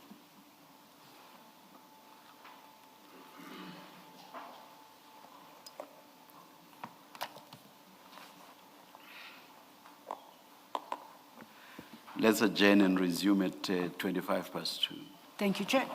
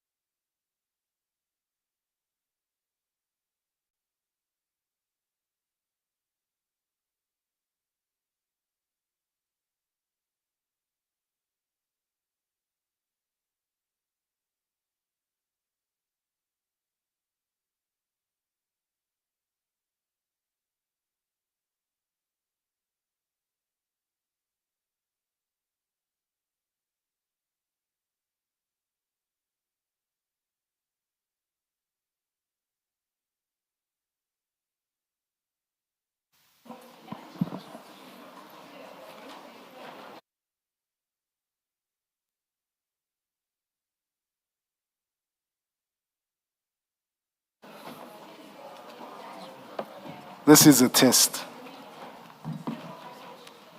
We are testing.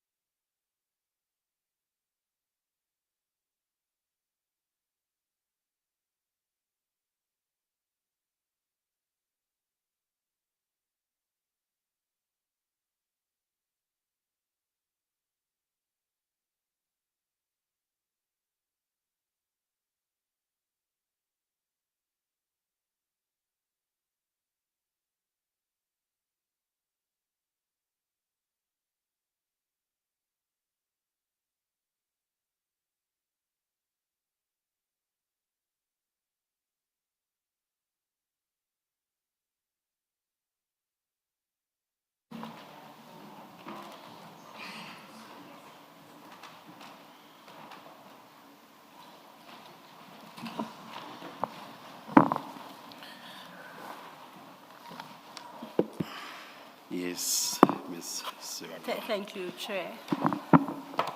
Commissioner Mkonazi, before we broke for lunch, we were about to turn to your paragraph in the supplementary statement.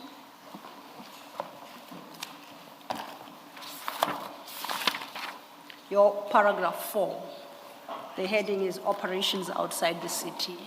Do you have that? Yes. Okay. We stopped just before you dealt with that, so if you could just then deal with the contents of that paragraph. Thank you. Thank you, Chair.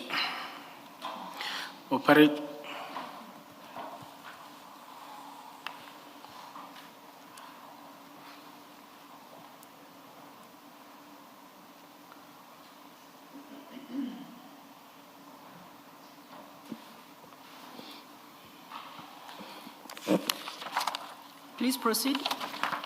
Thank you, Chair. Paragraph 4, the headings operations outside the city. Here I've touched the operation that we have been doing since the inception of the Metropolis. When I joined in 2002, 2003, I was operational. We have been doing operations with other cities outside the city of Ekurhuleni, in different municipalities, not even in different municipalities only, outside the province. Tracing wanted suspects, joining joint operations, doing crime prevention operations, also jointly doing traffic law enforcement. One was mentioned that it's a thin line between the city of Ekurhuleni and the city of Johannesburg. We're separated in most of the time in one street. Activities that are taking place in the city of Johannesburg are affecting the city of Ekurhuleni. Activities that are taking place in the city of Ekurhuleni, they affect the city of Midvaal. Activities that are taking in the city of Midvaal are affecting the city of, in fact, all the municipalities within Gauteng are separated only by one street. Sometimes people that stay in the city of Ekurhuleni, when you go to R50, the southern part of the city of Ekurhuleni, people there, Palm Ridge area, they buy in Midvaal. They are serviced by the police station that it's at Midvaal, at Valrengi. You see, the demarcation of SAPS there is not like our demarcation. You see, when you go to the northern part of Tembisa, the Winnie Mandela and other areas, the western part of the north, you see, it's separated by one street. The problematic area that is giving us challenges in terms of crime. Officers of Ekurhuleni, you find them executing duties on daily basis there. Officers of the city of Johannesburg, they are doing that. You see, there are areas where I, as the acting chief of police, I don't know demarcation, it's gray areas. We call them gray areas. You find officers doing law enforcement this side who said, but I thought this is the city of Ekurhuleni. You find the members of JMPD doing traffic law enforcement. When you go that side, you find members of Ekurhuleni. They said, no, but chief, sometimes we execute, but because it's a gray area, no one knows it. When you go towards R21, we're having such in terms of our freeways, the northern part, JNL areas, the informal settlements there. That's what it's happening. And in terms of crime prevention, our officers, there are activities that are taking, illegal activities that are taking place where suspects, they move to the city or they move to the certain municipalities. Our members do that. But except that, commissioners, 2001, there was a memorandum of agreement between the city of Ekurhuleni and other municipalities. 2005 or 15, just that I was unable to get that copy. There was another memorandum of understanding between the city. The first one, I do have the copy. I've submitted an attachment. The second one, I couldn't get the copy, but I know that I saw that one. Then there's this one that we signed again between the city and all law enforcement agencies and all the municipalities, that we can't be separated by one street. If crime is happening here, members can go and execute in different areas. As much as other metros are doing that. Whilst we are driving around, doing your patrols or going home, you see them arresting, doing execution, doing traffic law enforcement, because we are separated and they are assisting us a lot. You see, and our members are on daily basis doing that. I also attached the successes to prove that it is not Mkwanazi's thing, as people are claiming that I'm instructing people. It has been happening whilst I was still a constable, and it's happening. Even if when I was suspended, even if when I'm sick due to COVID, such operations have been taking place. There are days that everything that I've submitted. And the recent memorandum of the understanding that was pushed by Office of the Minister. Fortunately, we have been doing it as Gauteng, but now we have done it and we have operationalized it again. That members must go, members must execute law enforcement. I was trying to summarize on that, because when there was evidence or when they were giving evidence, it was like it is an instruction, you see. I took many instructions from the different chief of police that you are hating crowd management, there's a problem in the city of Johannesburg. Students are protesting, go and assist. I leaded the unit under instruction, and we executed, worked very closely with SAPS, worked very closely with the other municipalities. Some challenges were taking place in the city of Tshwane. We have been deployed, we worked, and I did those when I was a commander, a superintendent. But except that, when I was a new recruit, we had many operations that we had to trace wanted suspects, competing with SAPS national, competing with SAPS provinces. There was a competition that we want to see the best team. And we came third nationally, because we were able to trace all the suspects. We go to the police station, you check we call them red dockets, and you'll forget the name, and check that this has been not being executed for time and the suspect is not traceable. But if we're able to do that, we've been doing that. There was a time where Tumsan Masilela, a celebrity, was gunned down or was murdered, you see. Chief Mapiaye, who came here and said he doesn't know that. He established a team. When I'm saying to you, CLU was formed to say there's this celebrity that was gunned down or was murdered. Go and check. The team went up until to the borders of South Africa. You see, I know Commissioner Revo spoke about it, thought it's me. No. You see. And when they came back, they gave briefing, the CLU team. They gave briefing. And in that team, we had members who are not even Metropolis, but we are having information. We are assisting the team to trace the suspect. But it's unfortunate, some of them, they were outside the borders, but some of them, they were arrested. It is not a new thing. It's not something that is surprising. You see, we are doing that as we are sitting here. There are feedback sometimes when I meet members, say, we went to that day, we got successes. And deep down, you see, to listen, they work outside the city, they work outside that. But we are not allowed to engage, we keep quiet. But there's an evidence from one unit I couldn't get, as I've said that I'm outside, I couldn't get for everyone. But there's a stats, when you go to the city and check the stats and check operations that are executed by the units without even commanders, by the members themselves, when they communicate among themselves and say, the suspect is there, they wait and trace and arrest the suspect. Commissioner Mkonazi, clarify this for me. Are these joint operations or operations conducted only by EMPD? In other words, can EMPD go to Soweto on its own, enter somebody's house and confiscate stolen goods? We have done that million times, Commissioner. Without JMPD there? Yeah, yes. And JMPD have done that million times in our side. And without SABC there? Yes. And you say what authorizes EMPD to do that is a memorandum of understanding? We've got a memorandum of understanding, or sometimes members operationally, when we need the court information. Where do we find that memorandum of understanding? They have attached the two ones that I'm having. It's the one of 2015. Is this the document you refer to on page 5 as JD 19, which I assume we will correct? Let me check, Commissioner. That's correct, Commissioner. 19 Roman 1 and Roman 2, yes. And let me say it's some of, because I couldn't find the two others. Okay, if then... Can I just check? Yes. I see, yes, I hear you. You say you can't find the two others, but one would expect that they are pretty much the same, because the principle is the same. Yes, Cooperation. Commissioner, yes. Then I've also attached the one that we're having with NPA for other national operations, where national and international.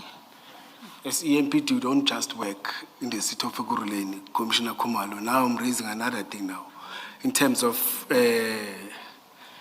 NPA and EMPD, in terms of exhuming those that were killed during apartheid times, you see, there's a memorandum of agreement between the city and NPA. We are not just limited to and some members are going, some members are coming in to be part of that team. That's what I'm trying to. Thank you, Say this. Commissioner Mkhwanazi. You deal at page 5, as Commissioner Khumalo pointed out. You reference two documents you have annexed, marked JD 19 Roman 1 and 19 Roman 2. Do you see that in bold? Yes. Okay. And as Commissioner Khumalo correctly pointed out, we have to correct that. It has to be 18 Roman 1 and 18 Roman 2. JD 19. It is annexed as 18, so I'm requesting that we make that small correction in your statement. You accept that? Yes, Commissioner. So let's, now if we go to JD 18 now, Roman 1, that is a later document. It's a memorandum of understanding between the SAPS, Gauteng Department of Community and Safety, Gauteng Department of Cooperative Governance and Traditional Affairs, and a host of 3 metropolitan councils, I think 2 district councils, and about 6 local municipalities. You see that? Yes, Commissioner. Okay. Let's skip that document perhaps let's go to the last page of that document. I see that that particular document was signed on the 15th of April 2025, and that you'll find at page 411. 411. 11.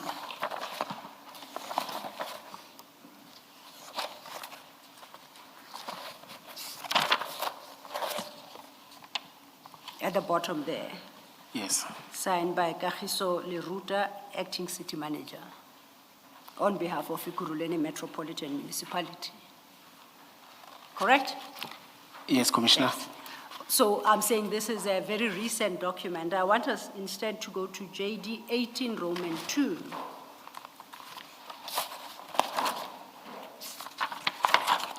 And actually at 18 Roman 2, there are 2 documents. The first starts at page 414, Yes. and the second starts at page 430.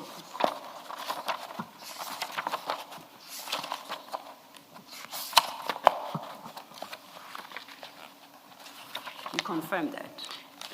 Still going there. Okay.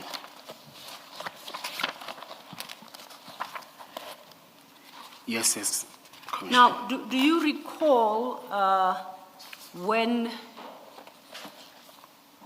EMPD was established? 2002. 2002. And these documents, at least the complete one, starting at page 414, is dated August 2001, and that you'll find at page 428. 428. Signed by Paul Maseko, City Manager, on behalf of Ekurhuleni Metropolitan Council. Yes. And then the counterpart is Johannesburg Metropolitan Council, Paul Pascal Muloi. The second document that starts at 430 doesn't have a last page. So you haven't included the last page, the signature page, so it's difficult to say when that one was concluded. I think it's that one that I'm having a challenge that I've said I can't trace it. It was full. But if you go to the city, you'll get the correct and all the pages. Okay. The one that it was signed in between the two memorandum of understandings. And I see from both, when I compare them, the one is an agreement, memorandum of understanding between Ekurhuleni municipality and Johannesburg, correct? The other is the same agreement between Ekurhuleni but with City of Tshwane Metropolitan Municipality. Yes, Commissioner. Now, if you compare them, they are worded in the exact same terms. And in particular, I would like to refer us to page 419 of interest at clause 4, period of agreement.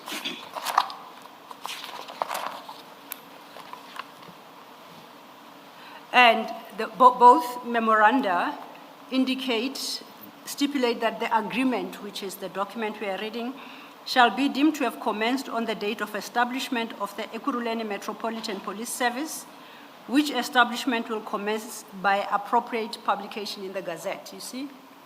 Yes, Commissioner. So I understand then from these documents that the agreements, when concluded, EMPD was yet to be formally gazetted. I can't answer that because I was still at the college. I was a new recruit. But I know that before it was launched, it must be gazetted. That's why I'm saying it was launched 2002. Maybe drafting and other things, 2000, 2001, but I was not yet a fully fledged Metropolis officer. I was still at the college. I accept that my question was based on what I'm reading. Okay, to yes. say that's what it would suggest. Now, to the question, you remember you put up these documents to... Can I just ask you a question? On 428, is that date 2001 or 2004? I read it to be 2001. 428. 428, that's signed to it on this day of August? Or it is 2001, Commissioner? One. Oh, Commissioner, yes. Thank you, Commissioner. Now, Commissioner Khumalo asked you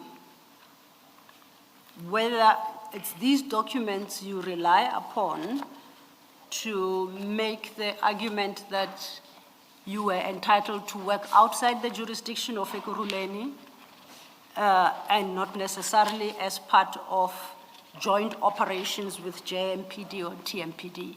You confirm that these are the documents? Yes, and I'm also responding to the testimony that was given here that there's no document that allows us to work outside the jurisdiction of the city. It was made by the Chief of Police.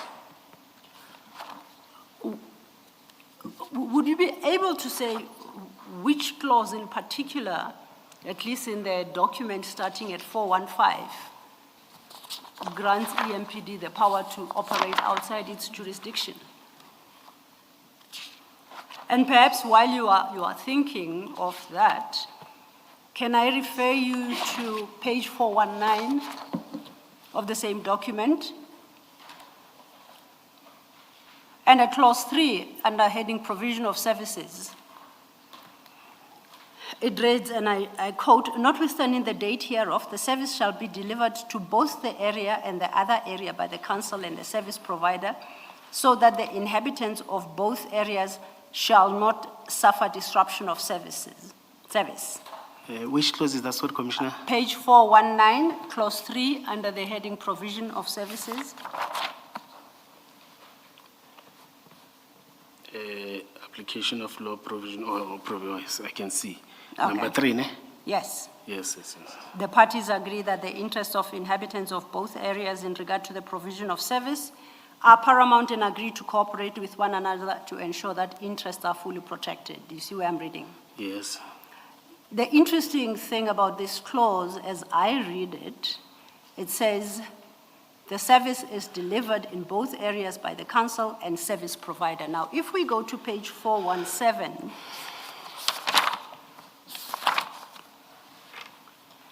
it's a list of definitions there. And clause 1.1.2 defines the service provider as the Johannesburg Metropolitan Police Service. And that clause says the service provider, being JMPD, will operate in both areas. Now, I was trying to understand which clause should I read to understand that EMPD can also operate in Johannesburg and Tshwane. And it doesn't also say that they can't operate without each other, but they will provide services. Say it doesn't? It doesn't say that they can't operate or they can't execute their duties without each other. I wouldn't expect it to, because EMPD has got its area of jurisdiction. The question you are answering is whether or not it's authorized to operate outside its jurisdiction. And for that purpose, you put forward this document to Yes. confirm. Now, I'm trying to find in this document where it gives EMPD the requisite jurisdiction as you understand it. That's why I'm saying it doesn't also specify that you can't operate or you can't execute your duties. You can't go and arrest suspect outside the jurisdiction. Okay. So when you say it also doesn't say you can't do it, should I understand that to mean that the document doesn't authorize EMPD to do so, and neither does it prohibit EMPD from doing so? Is that your answer? So I'm reading something. I think it's going to assist me.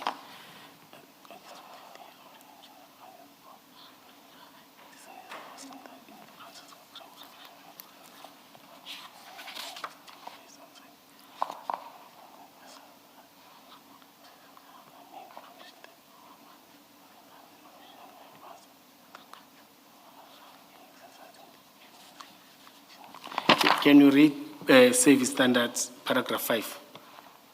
At page 419. Yes. Yes. It says the service standard will be. Yeah, my eyes are killing me.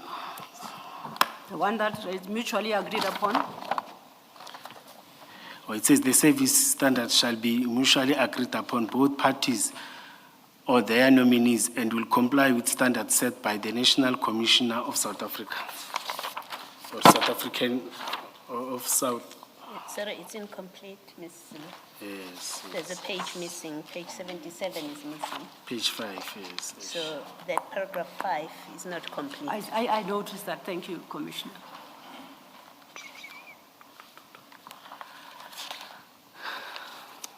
Okay, well, let's park it for now. You check from your originals whether you do have that paragraph 5, and we can revisit the matter. But can you also assist? Page 5, rather. Yes, I'm asking the Commissioner, can you also assist once I'm checking? Maybe we'll get a document which is having everything. As I've said, I'm limited in terms of getting things. That's my humble request. But I will also try to get. Yes, I thought perhaps we will check first with your original to see whether the mistake arose while the copies were being run and a page was skipped, or whether you don't have it in your original agreement, in which event then we'll try and locate a copy from the EMPD or Ekurhuleni municipality. Yes, but may I also raise it that in the recent launch by the National Minister, the National Commissioner, it was articulated in the Premier, it was articulated or it was said many times that gone are those days where members will be limiting themselves in terms of executing their duties. When they see the suspect here runs in the city of Johannesburg, will say, no, I'm not going there. You must make sure that you arrest the suspect. Same thing that must happen to other municipalities. And it has assisted us a lot as the city. Why I'm saying that, in fact, we are benefiting more than the city of Johannesburg, because in terms of resources, there are more resources than us, and they're more visible in the city, because I think many of them, they stay, not many of them, but there's a certain amount of officers of Johannesburg that are residing within, I'm not sure why, the city of Ekurhuleni. And that in terms of visibility, when driving the freeways, when they see offenses, blue lights, they drive in the freeway, blue lights, marked vehicle, they assist a lot.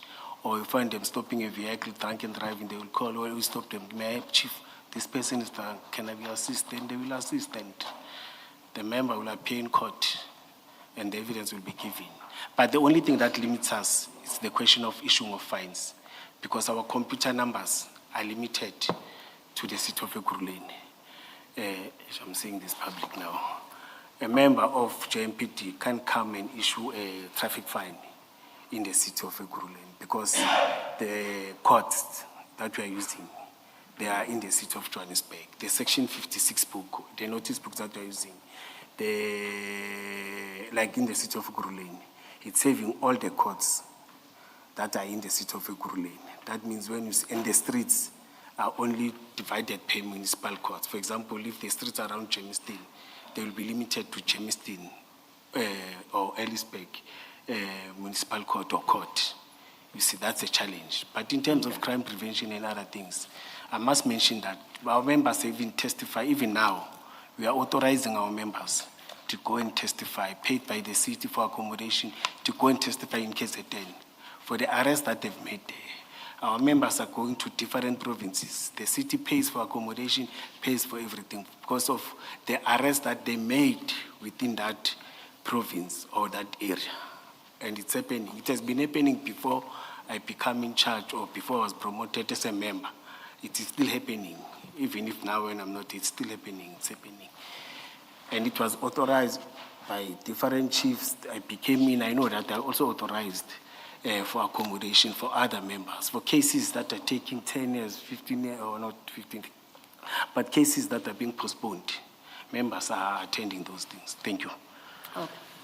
You recall when, before I referred to these two documents, I had said we should skip JD 18, Roman 1, which I said is the later agreement with the different municipalities, local municipalities and the 3 metropolitans and the Gauteng Department of Community Safety. You recall that? Yes, yes, yes. And that is at page 396, if we could just quickly turn to that.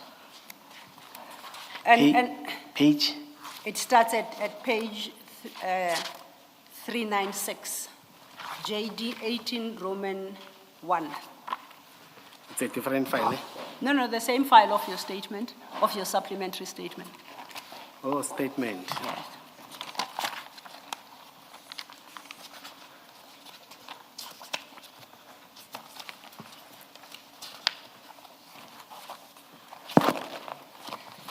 And I refer to this document. You recall this is the document I pointed out was signed by the acting city manager of Ekurhuleni on the 15th of April 2025, so last year. So this is about the most recent, I take it? Yes, yes, Okay. This is a recent one. Now, I just want to test whether, would I be correct to rely on its wording to understand your response as regards the issue of jurisdiction. And for that purpose, I would like to refer you to page 402 and clause 7 of that agreement. So that memorandum of understanding at clause 7 sets out the areas and manner of cooperation. Do you see that? Parties partake to cooperation within the means, it's within, yes. Yes, and then it lists preventing, combating, and suppressing crime, including but not limited to, list them, creation of shared safer cities and towns, development of programs, alignment of strategies, training and capacity building. If you go over leaf at 403, it then addresses at clause 7.2, manner of cooperation. And it says the parties shall cooperate by exchange of information. 721, do you see where I'm reading? Exchange of information, interest of, yes, yes. Yes. Searching for wanted suspects and missing persons, sharing of policing technology, training courses. What I'm particularly interested in is from paragraph 7.2.6, which reads, and I quote, cooperation within the framework of this MOU shall take place on the basis of request for assistance from the executive authority or on the initiative of the executive authority which deems such assistance to be of interest to other executive authority. Do you see that? Yes, yes, yes. Now, the term executive authority, I think, is defined. Now, that's one that is without definition. We will derive it from the Local Government Municipal Structures Act.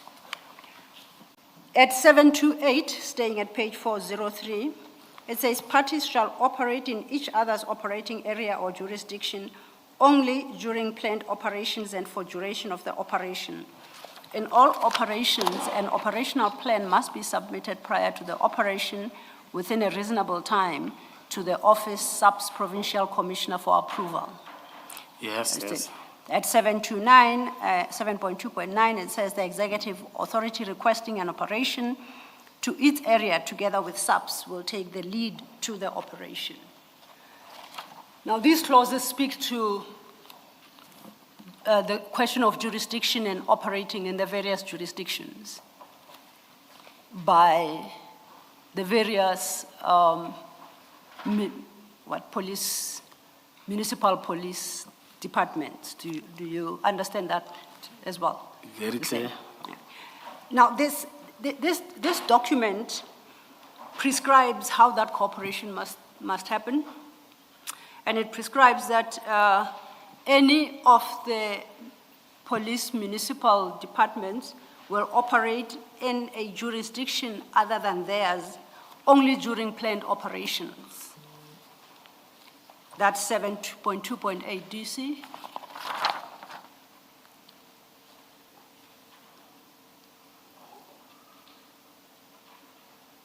Yes, yes, yes, yes. And that goes to the question that Commissioner Kumalo asked you. Yes. Whether operating outside your jurisdiction, is it strictly during planned operations or even without planned operations? And I think your response was, it doesn't require planned operations. No, I've said during and sometimes it's unplanned operations. Members go. In fact, I'm agreeing with you that this document talk about the operations, spontaneous operations, the operations where members got information now and go and execute. Sometimes it leads them to outside where the suspect, they apprehend the suspect and everything. And he gave an example, I think, about whether you can go search for and arrest a suspect in Soweto without JMPD, and you confirmed that you have the authority to do so. Yes, I've said we even went, Yes. we are going outside the province. Yes, and you That's what even I've said you go internationally as well. No, international, I was talking about the exhuming of the previous, yes.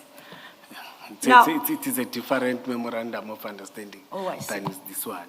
Okay. Now this would be inconsistent with that answer, but I accept that this was signed in 2025. Yes. Because this 2025 version says you may only do so within a planned operation. No, it is a Yeah, the document, I'm not talking about reality on the ground, I'm talking about what the document is telling us. I agree with you on this one. So are you suggesting that prior to the signature of this document, something else permitted you to do it otherwise than as prescribed by this document? Prior and after, operations are going on, as I'm saying. I don't want to come in, want to impress the commission that we are complying. The next thing, when we get the state said we went in there and arrested the suspect that was running away from our jurisdiction, said we were able to apprehend. You ran ahead of me, I hadn't posed my question yet. Humble apologies, I apologize. So if now we know based on this document that it can only be a planned operation and it specifies strictly, clause 7.2, the process that must be followed, and that it requires a request for an operation in its area, as we have read. So this document would suggest that no other form of operation outside a planned operation is permissible. Is that your understanding as well? But operational is a different story. I agree with you. I was part of this. I was part of formation of this document. I participated in this document. Okay. But due to, as I've said, that our jurisdictions, our demarcations, you see, you may find yourself in this era thinking that you're in this era. The other operation makes you to be outside of jurisdiction whilst you plan to be in this. You see, it's happening on a daily basis. I don't want to lie. I don't want to impress this commission. So Chairperson. then I must understand it is still happening today, notwithstanding what this MOU prescribes, that it can only be for planned operations. Nonetheless, EMPD still operates outside its jurisdiction. Chairperson, it's happening. I can't lie. Okay. Yes, it's not only in EMPD. You see, it's happening. As I've said, that you drive around to see members stopping executing. Sometimes find that they were driving towards that place where they stay or they're going to the place of work. And then offense, it's happening. Okay. There you can't stop and say, I'm waiting for the command and operational plan, where they are able to need assistance. For example, sometimes the chief of transport will call, hey, I've got my members there. They need your assistance because they can't execute, I can't do that. There, we intervene. But there are those planned ones, you see. It might be helpful. For example, for illicit, sorry. I was saying it might be helpful to look at page 415, where section 64 prescribed the powers, and that whoever prepared that, it specifically says that the powers in 64F may only be executed within the borders. You are too fast, Commissioner. Am I too fast? Page 415.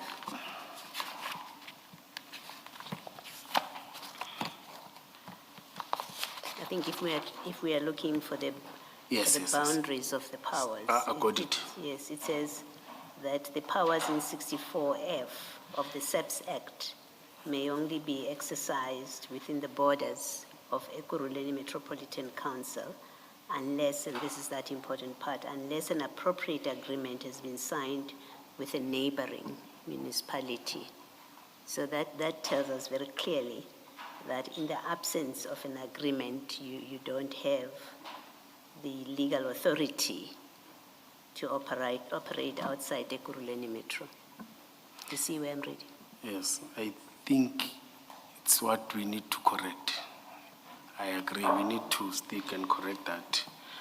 And those that, because I'm still on suspension, those that are viewing, we need to engage on that and make sure that we stick on that. We need to agree that there's that limits and it needs to happen. Just so I don't get lost, what are you suggesting needs to be corrected? No, I'm saying we need to stick on that. The way Commissioner Baloyi, she's reading it. Yes. You see, we need to make sure that we stick on this. You see. It's not the way She's Commissioner reading it. Baloyi is reading it. It's how it's written. It's how it's written Yes. here. And just so So you the find correct- your bearings, that's a 2001 agreement. May I read it, Commissioner? I think you were too fast.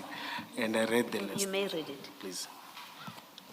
Section 64F of the South African Police Service Act 1995 prescribes the powers of metropolitan police officers and state that these powers may only be executed within the borders of Ekurhuleni Metropolitan Council unless an appropriate agreement has been signed with a neighboring municipality.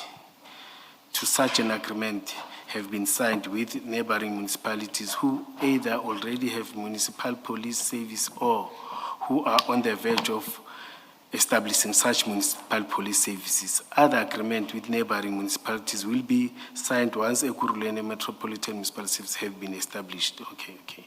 The reason therefore is that the other municipalities are not, let me limit myself to this. I get you. Thank you, Chair. Yes. As I understand it, you say what is supposed to be corrected Yes. is that you must stop operating outside your municipal boundaries because Section 64F doesn't allow you to operate outside. Yes, Chair, no, I get you now. Thank you. Thank you for correcting. Just clarify something for me.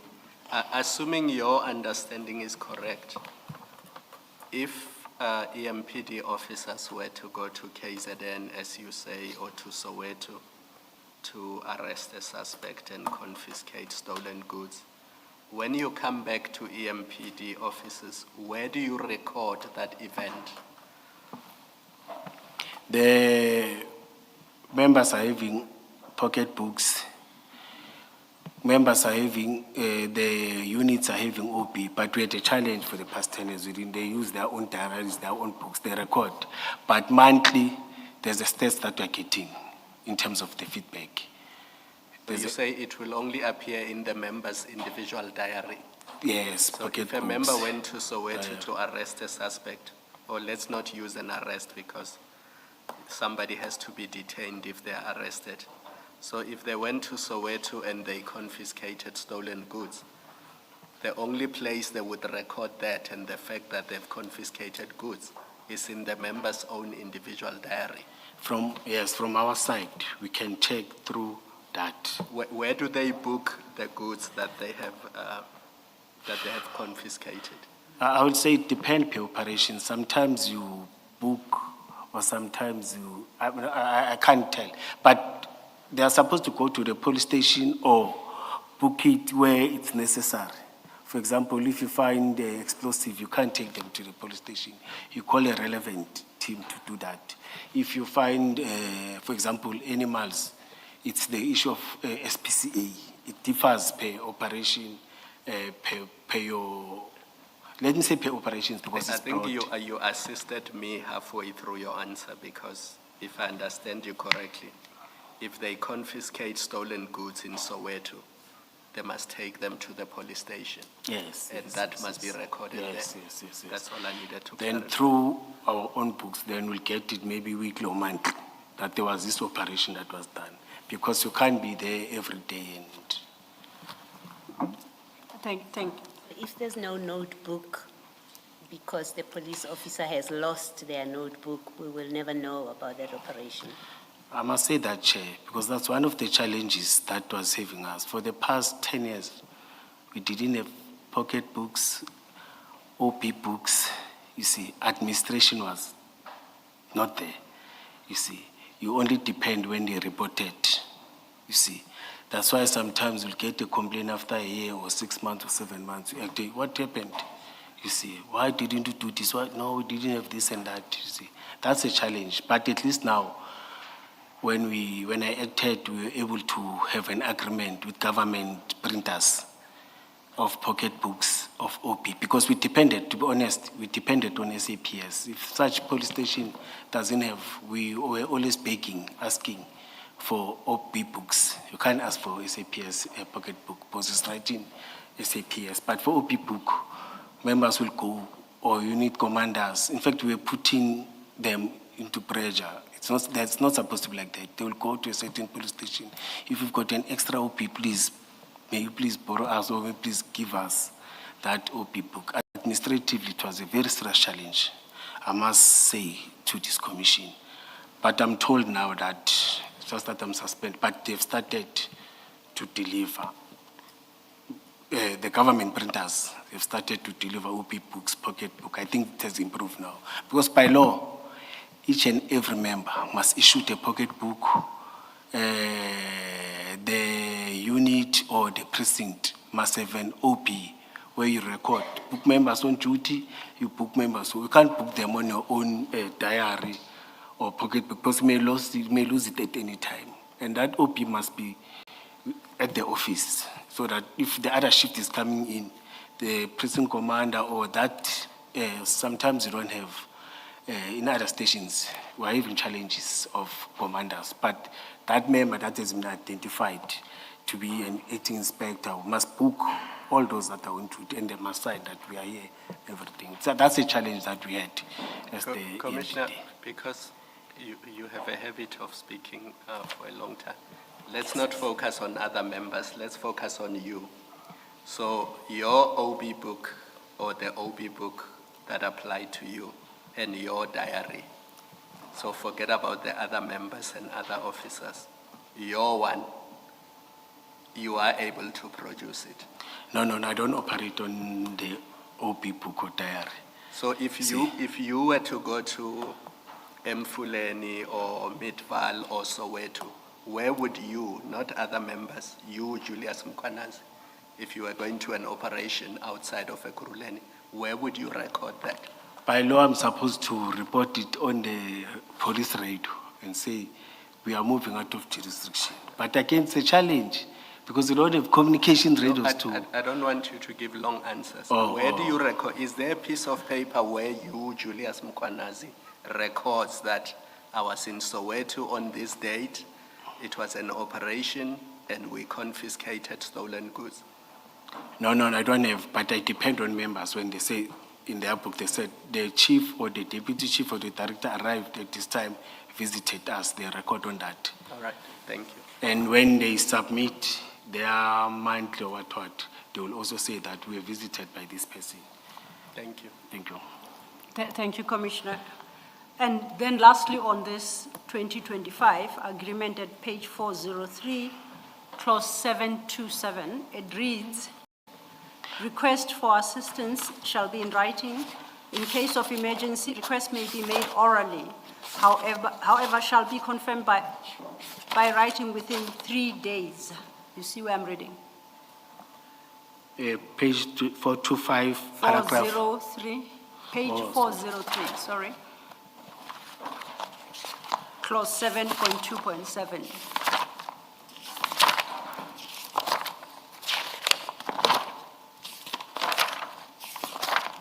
Yes, clause.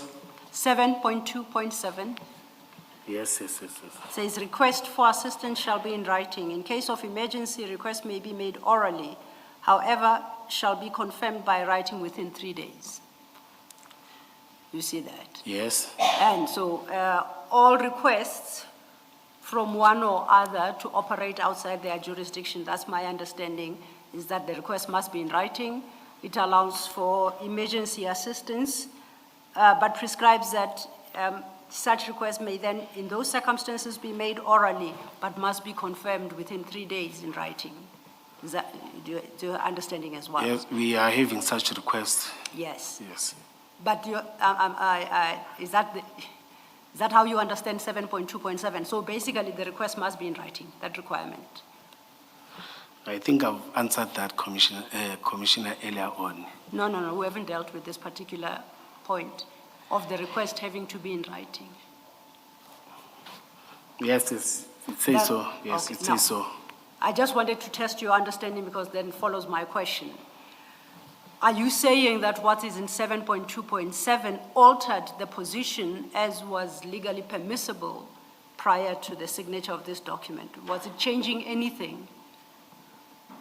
7.2.7. No, it wasn't changing anything. Okay. In fact, it was adding on some of the operations that we're having. They're done in writing, in time. All right. Sometimes you sit and plan as a joint operation with other law enforcement stakeholders. So it wasn't changing, you say, so therefore, even prior to the signature of this particular MOU, it has always been the requirement that assistance be made in writing. And that's what you practiced within EMPD, am I correct? You are correct, but you must also read it with what Commissioner Baloyi was saying in page 415. That, Yes, which covers that in some of the operations, members may act, some may give reports, or sometimes it may not be a planned operation, you see.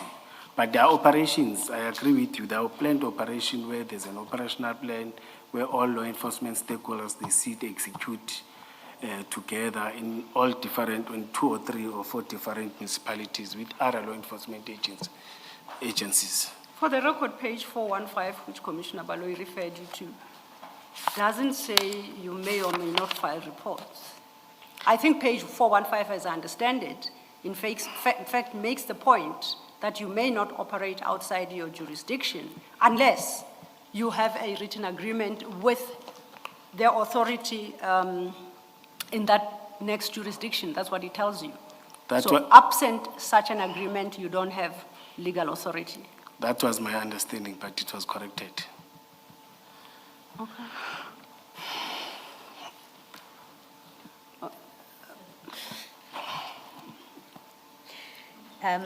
Commissioner Mkhwanazi, I thought we were agreed that 415, what I read in page 415, sets the boundaries of what you are allowed to do.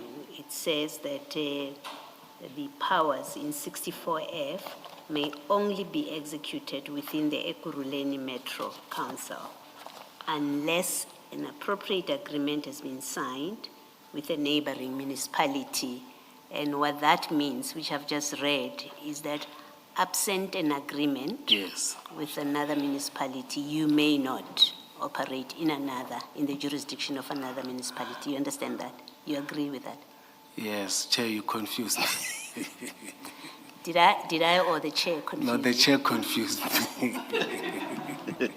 How now? Because You said the way Commissioner Baloyi read it, and then you said whatever it was you said. And I said to you, this is not about how Commissioner Baloyi read it. It is about how it actually reads. That's all I said. What's confusing with it? yes, Chair, that's what I was saying. I've said that means it has been our limitation. That We- means? It has been our limitation. We need to correct it and make sure that we stick to what Commissioner But Baloyi that had said. nothing to do with what I said.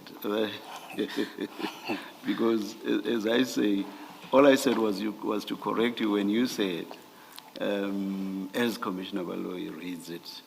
So I just said, it's not about how Commissioner Baloyi reads it. I get It's it, about the actual content. Yes, I And get it, Chair. it's about how it actually reads. Am I making sense? Yes, Chair. All right. And also another issue I may raise with you, I'm not sure that I understand your cross-referencing to what Commissioner Baloyi read when Ms. Sillo is engaging you on 727.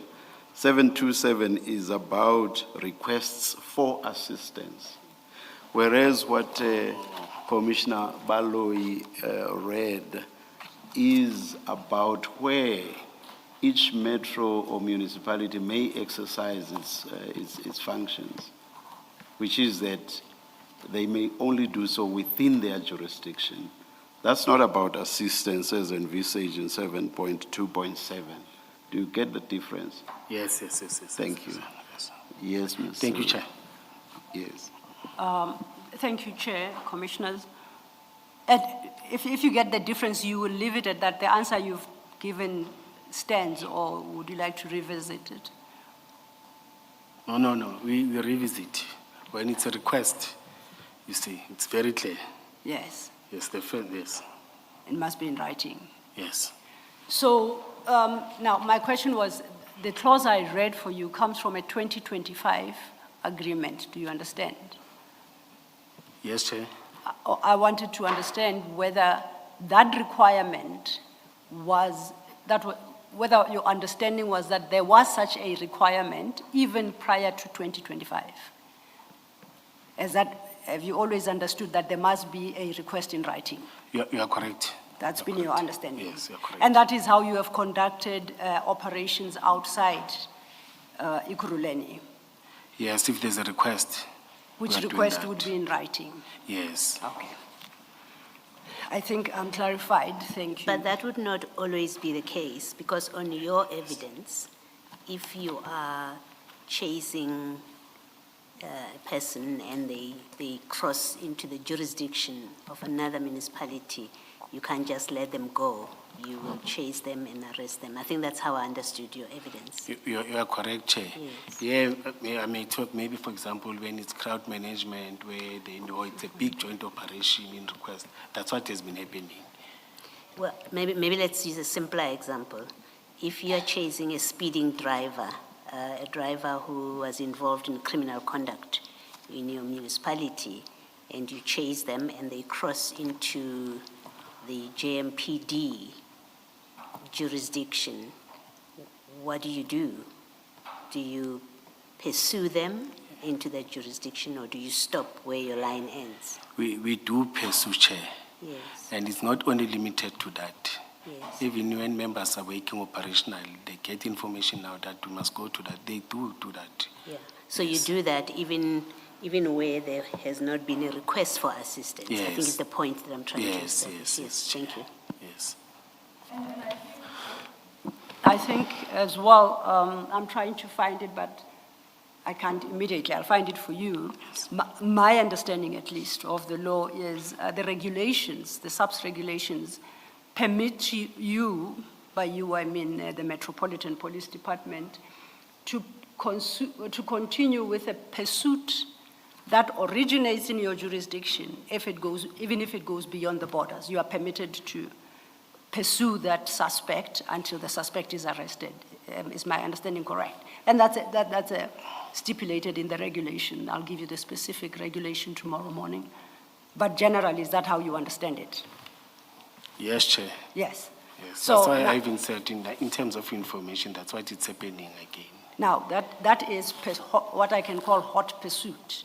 It starts in Germiston, drives out of Ekurhuleni jurisdiction. The law permits the pursuit to continue, even into the next jurisdiction with or without agreement. So it's a specific permission to continue with that pursuit until its objective is met. Yeah. I'm saying that to say I agree with you on that. Yes, but there are also a lot of gray areas, Chair. For Before we example- get to gray areas, can I get to my question?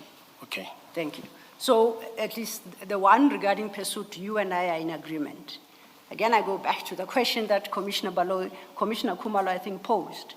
If you get information while you are in your office in Germiston that a suspect who you believe committed a crime in Ekurhuleni is in Soweto, or there's a suspect in Soweto who committed a crime, let's say in Sandton, do you have the authority to go seek and arrest that suspect without the prior engagement and approval by JMPD? And your response to that was yes. No. Oh, sorry, I misunderstood. Commissioner Khumalo said you may move from here to, not from Soweto to Sandton, not within the jurisdiction of Johannesburg, but from here you may do that to Soweto. If the information leads you to Soweto, Soweto leads you to Randburg, but started from here, the information was got from here, you see. So you are But saying, yes, but I'm saying when members are around there doing other operation and they find something there, they may execute and arrest. They can't say, we are Metro Police officers, we are here to execute other things, but there's a crime that is happening because we're in Soweto, it's happening in Soweto. We will run away and leave it. It doesn't happen like that. They must execute because members of public, Okay. they see police, they don't see EMPT, JMPT. You see? Let's forget about hot pursuit. What I think Ms. Silo wants to understand, which is what I think Commissioner Khumalo wanted to understand, and which is what I want to understand. You are sitting Sorry, Chair. You are sitting in your office in Ekurhuleni, Yes. and you get information about the commission of a crime and that the alleged culprit is in Soweto. Would you move from Ekurhuleni to Soweto to go and effect an arrest? Members, they may communicate with members of JMPT or they go to that police station, say, or work with SAPS to assist them. It becomes easier, but it's happening, they go and arrest. So Ekurhuleni police or EMPD members would not or rather on their own, without being assisted by, after a request by members of the JMPD, simply go to Soweto. As I've said earlier on, Chair, it's happening. You see, it's happening. It may be happening, but it's something else whether it's lawful, and what we are trying to establish is what is lawful. Yes. Would EMPD members lawfully move from Ekurhuleni? And remember, this is not hot pursuit. Move from Ekurhuleni to Soweto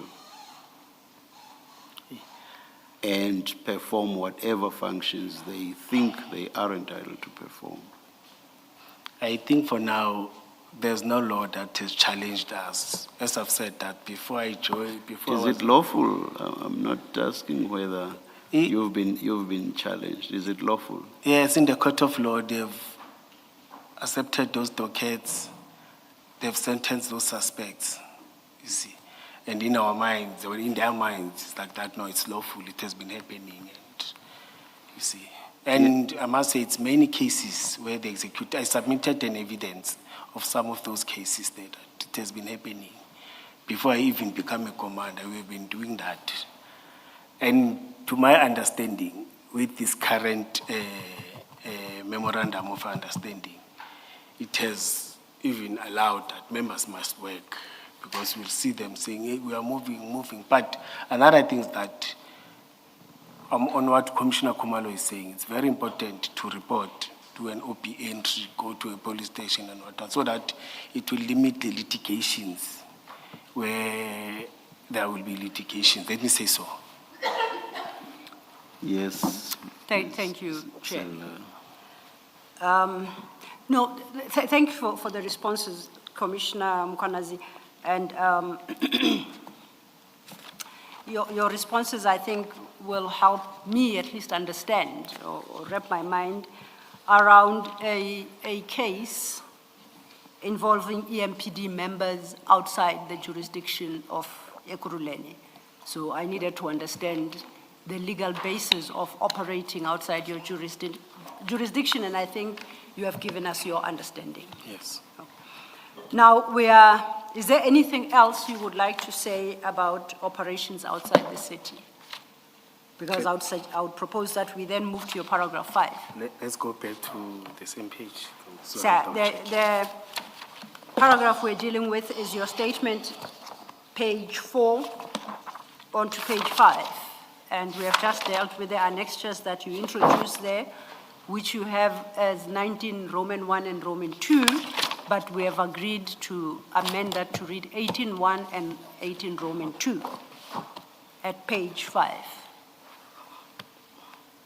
Do you see Page that? 5. We have just dealt with those agreements. Yes. Okay. So my question was, is there anything else you want to say about that subject before we move to your paragraph 5? Oh, I also talked about our visit as the managers, that we usually visit such operations, whether it is within or you go and check when members are there, because we are, for example, directors are operational. In fact, Metropolis or policing, it's an operational, you see. Operational managers or operational commanders must visit members operationally, you see, in terms of operation, give support, work with them, even though you want to work with them for 10, 11, 8 hours. But that visit boosts the morale and say, our leaders or our commanders are there. That's one of the things that I've touched on here. Thank you. Thank you. So then that would lead us to your paragraph 5 at page 5, and that paragraph is headed, Team deployed to the suspects who were defrauding members of the public with fake stones. Do you see where I am? Number 5, yes. Yes. Would you like to briefly deal with then the contents of that paragraph? Team deployed to the suspect who were defrauding members of public with fake stones. On the 8th of February, we had a joint operation with Province and JMB, as we always do. We tasked members of truck hijacking task team unit, or task team, let me say, to join other teams as per request from Deputy Chief of the province to attend with them, since it was affecting our area in Johannesburg, and those members who were selling fake stones on social media platform publicly, members are being defrauded, or members of public are being defrauded. Yeah. Before you go to the next paragraph, you just say the 8th of February, do you recall the year? You haven't indicated the year. Can I skip? I'll check the year. Okay, that's fine. Yes, We'll revert. At line 4, you say, we tasked members of the truck hijacking task team to join the other teams as per the request of Deputy Chief Inspector Gerald Maseko. Who is Gerald Maseko, and with which? He's the late, he was working at Province. He's what? He was working at Province. What does that mean? Working at Province where? In the health department? No. Where? Gauteng Traffic Department. This is Gauteng Traffic Department? Yes. And you say he's late? Yes, he's late, Chair. He's That's why I jumped the name, because Okay. So, and, you'll come back with the, thank you, you may proceed. When you say to join the other teams, what other teams? no, it was his team and some members of JMPD, if I'm not mistaken, if I remember correctly. Okay? Thank you, Chair. During the day, we visited to check on their progress. As the seniors members confirmed the whereabouts in Johannesburg, where we found them and communicated, we communicated to Officer Mackenzie, who confirmed that they were still busy with the suspect. They were still busy with the suspect interrogating, also reported to the police station. Well, they also reported to the police station. We left them as they were still busy, and I was rushing for another meeting or to another meeting after engagement in our area. Oh, before But you brief- get to the yes. next subparagraph, you say and I think you've done this from your previous subparagraph. You say, we tasked members. You see that at your first subparagraph? And you say, during the day, we visited members. Then, third line of page 6, you say, members confirmed their whereabouts in Johannesburg, where we found them. Yes. Now, you consistently refer to the we. Who's we? As I've said that I was with him. Oh, by we you mean yourself Yes. and Yes. Deputy Chief Yes, Inspector yes. Maseko? Yes. Okay. Now, Before you move on, so the we, I thought it was you in the plural, but we here is with Maseko. Yes. So when you say we tasked members of the truck hijacking task team, what team is that? It's the team that was working on that. There's a team that we formed. Is it an EMPD team? Yes, Is yes, it a yes. Gauteng? No, this one that I tasked, it is EMPD. That was work with the other team. Okay, so you and Inspector Maseko, you tasked No, the let- EMPD truck hijacking? Or let me correct it. We explain, yeah, I'm saying I. Okay, We, no, you are correct. That Thank you. clarifies it. Thank you. Thank you. thanks, Commissioner Baloyi. Now you say at page 6, we found them and communicated with Officer Mackenzie, who confirmed that they were still busy. My first question, who's Officer Mackenzie? He's an EMPD officer working at hijacking task team unit. So he's one of the people you personally had deployed? Yes, from EMPD. Okay. You say you found them. Who's the them?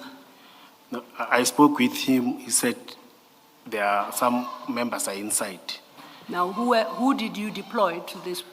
From EMPD, it was Officer Mackenzie, Officer Kesha. I think it was the two of them. Keisha Stalls. Yes. And Mackenzie would be Eddie and Mackenzie. Yes, Chair. I think there were two on that day. Yes, in that operation. And is there, because you sound a bit hesitant, what record could we possibly have regard to determine who exactly you deployed in the operation? What record of EMPD would you say we should turn to? They also submitted statement to confirm that there were two. No, I'm asking about the deployment. You deployed them, remember? Yes, in their books, they will have So you information. write in their books that you are deploying them, or? No, remember, I've said in that time we didn't have OP books and everything, but on daily basis, in fact, there was an inspector who's called Officer Schultz, but he decided to retire during that time because of personnel. They were not having an operational commander. Then Officer Stolz took over to become an acting supervisor. She was recording each and every information of the team, all documented in detail. Sometimes I will check, can I check your things. I do surprise visit to different teams. Then I'll find the book that she recorded all the things, the activities of the day, the activities of a week. You will find it in her book. As I've said that we didn't have OP book, but she was recording each and everything. Commissioner Mkonazi, hence my earlier question to you, because the request is made to you. The request is made to you by Gerald Maseko, Chief Inspector, Deputy Chief Inspector, and then you deploy Mackenzie and Stolz. Where do you record A, the request made to you, and B, your decision to deploy these two people? Because we are concerned not about what they recorded, but what you recorded. Yeah, I deployed them telephonically, Chair. I didn't record anywhere. I So phoned. you don't have a diary or an entry in writing where details of Chief Inspector Maseko, the nature of the operation, how many people are required from your team, who you've decided to deploy. You don't have a written record of that. I had diaries where I record everything, Chair. Can I go and check? But I've changed offices many times. But I had diaries where I will record. If I visit, I will record. Or in meetings, in my diary, I will write everything. You see. I think we can agree that, and I'm reading Mr. Magagula's statement, that it was 2023. I just wanted the witness to confirm before he says we imposed the year of 23 on him. Can you confirm that this operation was in 2023 February? Yes, I think You you're don't have correct. to be exact as far as the Yeah. date is No, concerned. yes, Chair. Yes, Chair. So on the basis of your response to Commissioner Kumalo's clarification questions, there is no independent record that is owned by EMPD and retained by EMPD regarding this particular deployment. None exists, so there's no point in us going to ask for it. There will Because be- it's either in your diary or in Stolz's notebook. Yes, but there will be monthly report, monthly feedback of different units. From my office, we'll get it as a monthly report from different, but there will be a record from Stolz, and there will be, if I record it, it will be on mine. But I'm definitely sure Stolz was recording each and everything. Yeah, no, my question was just, if, God forbid, you and Stolz were to be struck by lightning tomorrow, there is no other independent source that can help us understand the deployment. So there is no document within EMPD that we can turn to. That shows that you, Commissioner Mkwanazi, on this particular day, 8th of February, or it might have been before, maybe the execution is the 8th of February, whatever date, that you tasked specific persons to go execute a particular mandate. There is nothing we can search for within EMPD to tell us that, absent your personal diary and Stolz's notebook. Now, let's check our weekly or monthly report. I think we may find something. Because all the units reports, or from my office, I will get it monthly. But from other people, they will report it weekly. Maybe we may come up with something. But I know that definitely show it Stolz, because she even reported it that it was submitted to Commissioner Rivers demanded all the documents and took all the documents. I think we'll find it there. So just as a last point, so these weekly or monthly reports are not by you, they are to you. They are made to you, not by you. Oh, no, to me. They are made, yes, to me. So then I go back to my question. You did not record anywhere outside your diary within records that are owned specifically by EMPD that you task these members. You don't have, there is no such. That's why I'm saying, I can't remember, Chair. That's why I'm saying, let's check the stats. Maybe in part of the stats it will be recorded. But definitely sure, with the one of Stolz, we'll get it. Can you just then give us some guideline? Where do we search for it? It was where do we start the search? It was 2023, ne? No, where? When we go No, to I'm EMPD? thinking, I've changed many offices. I'm thinking with who will be the correct person.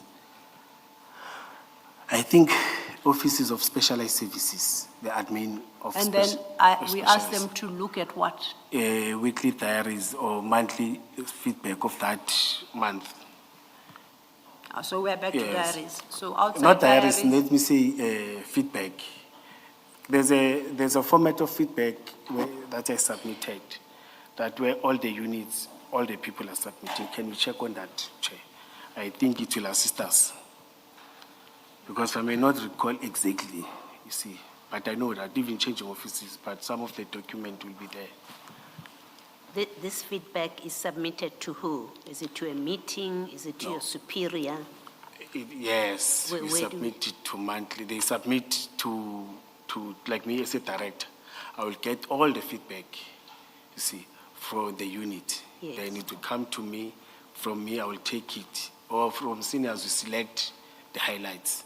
But it will be recorded. You will take it to the seniors up until the last office. So which is the you would office have of the taken, chief of so police. you would have taken it where? So your Stolz and Mackenzie give you a report? I was suspended that month, but I think the office will have taken The month it. of the operation? February, yes, I was suspended around February. You see, I couldn't consolidate. So you did not submit? No. The ladies may have consolidated it. The ladies in The officers, yes, no, because they will consolidate for all the units. All the information that is submitted, they will consolidate and send it to me or send it to the person who's in charge. By that time, the person, immediately when I was suspended, there was another acting director in the specialized services. Yeah, but if you were suspended before you submitted, then the acting person, if you don't have a record of your own, the acting person would not have a report from you because you don't submit, you don't prepare a report from this operation. No, remember, Commissioner, the report is not for me. It's submitted to my office. It's By for the Stolz, seat. by Stolz and By- Mackenzie. Yes, no, it will be by stores, but for all the units, they submit to one central office. Then there it was, the acting supervisor was stores for all the operations that have been taking place since the resignation, or yes, it was a resignation of the unit commander. Then stores took over to record everything. Okay. thank you, Commissioner Baloyi. We are still at page 6. You then conclude with the second paragraph at page 6 on this topic. Is it stopped working? It's out again. There's a guy who was assisting me, sorry, Chair. He'll be with you in a minute. He's coming.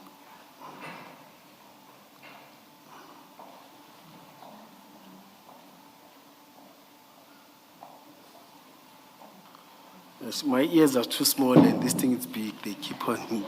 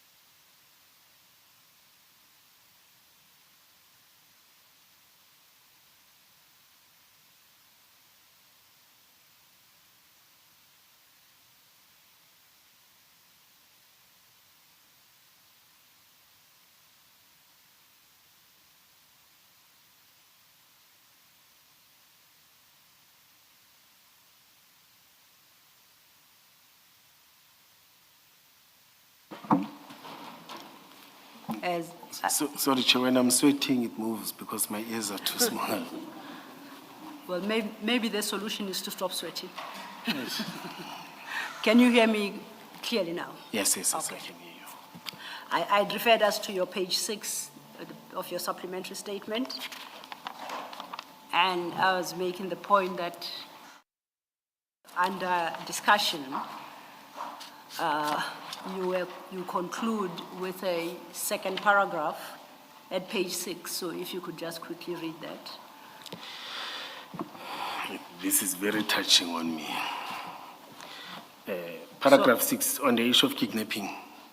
What is touching? Before you do paragraph 6 issue of kidnapping, let me just get this.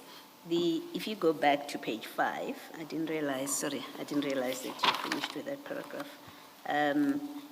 JMPD in the second line that you referred to, and there's also province. Maseko belonged to what? To JMPD? No, to province. And who represented JMPD in your team? I didn't meet with them, but operational, they met with them. I only communicated with one, with Maseko, yes. So you had no, even though you had assigned people here, you had no dealings with JMPD, Yeah, you as the head? Yes, but they've confirmed that they worked with them. Okay. All right, thank you. Thank you. So this was a traffic police operation? Because you said Maseko is from the provincial traffic police. We were part, Chair, I can't. Whose operation was it? He's the one that came with, and they communicated with JMPD. All of us were part of that operation, Chair. I can't say it was him. So who was in charge? It was me and him. It So was me you and were him. in charge of this operation? Yes, it was me and him. And you have no record of it because there are no annexures relating. You have annexures for everything else except for this operation. Chair, in the statements, in the previous main statement, the members, I was able to get two statements from them where they've mentioned that all the recorded details and But everything. they mention after the event. I'm talking about before and during the event. There is no annexure No. setting out the nature of the operation, who's in charge of it, who's the complainant, why you are involved, who you are deploying, what happens after the deployment, what did you confiscate, what did you do with that? There's no record of that. No. In their statement, it touches. No, not in their statements. I thought we agreed that you asked them to prepare statements. So after the event, they prepared statements. But in the ordinary course of policing operations, because they are not witnesses, they don't do statements. They record what they were tasked to do and what they did and how the operation ended. So there's no record of that. May I respond, Chair? In their statement, they've said they recorded everything. All their documents were taken by Commissioner Revo's piece, I think even IP2, that's what they've said, that they recorded everything, you see. Not to say they were responding to me, but they mentioned everything, that no, all the documents and everything, where they were recorded everything. I find it strange that you were in charge of the operation, but you yourself don't have any record.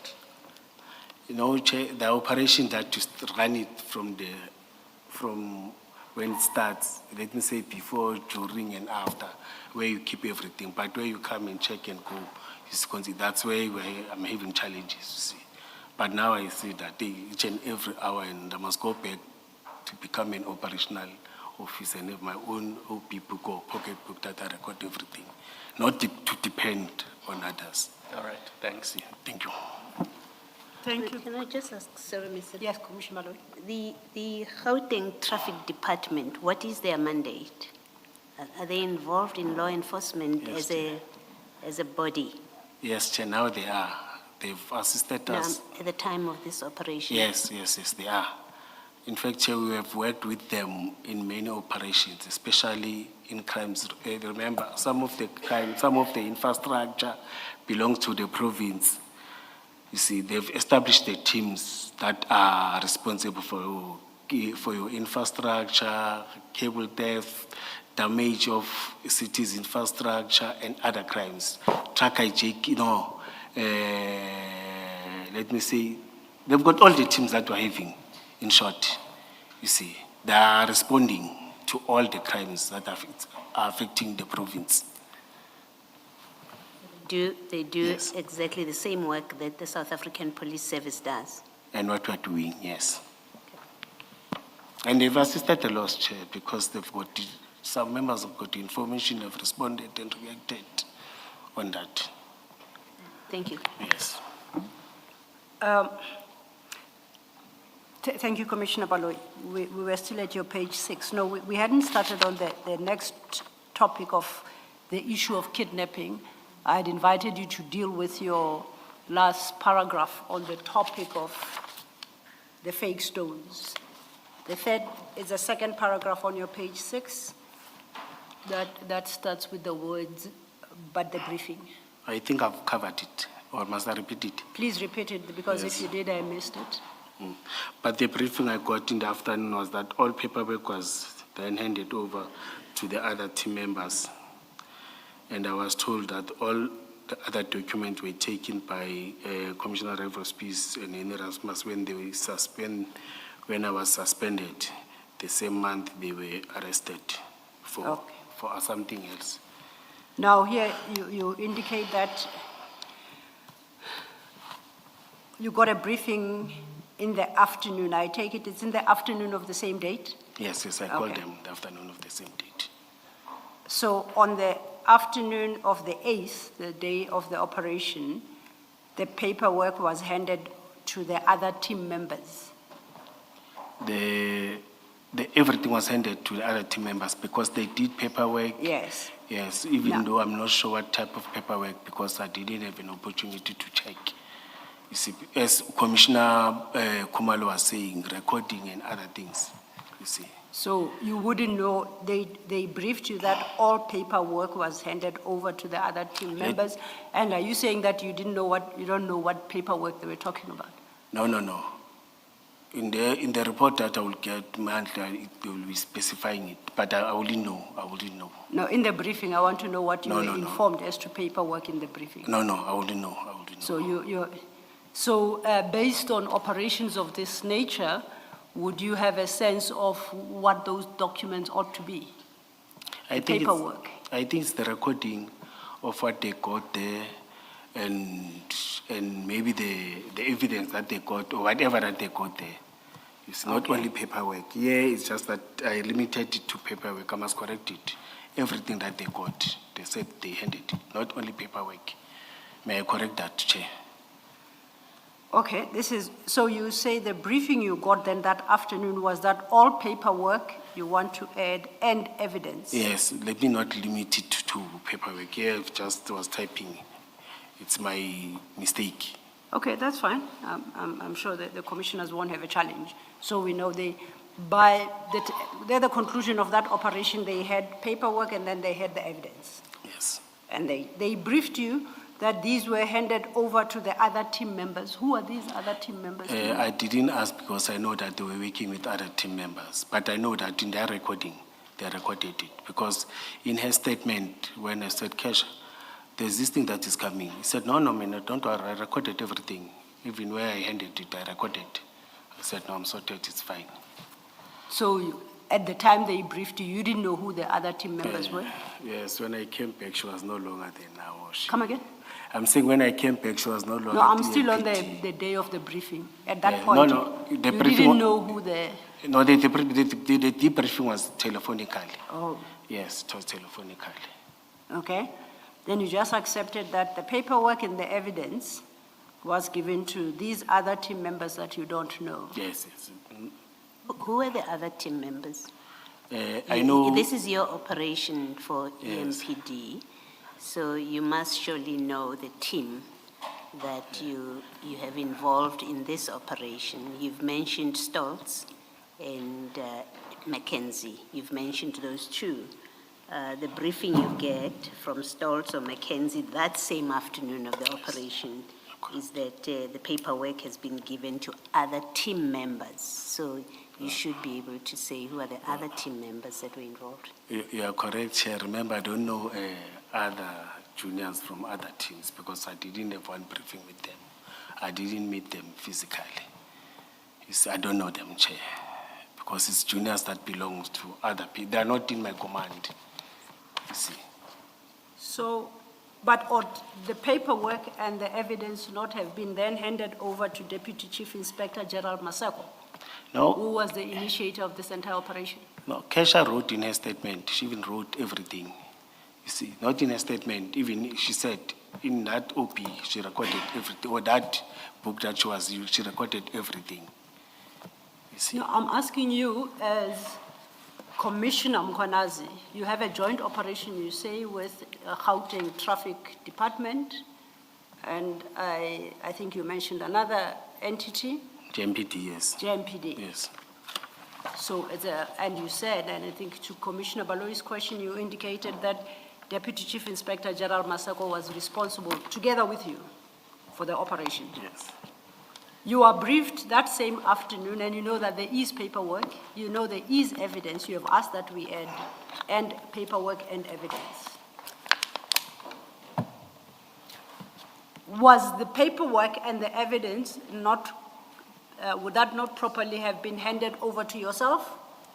And or Deputy Chief Inspector Maseko as the people who led this team? No, Is that not how it happens? no, it will be the feedback, but the paperwork, when I was not there, it was not headed, because I was not there when they finalized an operation. I'm trying to understand how it happens in your environment. You are in charge, the paperwork and evidence is handed over, but it's not handed over to you. Yes. It's handed over to somebody, and you don't get to know who that somebody is. Is that No, basically a sense of how operations? No, they work? wrote in the statement, Commissioner. You see, I was not there physically. I attended some commitment to another meeting. I was not there with them, you see. No, I'm more interested in the briefing. You got a briefing. You Telephonical didn't brief- inquire. I accept that, right? And I've said it's a telephonical briefing. I And called even the briefing, yes. You had a voice over the telephone. You didn't inquire. Okay, now you say, you go further and you say, I was told that all other documentation were taken by Rivers Peace and Henny Erasmus when I was suspended. Just a clarification, all other documentation taken by Rivers Peace, is this the same paperwork that was handed to the other team members, or is it different document? I'm trying to see if I should differentiate between. Yes, they said all their diaries for Okay. everything that they recorded, all the paperwork for other operation that we're having as a team, everything was taken from them. When they were suspended, they took everything. By that time, I was not there. They took everything. They were suspended after me, you see, for other duties and for other operations. Then they took everything. In fact, in their statement, in their affidavit, Yes. they wrote everything, that it was this and that and that and that. But just to make sure I understand, the documentation here taken by Rivers Peace and Henny Erasmus is not the same paperwork that was handed over to the other task team members. It's not about this particular operation. But they could have recorded all those things that are there. That's what they told me. They submitted, but on their side, they had information and everything there.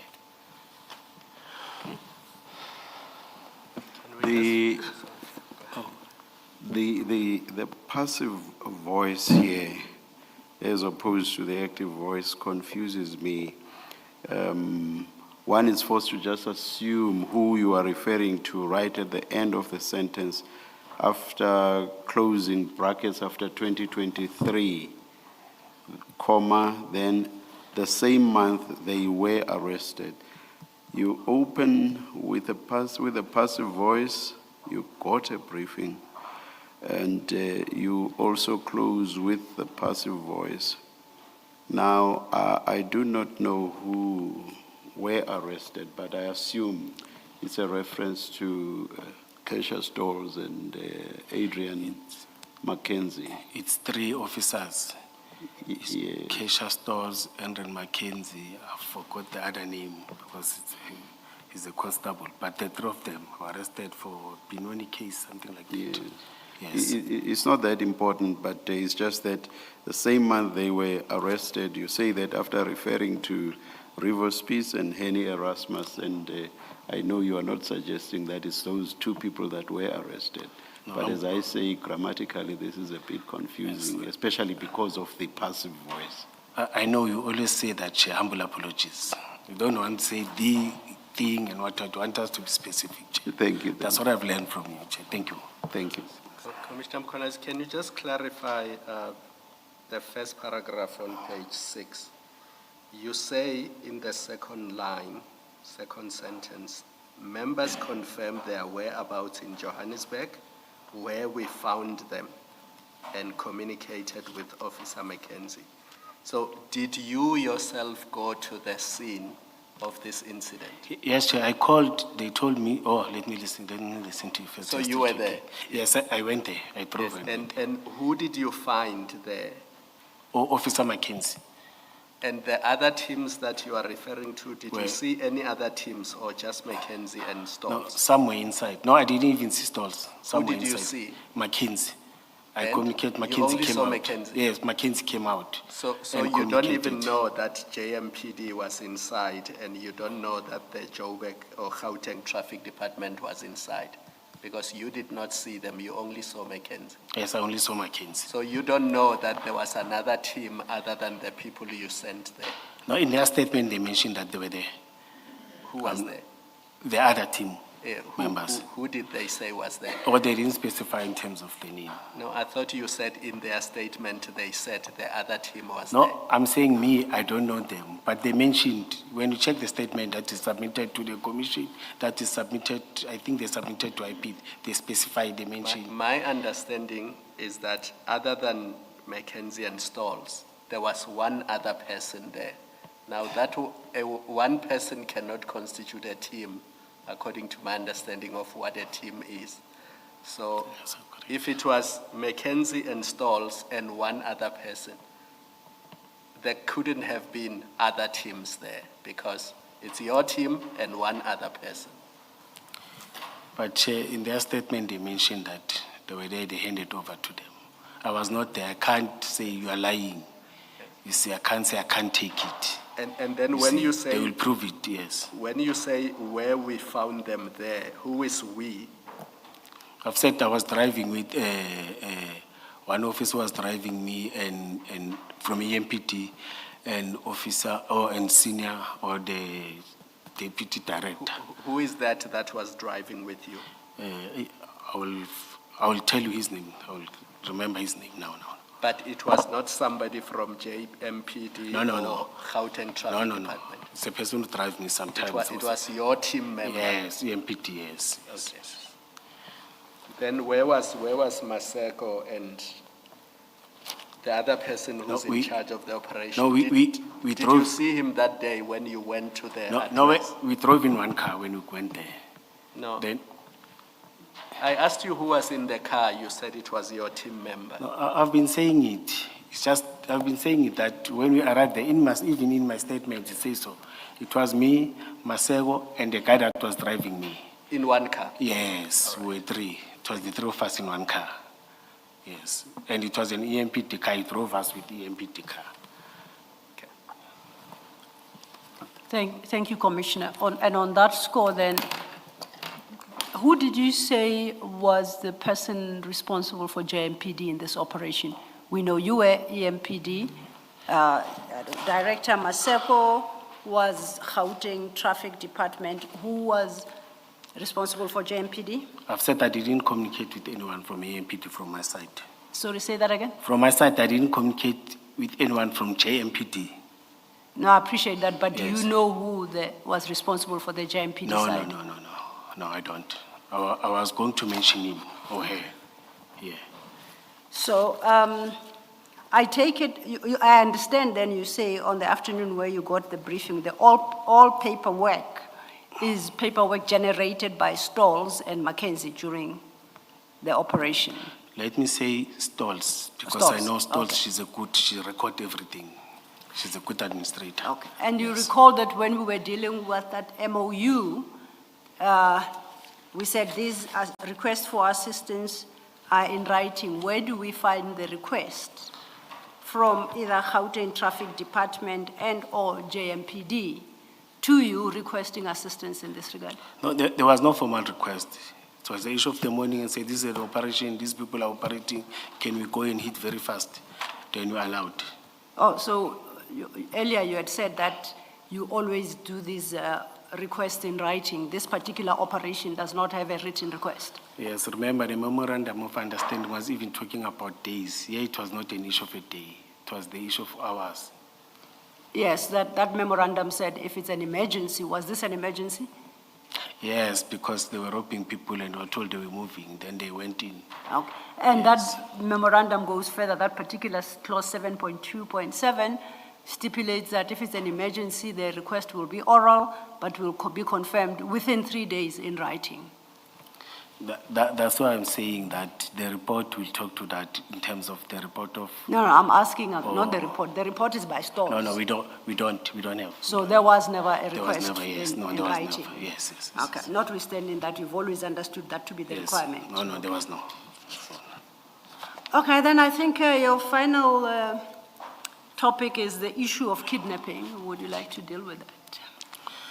Chair, I would like to deny and say, I don't plan to do any kidnapping. I'm a police officer, I can't do that, especially to my colleague, to my junior, you see, in the EMPD. Everything that they came or she came and testified about me kidnapping at night, it's not true. Why I'm saying that, there was a report that I got from EMPD as a director, was a director at that time. No, she said now. You see, I don't remember when is that, but there's a report that I got now that she was involved in kidnapping. Well, now as a deputy chief of police. She said it's a recent thing. Now as a deputy chief of policing, she was kidnapped. I got a report from the director of specialized services. He got it from the deputy director of specialized services, because Chief Subtipa, she's deployed at Oliver Regional Tambo Airport. When she was working there, that's when she came up with the story that she was kidnapped and what, I don't want to say a story. She was kidnapped. I got a report after a day or two, you see, that there's this report of kidnapping. She was kidnapped by someone, what people kidnapped her, they wanted to do, they fought with those people, you see. It means that they saw those people, she fought with them, she disarmed them, even though here she said it was a firearm, she was also between a firearm and a knife, you see. I had nothing to do that. Why I'm saying that, there's at no stage that Colonel Tipa or Chief Superintendent that came to me and say, the allegations of plurality against you, there's this, that against you. You see, she has never reported to me direct. She was reporting to other people. I never interacted, except when there are social word or else we are meeting somewhere. Hello, Ndona is joking. We say 1, 2, or 3 things. You see, all other things. As I'm saying that, she has been reporting all other seniors for serious allegations at EMPT. And we're able to trace and track that through evidence that has been submitted that all her allegations are not true. Other colleagues will write statements and say, no, we're there. The issue of sexual harassment against this senior male colleague is not true. It was because she doesn't want to comply. I had many reports, as I've mentioned in the statement, that where members have been complaining, and I was not directly dealing with her because she's having 2 commanders or 2 seniors before me. You see, that she report directly, and before I had other people complaining about bullying and all other things, want to charge at people, physically charge at people or beat juniors, calling them in social media, all with all these names. I won't mention the names, Chair. You see, but all those things, you see, how, and she even mentioned one of the mother of my child, that she was part, even came in the morning to go and check that is she still alive, of which is not true, Chairperson. You see, she came here and cried, but I'm saying those tears were not true tears, Chairperson, because she knows very well that I'm not capable of doing that. You see, I'm the person who believes in engagements, Chair. I don't even believe in parades. I believe in a meeting. That is why sometimes you find me differing with my senior. I say, no, let's sit down in a meeting and engage. If I'm defeated, I will take that and say, it's my position. That's how I grew up. They say, if you are defeated in the meeting, we take that idea of a person who won and make sure that it's yours, and make sure that I defend it. Well, my members will tell you that, but Nduna, when you came before, you were saying this. And say, but I'm from the meeting. In the meeting, they gave me reasons, and I agree with them. Now it is my position, and this is what we are going to do, you see. I strongly deny these allegations. And there are cases that have been opened. In those cases, my name is not mentioned. I don't know why she came here and mentioned my name. Because in those cases, you can go, I even requested the commission, go and check those dockets that have been opened. There are many dockets that have been opened against by sinners at EMPT. I decided not to do that after the commission said, no, I'm not going to grow, I'm not going to benefit anything out of this. In summary, I'm saying, you can check all the, I even submitted. Currently, she's attending other disciplinary hearing within the city of Ekurhuleni for all these allegations and everything. Mine, I didn't even want to forward it, see chairperson. But my character has been assassinated. My character has been badly dealt with, you see. You know, when you open, my kids open social media, they see, hey, you are a kidnapper. I'm not against, I will tell you, chairperson, I believe in non-racist, non-racial, prosperous South Africa. I was very clear in terms of promotion that, guys, we need to balance. This thing of policing being dominated by males, by us, must come to an end. Everything must balance when we're addressing these issues. Gender-based promotion, and I'm one of those who support programs of women. At EMPT, excuse me, Chair, at EMPT, they can tell you, Chair, I'm very vocal when it comes to those issues, you see. I can't wake up one day thinking a person hasn't even done anything to me. Even those that have came to me, you see. When Commissioner Revo Spies was sitting, we were sitting in a council with Commissioner Revo Spies, with Commissioner Deputy Chief Babu Mzolo. When he came and said, hey, did you say this thing of blue light? And what Mzola said, Commissioner Mzola said, no. Talk to him correctly, because he was talking to me about these things. He was not even fighting. There's no need for me to fight with Commissioner Revo Spies. You see, that's why I even said in this commission that it's a process of the council. I'm not bitter, I'm not angry because of this. I have to account if I need to account for the decision. I even said I take ownership of talking to Vusi, talking to Mr. Mike van Veek, and bringing them to the seat if they were brought. I even said that when Commissioner Balo showed me some main red tapes on the decision that I took, I said, I took ownership of that. I take that responsibility. But thinking of kidnapping, of course, Chair, I strongly deny that. That's what I won't do in my life. Even if when I'm dead, I won't be a skeleton that comes and kidnaps us, because it's not within me. It is not within me. I grew up in the student movement, understanding gender-based issues, understanding non-sexist policies, and the Constitution is very clear on that. You see, if I have to engage, if I want to complain, I must write a formal complaint to the council and say, I think she's dealing with me, but she hasn't even come to me, Chair. I don't even own the vehicle where she claims that she went, or they tested in Natis and got my name and find that I own that vehicle. They've got a proof to it. And I've said, let them submit. I don't even have that car. That let them I have it, Chair. Thank you. By skeleton, I assume, I waited for you to finish. By skeleton, I assume you mean Spoho. A spook. I won't even do it, Chair, even if I can become a spook. You see, because it's not within me. As I'm at this age, Chair, my kids will tell you, our father is not even in a single day lay a hand on us. All right. I don't believe in noise. I believe in sitting down. Hey, this is wrong.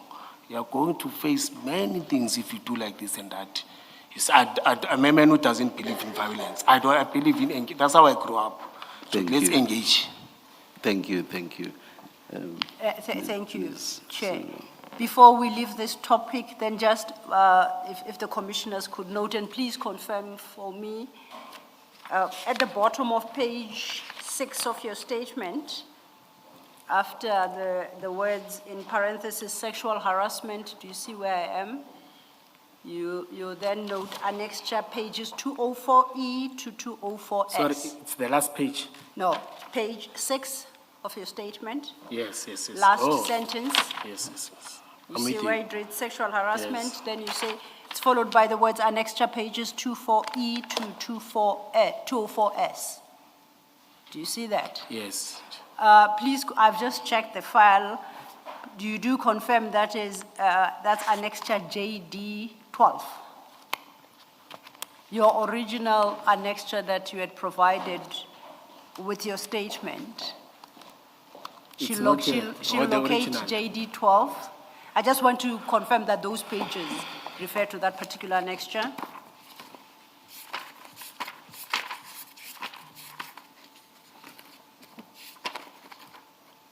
E to 204E to S.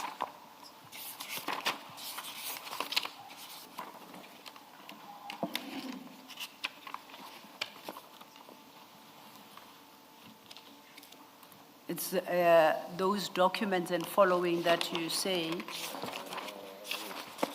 concern the sexual harassment claims. Chair, it's supposed to be one of them. No, it goes from 204E to 204S. Yes. So that's Yes, correct? yes. All right. If we do the same quick exercise, the first paragraph on page 7 concludes with the wording, she always got protection from Chief of Police, Mr. Isaac Mapieye, before Madlanga Commission. What do you mean by that? Yes, Chair. You say she always got protection, she, I take it, is Ms. Tepper, Yes, Chair. got protection from the Chief of Police, Mr. Isaac Mapieye, before Madlanga Commission. Yes, Chair, you will see in one of the annexures, there are many complaints by, there are many complaints by her juniors. I'm not talking about the seniors now, about her juniors. There are many grievances, formal grievances. I've attached those letters against them, and there were no formal sitting. There was no any attempt to attend, where she promised them, I will physically beat you, and calling them the names that I can't call in this commission. Yes. They've wrote and submitted social media things that I've attached to prove that. I'm not talking about I'm not creating a character. No, if I may just clarify. Yes, it is them. It is the before Madlanga Commission that I was interested in, because you say she always got protection from Chief Mapieye. Yes. And I assume that to be in the workplace. Yes, Chair. But then you say before Madlanga Commission, are you saying No. as testified by Mapieye, I don't know, or by herself? Or before she testified at Madlanga Commission, Okay. internal within the MPD Okay. and the city of Ekurhuleni. So the protection is in the workspace? Yes. All right. And then you, thanks for that correction. You then reference annexure pages 163C to 163O, same file. On my record, that would be JD 10, 163C.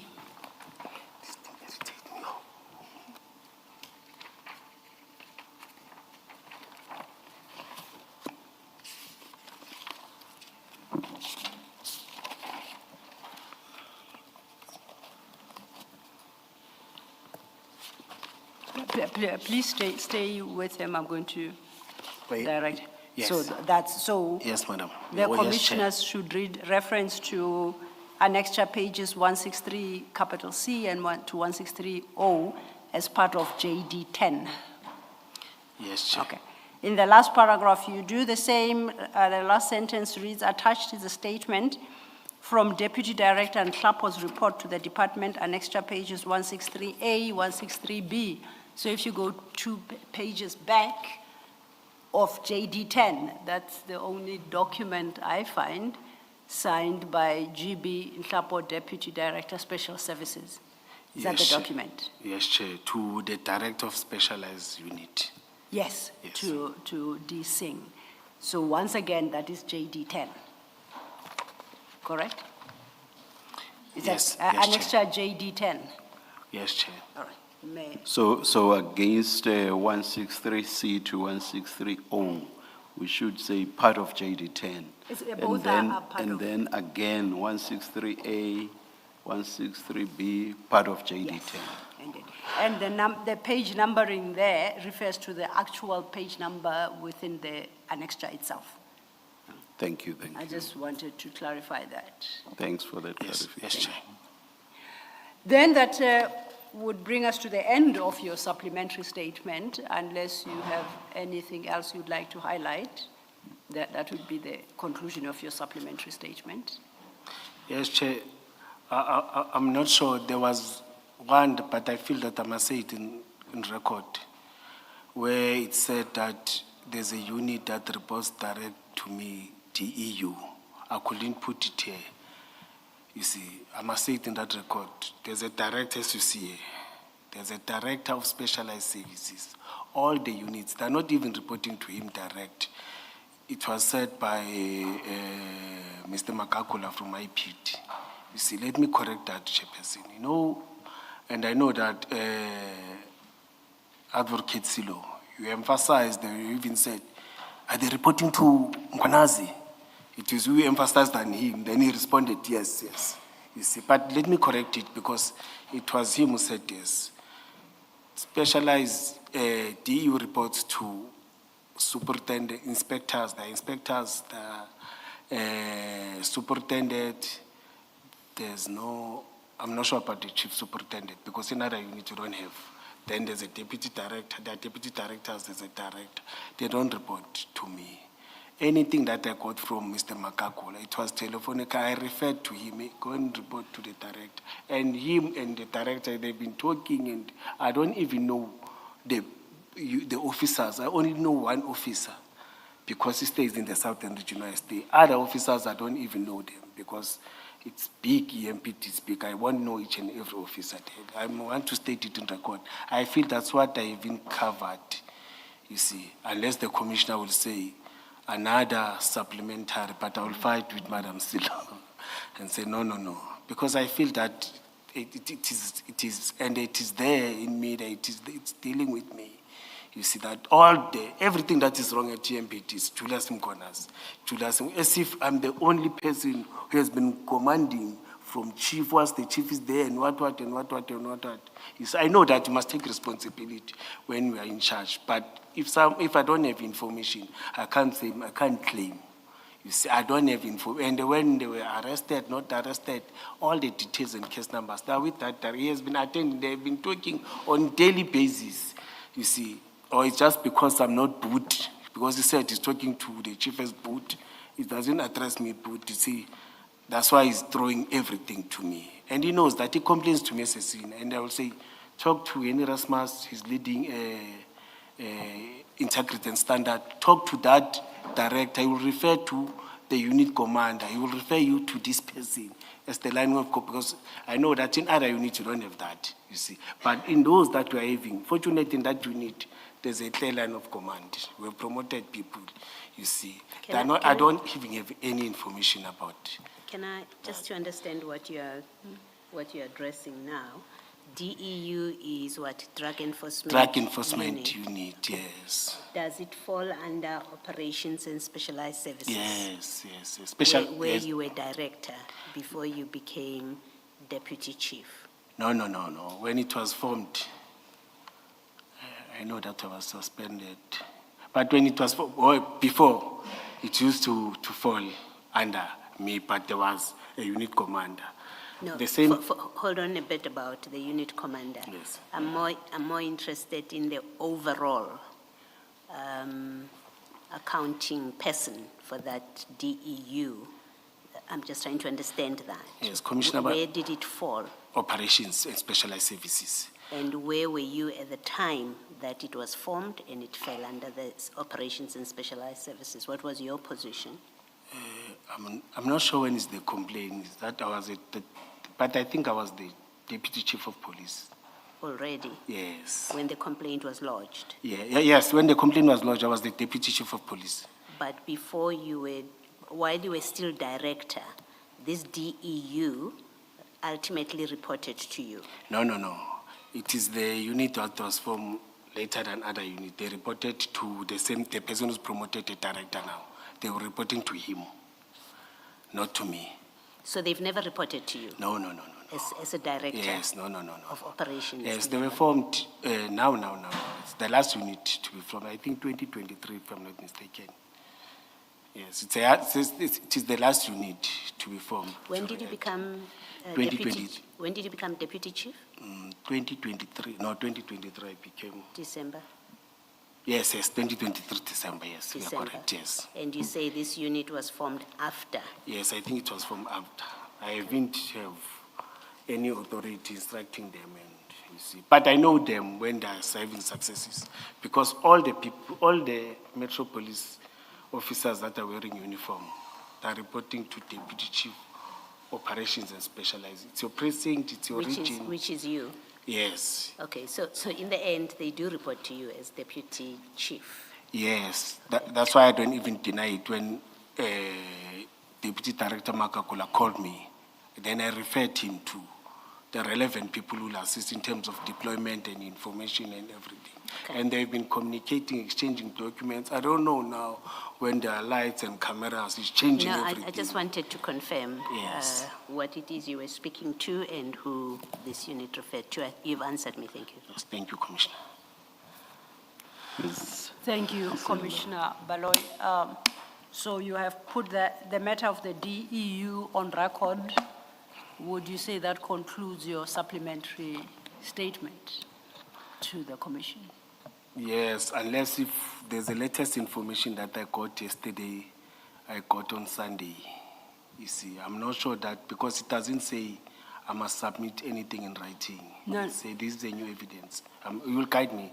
You will Oh, guide no, me. no, those are, he's referencing the exhibits submitted by us, no. Sorry, a supplementary statement is not necessary for that purpose. I just wanted to know this statement that you submitted, that we have just dealt with, you have added the issue of DEU.